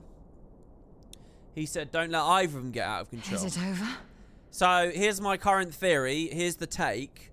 That this little plan, Thancred devised, and Hien committed to, and these pricks sat there and nodded along to, that this actually would have done very well in undermining the Empire. And actually... could have been like, you know, that's it for the light. That's victory for the light. But that's not good. As we, before Stormblood kicked off, that's what they were telling us. And so, I don't know, maybe this is a domino about to fall, and the Warrior of Darkness is like, been like, look, fucking balance, man, balance. You gotta chill. That is my sort of assumption. What's going on with Alice? I don't understand. Thancred looks like he heard something. Oh, shit, he's down! Master Thancred! Oh, Amaric, you're such a generous soul.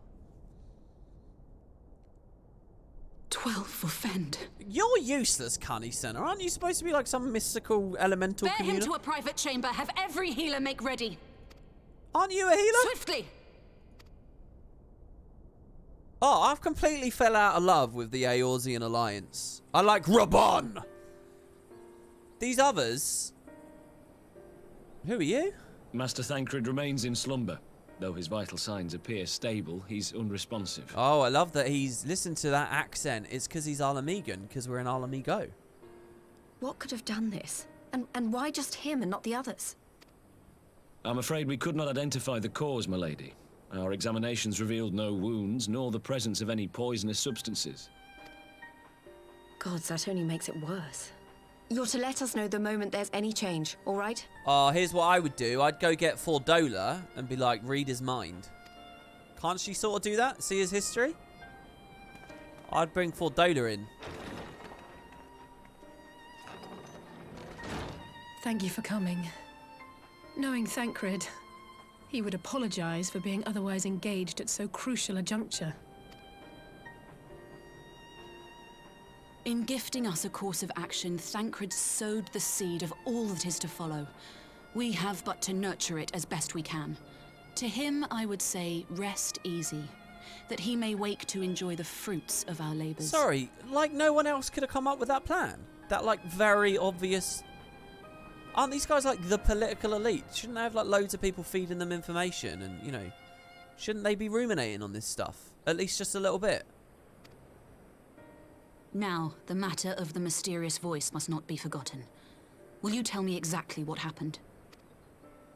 Alizé and I heard a voice in the moments before Thancred collapsed. They both did. It was accompanied by a severe headache, as if something were clutching at our minds.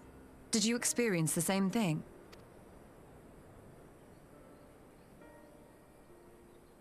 So, in between the voice and the pain, you felt as if you were somewhere else entirely. What is this? This is weird. I don't... Like, the visual effect they put on there, the Your sounds, it's all testimony new, isn't it? confirms my suspicion.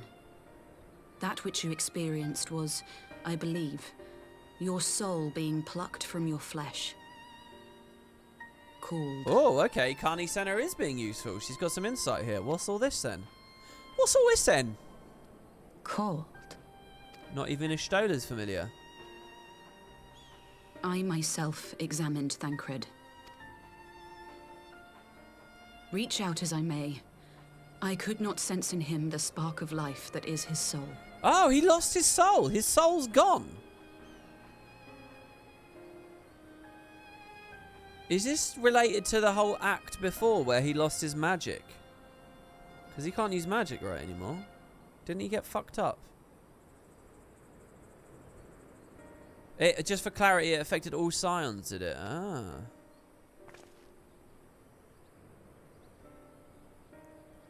They ripped his soul apart. That Thancred alone was stricken so is likely due to his heightened sensitivity to the effects of ether. Yeah, there it is. A consequence of his prior possession by the Ascian Lahabrea. Poor Thancred. Her voice, she reads it a bit weird. The owner of the voice, whoever it may be, reached out to you, called your souls, and in so doing, caused you and yours such pain. So it's like, But if that's true, where exactly are we being called to? It's like, you know how the people of Mok would, like, summon demons? Right? From one of the other realities. They'd pull them through to do their bidding or whatever. Someone's doing that to us from another reality. They're pulling, but they're not calling to the void or whatever. They called to us. I know not.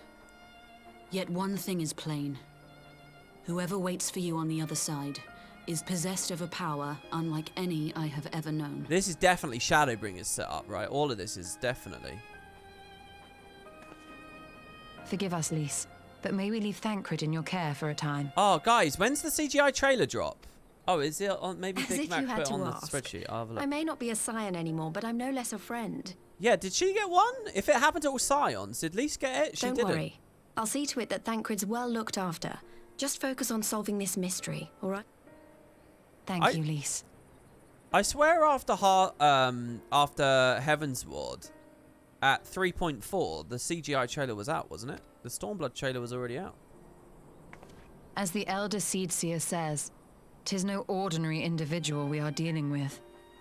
Nor can we discount the possibility of Ascian involvement. Whoever or whatever is behind this, the sooner we find out, the better.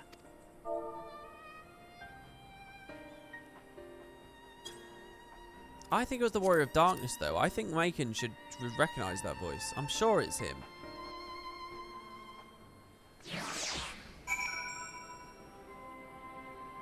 Man, no more Hydaelyn to lead us along. No more Midgardsormr to give us advice. We're naked.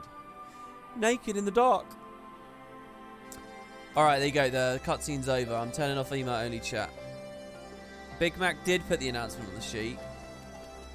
The announcement was... Oh, with 4.5. So we're in September, so they didn't do it till January. They did it with the release of 4.5, eh? Interesting. Interesting. Oh, it was a completely different voice? Keep email only going for one more quest? I just tried to call Urianger on his link pearl. He didn't respond, but I dare to hope he possessed some knowledge we do not. Oh, because he would have been messed up too. It's everyone. Okay, so here's my theory. If we all got affected... I don't know. Is it like some extra knowledgeable scions from one of the other realities? Call into our own twin souls? The echoed versions of ourselves? The word echo, right, is all... Echo itself is like... It's like a weird word to give our superpower in the context of this story with like rippling universes, blah, blah, blah. I say weird. It's like it's definitely deliberate. I don't know. Ah, Urianger, something happened during the meeting. Thancred's collapsed. A disembodied voice suddenly started. Wait, so Alphino got fucked. Where's Alphino then? What? But we should talk about this in person. All right, we'll meet you there. That was Urianger. He heard the voice too. In Thanalan, As we alone were afflicted at the meeting, I had my suspicions, but if the voice also spoke to Urianger, there can be little doubt the scions were targeted specifically. By whom and to what is the question? One to which we must find an answer with all possible haste. So what's Hien thinking? That he's just got to go put all of his shinobi into that now? I've now learned the emote endure. Christ, there was such a funny... We were in a funny place a minute ago, picking that quest up, and now we're in like a serious place. I shall be interested to hear how Urianger's experience compares to our own. What else do you think, Kani Senna? Never have I encountered such a phenomenon. If this is magic, it is beyond my ken. Lise, do you feel left out? Don't worry about Thancred. Alright, she's just worrying about Thancred. That's very nice. Urianger agreed to meet us all at the Rising Stones. If any of the others heed the voice, we'll find out soon enough. Alright, get ready for the Urianger chat. Good luck! I should get back to the meeting with the seed sib. If there's anything I can do, anything at all, let me know, alright? Promise me. Okay, Lisa, I have a feeling the story wants to forget about you now, but if I was Macon, I'd keep stringing you along, don't you worry. We're fellow monks, alright? We trained together in a CGI cutscene. That forges a bond, you know.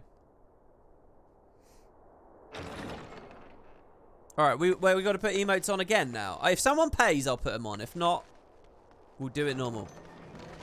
You going to be voice acted? Oh, somebody did pay. Instantly. Why? Jesus Christ. Urianger! God, it's good to see you. Would that our meeting were under happier circumstances. I judged the voice sufficient cause for concern even before you sent word of its effect on our comrade. Alright, this dog wants to be let out as well, so I'm just doing that. You heard it too, then? Alright, I'm back. Beautiful. I didn't miss anything super important, right? I could hear it the whole time. Aye. And all but certainly at the selfsame instant. Alas, pained as I was, I could make little sense of what few words did then reach mine ears. What words reached your ears?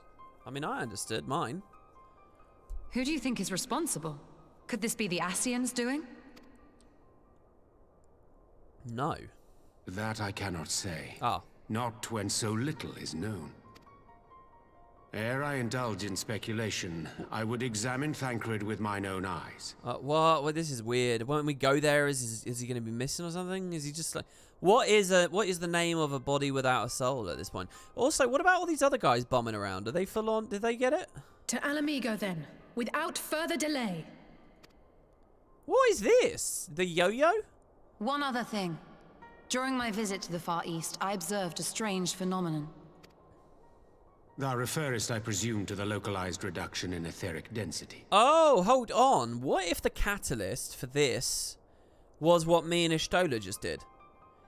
Let's assume everything I said's right, okay? Let's assume that it is... that there needs to be balance here. There has to be balance here. And the balance is falling. Now, what would be such a mind-blowing... What was the first domino? Is it us at that meeting deciding to infiltrate Garlemald? Or is it more likely the first domino is the restoration of the land that the burn was? I mean, that feels like a pretty big domino we just tipped over, doesn't it? So maybe that's what catalyzed the whole thing. Well, that spares me the trouble of an explanation. Yes, I noted precisely that at two apparently unconnected locations.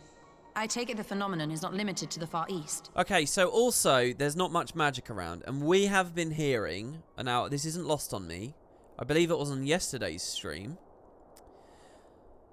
Why was it on yesterday's stream? Or the one before, I don't know. But we've been hearing that magic is disappearing, basically. Aether is disappearing, like before the Calamity. We were basically told, yo, this is bad. This happened during the Calamity patches. All the Aether was mysteriously disappearing. They've talked about this a couple of times, and in that soul rip moment, what did the voice say to us? The voice said a calamity is coming. So maybe we're not tipping over any dominoes. Maybe someone else is. Indeed not.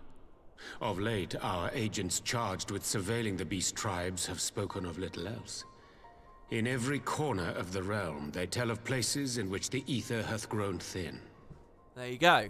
Naturally, my suspicions first turned to primal activity, but the areas thus affected betray no evidence of summoning. I must confess to being quite perplexed. Well, is this Grahatir at the Crystal Tower fucking with things? Is that why he comes into it now?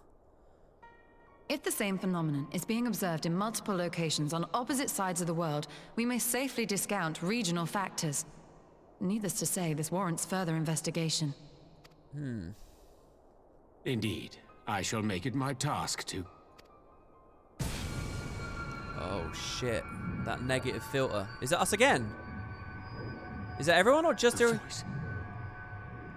calleth to me once more. Yeah, go on. Figure it out, dude. Are you alright? Oh, God. It looks horrible, doesn't it? Oh, it's Ishtola too. I hear it too. Yeah, what do you hear? Is it me? Me and Alice are fine. Oh! Only you. Only you. Well, they're all here. Why? No! Why is it saying only me when everyone's getting messed with?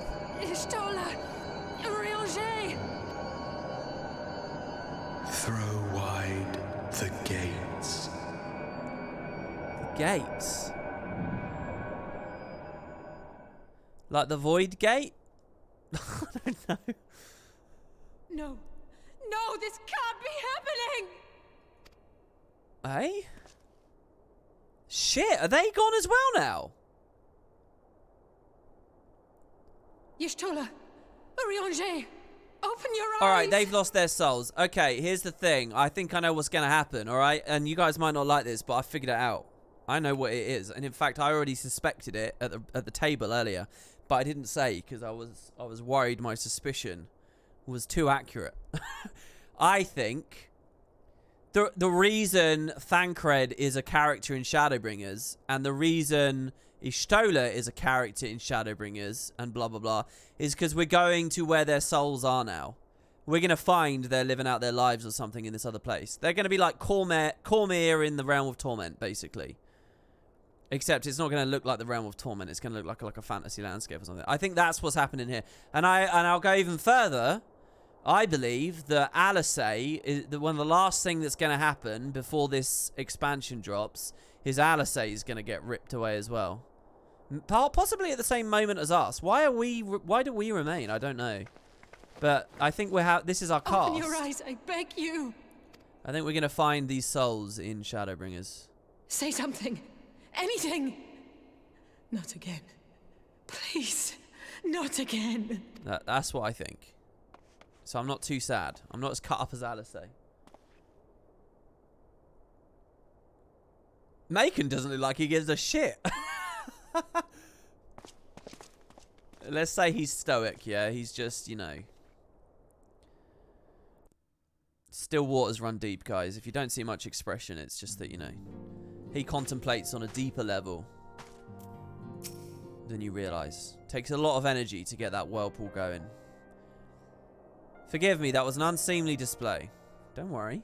It happened before your very eyes, my lady. None here would have behaved any differently.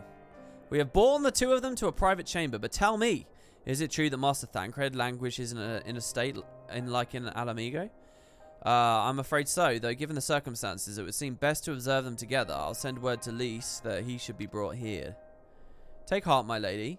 The world is full of scholars and knowledgeable folk of every persuasion. Someone out there is bound to know what ails our comrades. Matoya! And that's how it may be cured. And how it may be cured. Thus we will rouse them no matter what. Shit, what's going on with Alphino? Has he lost his soul? That we will, Hori. That we will. But first things first, our comrades will have questions. May I ask that you explain the situation to them? I must attend a private matter. Come on, Matoya's going to be sad about Ishtola. Oh, I promised I'd visit someone in Limsa Laminsa. He's been waiting at Maelstrom's command for a while now. You know, you should come along too. I think he'd be glad to see you. What the fuck? What is this now? Alright, you might only off? Sorry, guys. Sorry. What's all this? Is this the Ishgardian guy? Prelude in Violet. This is the name of the release and the name of the quest, so I'm guessing we're at the end. Last time this was the penultimate, so we'll see. Throw wide the gates. Throw wide the gates. I'm guessing it's like, you know how like... I'm guessing it's like a doorway between these echoed realities or something, because there has to be a reason why, like, players. Let's assume I've beat Shadowbringers, right? Let's look at my world map. Norvrant. There has to be a reason why I'm allowed to freely aetheryte between Eorzea, the Far East, and Norvrant. If that's another world, I assume it's because I'm kind of. I mean, I never really imagined it to be a literal doorway, but. I assume that's what throw wide the gates is referring to. I hope you guys find this fun speculation and not... I feel like I'm maybe... I don't know, maybe I'm totally wrong. The Aft Castle. Let's go. The upper decks.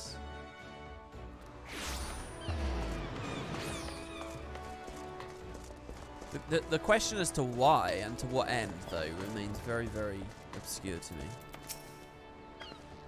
As you probably guessed, it's Garbu. Oh, I did guess that. I'm really happy it's Garbu. I didn't guess that, but I'm really happy it's Garbu. How long has it been? How long has it been since we've seen Garbu? The private here will bring him out to us. Ever since the Maelstrom took him in, I've tried to visit as often as I can. After what befell our friends, I was taken by the urge to visit again. It's difficult to explain. Maybe it's because you're losing everyone you care about.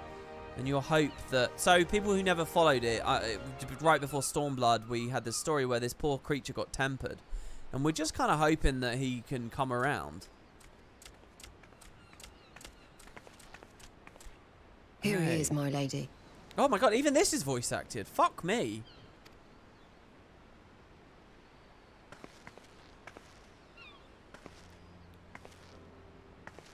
Alisei on copium.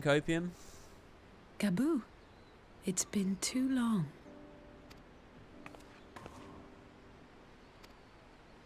Oh, I really like this. I'm afraid there's been no change. If he can see or hear us, he has given no sign. Come on, I man. see. You're still fighting. Oh, I see. She's like imparting onto him. As long as he's still going for it, she'll keep going for it. It's like what Lise said, you know? I'm proud of you. She sees herself in it.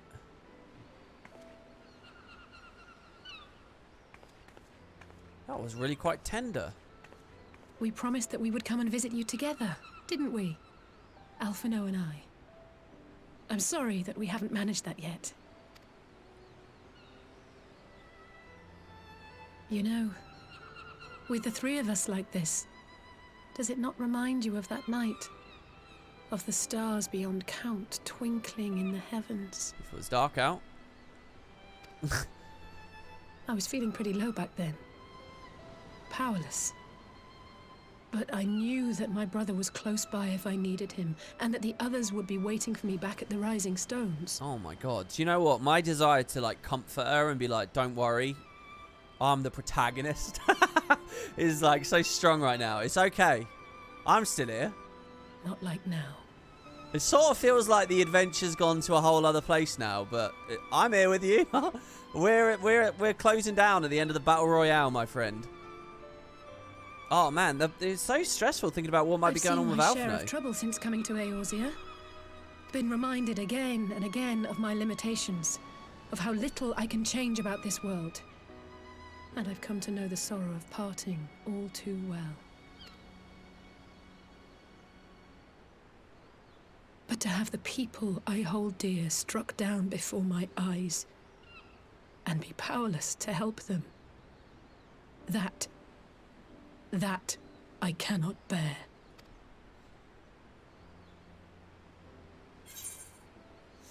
Yeah, look at that! You still have me.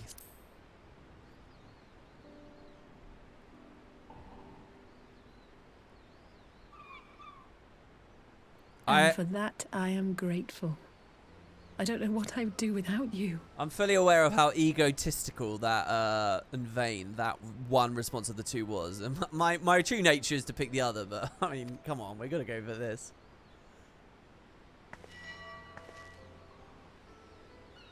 Well, that's more than enough brooding for one day. She's quite scary the way she does that. Come on. We have friends to save.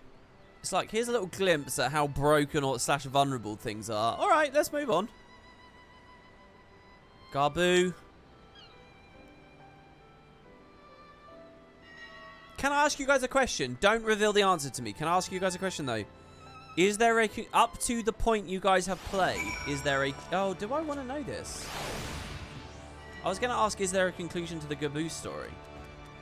Or do you... Is his fate concluded at your point? But I don't want to know that. I don't want to know that. I don't want to know that. I'm not looking at chat. I can see it's moving vast, but I'm not looking right now. Let's return to the Rising Stones and take it from there. This is taking a very weird tone, hasn't it? Thanks again for coming. No worries. I mean, what else am I going to do? Alice, there's one thing you need to know about me, okay? I like to nod. Have you ever seen that movie called, Wait, what is it called? Yes Man? What's that? Isn't it a Jim Carrey movie? He just has to say yes to everything? What is that? To get out of his comfort zone. What is that movie? Why am I forgetting it right now? Yeah, it's called Yes Man. Yeah, that's basically who we are. Is it Liar Liar? WP, jail us for the hand-in. Someone has to pay, man. Look, I'm sorry, them's the rules, alright? Look, I'm not in control of the economy. Times are tough. I need to see those 7,000 potatoes. Alright, there they are. Alright. One last time. I hope you guys are enjoying this. I love seeing the emote chat. I really like it. I don't know whether someone's sitting there fuming, though. Like, rah, I want to type. We usually get walls of text. I did some thinking on the way back, and I think Hori is right. I mean, I quite like the emote-only chat because I can say really annoying and controversial things, like, you know. Like, I think this game's genuinely really quite bad, and I'm not enjoying where the story's going right now. Alice is my least favourite, and now she's the only one I've got to talk to. I mean, God. May as well just skip through all this text. I don't even know why I'm reading it out loud. We need to seek outside help. Ordinarily, we would turn to our experts on such matters, but since they're among the stricken, I'll begin by reaching out to the myriad guilds and research institutions here in Eorzea. Additionally, Grandfather and Minfilia had a wealth of connections between them, and I mean to explore those avenues too. We'll find a way to save everyone, mark my words. Speak to Matoya! Much and more has happened in recent days. Some for the good, some not so, but all around me, people continue their fight. From the shinobi who search for Alphino to the Alliance members who make ready to move against the Empire, they march on in the face of great adversity, bearing heavy burdens. Everyone is playing their part, and so must I. You have to play. You have your own part to play too, I know, and it's bigger than most. Give me one person with a bigger part right now. Hydaelyn? So I won't keep you. Elidibus? So I won't keep you. Just promise that you'll visit me from time to time, and I promise I'll have good tidings to share with you when you do. Right. Oh my god, is it a flash sideways? Meanwhile in the Imperial Palace. Xenos has not been in the patch. What is this?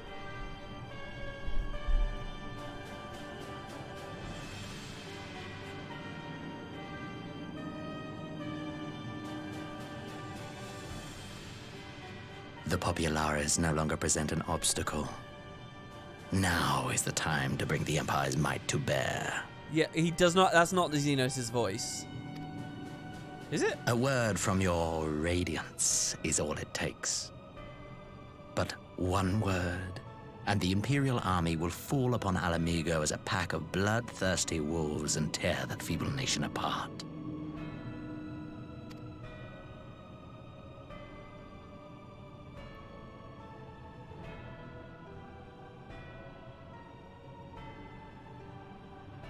Have you no words for me? Despite the lengths I go to, an emissary playing the part of a fool. This is weird. I think in all the other scenes between these two, they haven't been in these forms, right? Wait, what when is first I took this face, I swore to use all of my knowledge, all of my power, to further the cause of the Empire.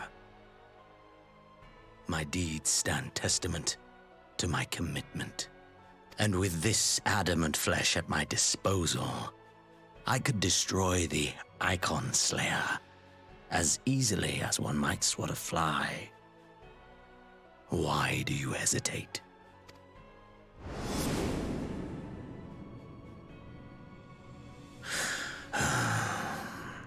Why would it... If this is Elidibus saying this, why would he say that? I thought he was sort of chill about Our us. enemy is resourceful. Though victory is certain now, it will not remain so indefinitely. Deliberate if you must, but be quick about it. We'll speak again when you have unburdened yourself of doubt. Until then, I take my leave, Father. I'm losing all confidence in everything that I thought I understood from this scene. I'm losing all confidence that I know what the hell is going on. I mean, there are guards nearby, so obviously they're not being completely candid. Varys says nothing. I should be the one to sigh. What is this?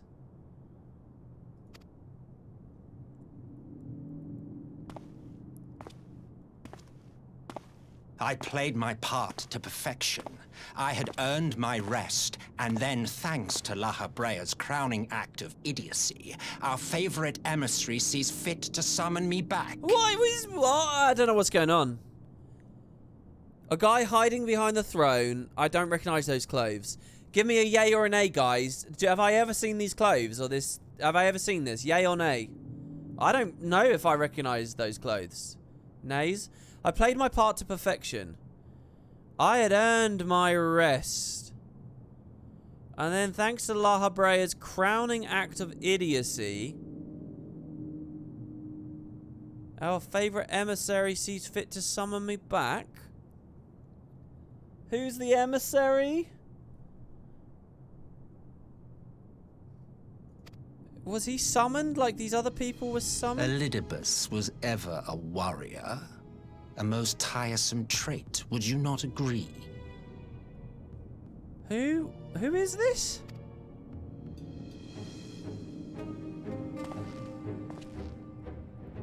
Is he like the opposite of Elidibus? He's an Asian. Have you no words for me either? No matter. I've long grown weary of this mummery. He's a Garlean? Now, my dearest grandson, let me remind you of your place in the simplest of terms. He's Solace. What?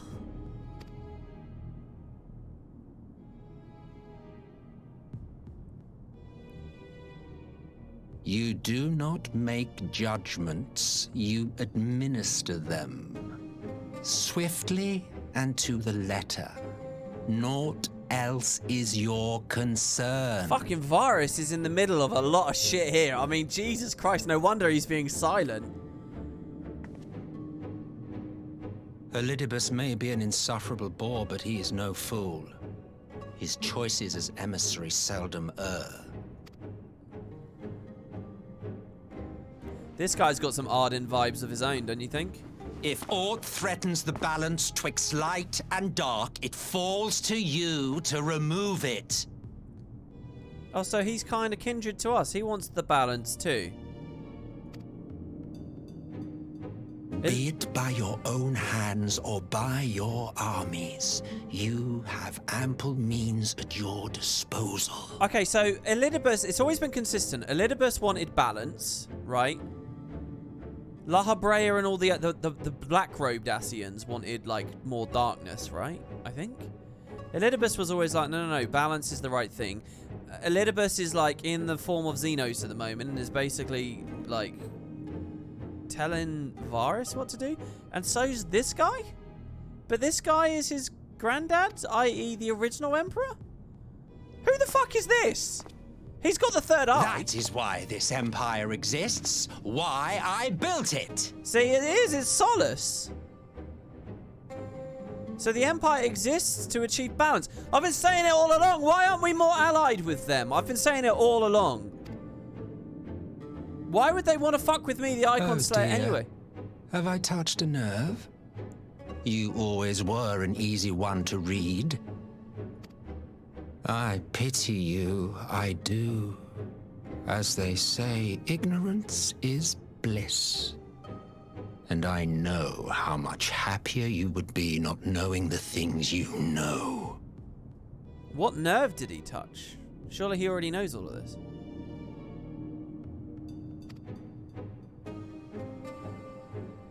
The founding father was an Asian, and he created the Empire solely for the purpose of sowing the seeds of chaos. But does chaos equal balance in like kind of a really messy way? Is chaos like a messy balance, basically?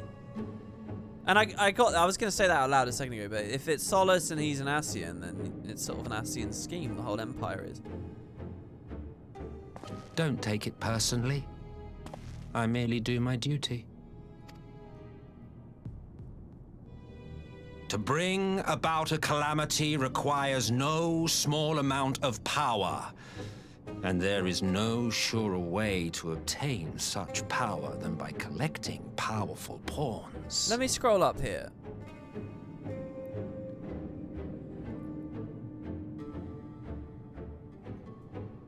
Despite the lengths I go to, an emissary playing the part of a fool. When I first took this face, this is Elidibus/Xenos speaking. I swore to use all of my knowledge, all of my power to further the cause of the Empire. My deeds stand testament to my commitment. And with this adamant flesh at my disposal, I could kill the Archon Slayer like Swan a Fly. But you're saying don't. Our enemy's resourceful. I assumed when he said enemy, he meant Eorzean Alliance, but maybe he means something bigger. Until then, I take my leave, Father. And Varys sighs. And he says, I should... And then Solace appears and says, I should be the one to sigh. I played my part to perfection. I earned my rest. As in, I built the Empire. I sorted all this shit out. And then, thanks to Laha Brea's crowning act of idiocy, our favorite emissary sees fit to summon me back. What was Laha Brea's crowning act of idiocy? Laha Brea got himself killed at the hands of Thordan.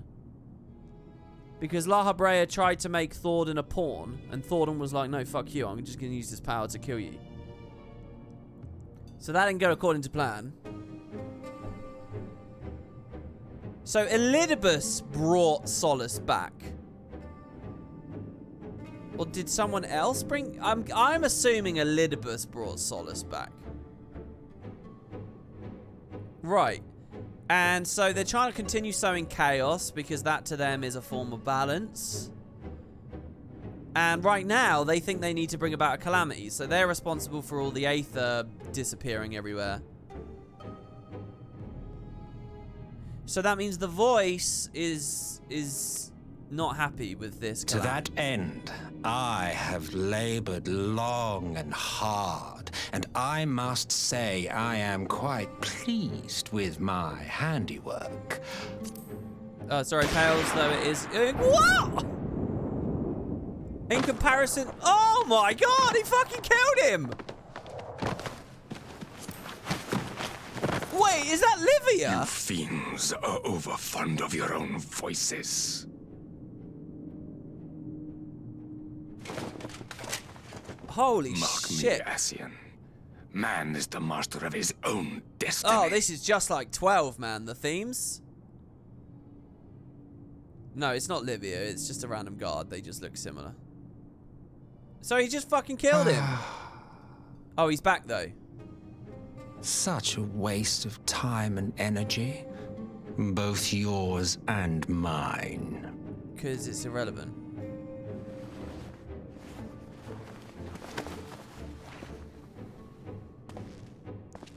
Lest you forget, you are Emperor now. If you wish to spout drivel about man's destiny, save it for the masses. It will serve to give them a sense of purpose, and you pliant pieces for the game.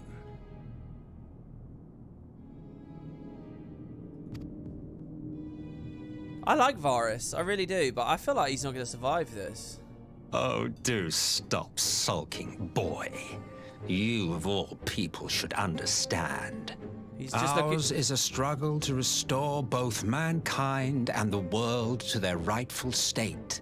Viewed thus, our goals are one and the same. What is mankind, though? What does that mean? Well, I don't know what really mankind means in the context of this franchise. And what the fuck's he talking about? Restore mankind? To their rightful state? How are we in a diminished state? What, because the Allagan Empire got fucked up? Restore the world to its rightful state. What's the rightful state?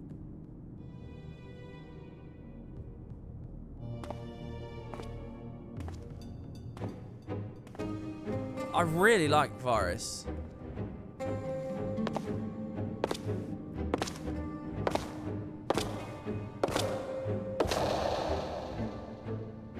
Jesus.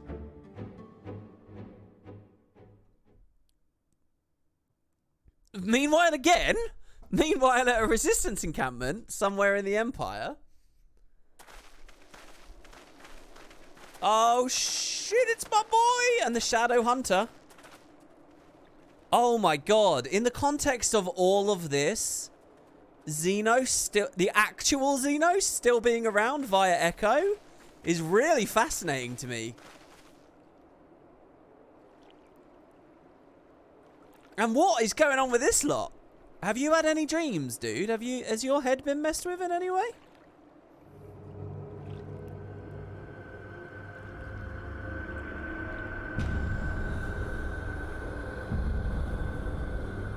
Have all of their souls been ripped? Is this like the Shadowhunter camp and they've all lost their souls? Dead, all dead. Yeah, I see no wounds, not any evidence of battle. Wait, but to declare them dead is to declare Thancred dead. He's shaking his head. They're not dead.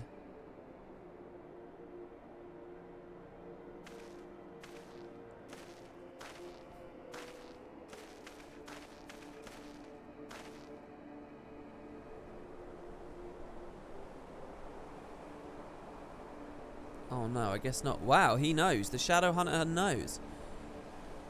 Another fucking Garlean. They finally used it.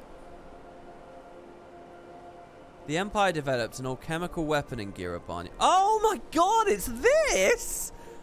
What? I'd completely forgotten about this. Are you fucking with me? That was like the first side quest I did in Stormblood. Are you fucking with me? What? The Empire developed an alchemical weapon in Girabania, a gash, the Black Rose it was called.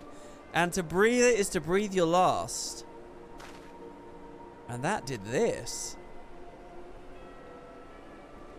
I thought the project abandoned and its vile fruit destroyed, but naught else could have wrought such an atrocity.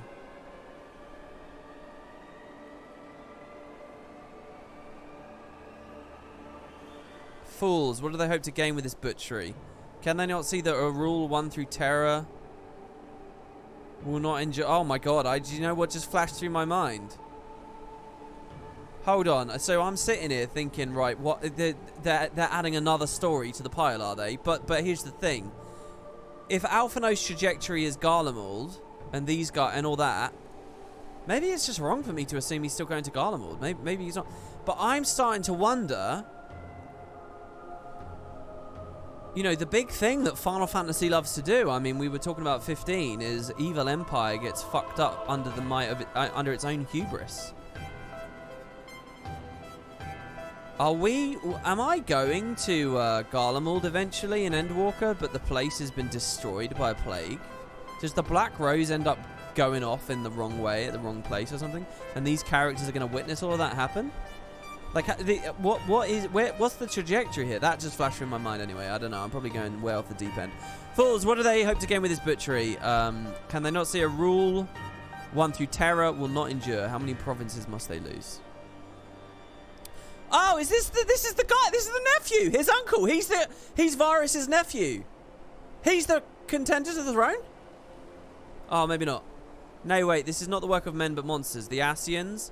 Like, I'm thinking there, when he's like, oh, how many more must they lose? I bet he's thinking to himself, oh, I can do better.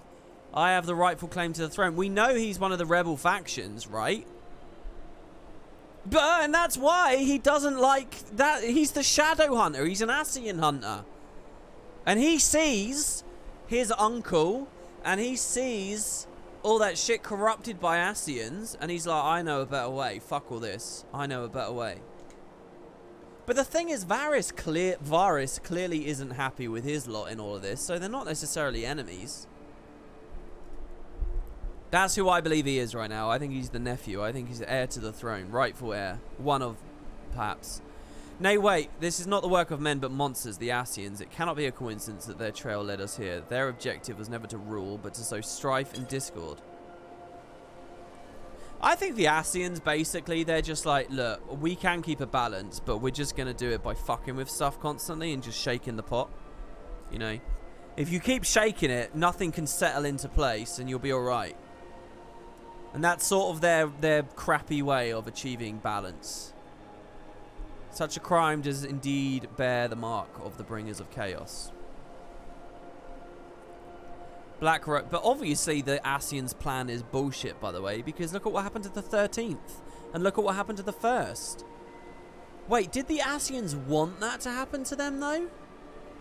What do the Ascians want? Do they want to blow up all those other worlds? I don't know. I don't. Ugh. Black Rose cannot be allowed to kill again. We must find the Ascians, put an end. But what has Black Rose got to do with the loss of all the Aether? They're creating bodies to fuel the summoning of a primal, just as like Ilberd created Shinryu, and they're using Black Rose to generate enough corpses? Maybe?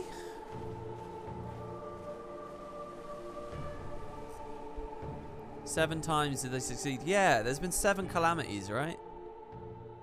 Did each of those calamities fuck with the world? That's it. That's how they ended it. Oh my god. Fucking hell. Well, hold on. Can I see? Oh, we'll turn off email only chat. Alright, what do you think, guys? What am I missing? What's some fun facts for me? Or, you know... Shit, this is grim. This patch got real grim. As a mage, I have some few scholarly acquaintances of my own, and will reach out to them for their insights. So it might not be much, but it's my own little way of aiding Mistress Alice. We scions can still perform our duty. You must take up the burden of comrades who cannot.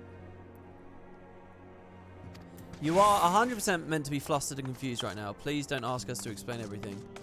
Or anything. You don't think I should ask you guys anything?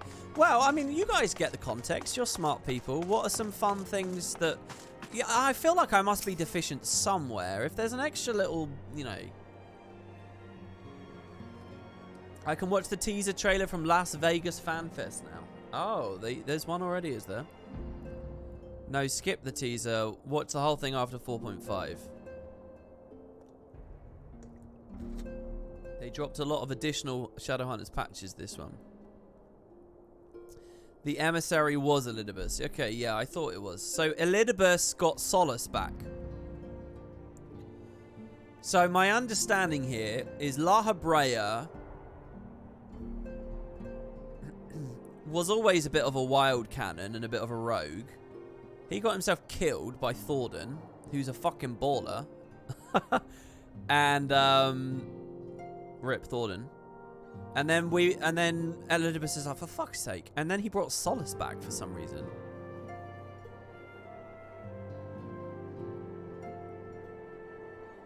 You're asking great questions, but it is hard to answer too much without doing spoilers. Okay.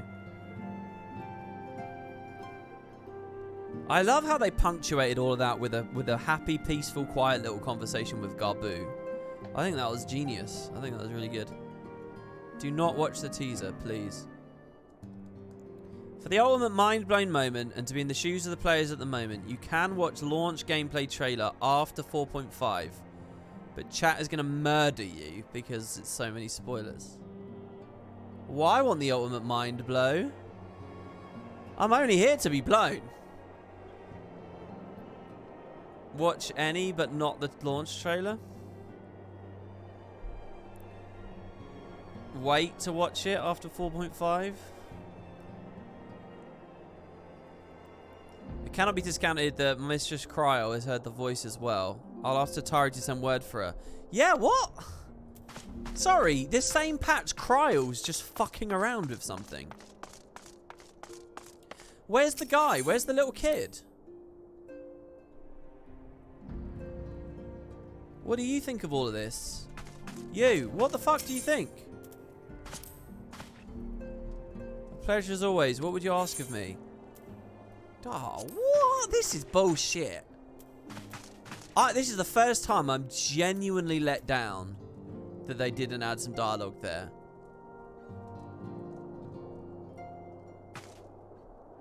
I guess he's not what I think he is. Sir, this is a Wendy's. I mean, come on though. I mean, what?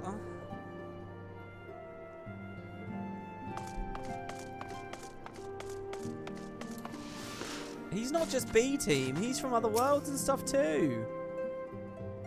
Otcha, sister and I will take turns to keep watching over the slumbering Archons. Yeah, where are they? Show me them.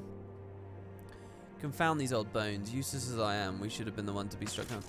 It would be weird if you went to do side content now, right? And Urianjay's just hanging out with you in the Warring Triad story or whatever. I mean, you would just have to suspend your disbelief, right? Man. How is the Cryal stuff set up then? Was I meant to do Eureka before the main quest? The sleeping sirens are through the locked door on the left. Oh, this one here. It cannot be discounted that Mistress Cryo has heard the voice as well. I'll ask her to... Oh, how clever. How clever. There's no scions in the Omega story. How very clever. Do you think they knew that they wanted to do this? So that it sort of all worked out? I can imagine you doing crazy speculation videos if you'd played at the time of this patch. I'll tell you what, both games had really hard-hitting patches. September 18th was a glorious day for MMO players. What the fuck?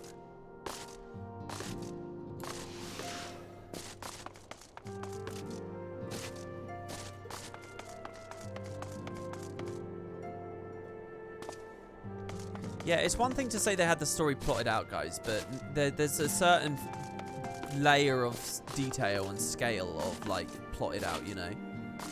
You could technically say before Guild Wars 2 released that they had the whole story plotted out, but, you know, having a sentence on a napkin isn't the same as having a fucking novel of explicit character positions and shit written out. Do you get what I mean? Right at the conclusion of Stormblood, as this would have been. Right, anyway. Alright, what else? Anything else that I might be missing? So, let's be clear. This patch also has Eureka, a Four Lord, and the whole Omega Wing. There's a triple thing to look at.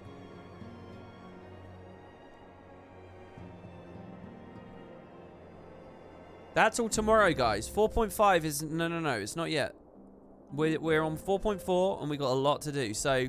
tomorrow, we got the Omega story's awesome as well. I can't wait to see that. Got all the shit going on with Alpha and the Phoenix fight. There's a lot of brilliant stuff. He does need to get a bit of a move on if he's going to finish before Endwalker. No, I'm not really aiming for that. Endwalker will come and go. I'll probably be in the middle of Shadowbringers or at the end of Shadowbringers right when that happens. Post-patch Shadowbringers, and that's fine with me. It means that you guys can come and watch my streams while playing Endwalker and have no fear of spoilers or anything.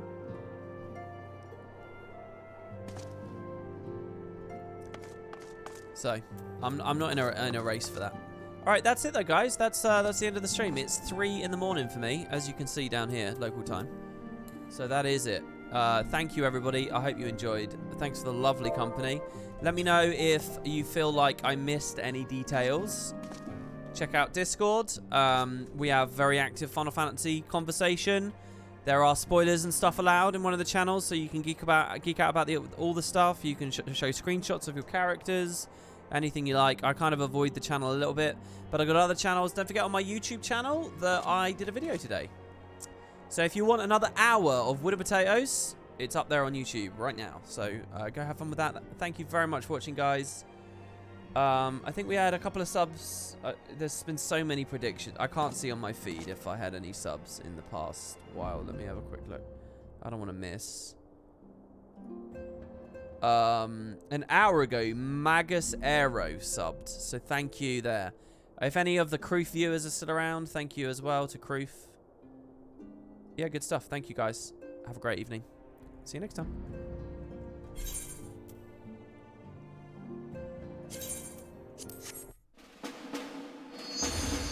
Oh, what a patch.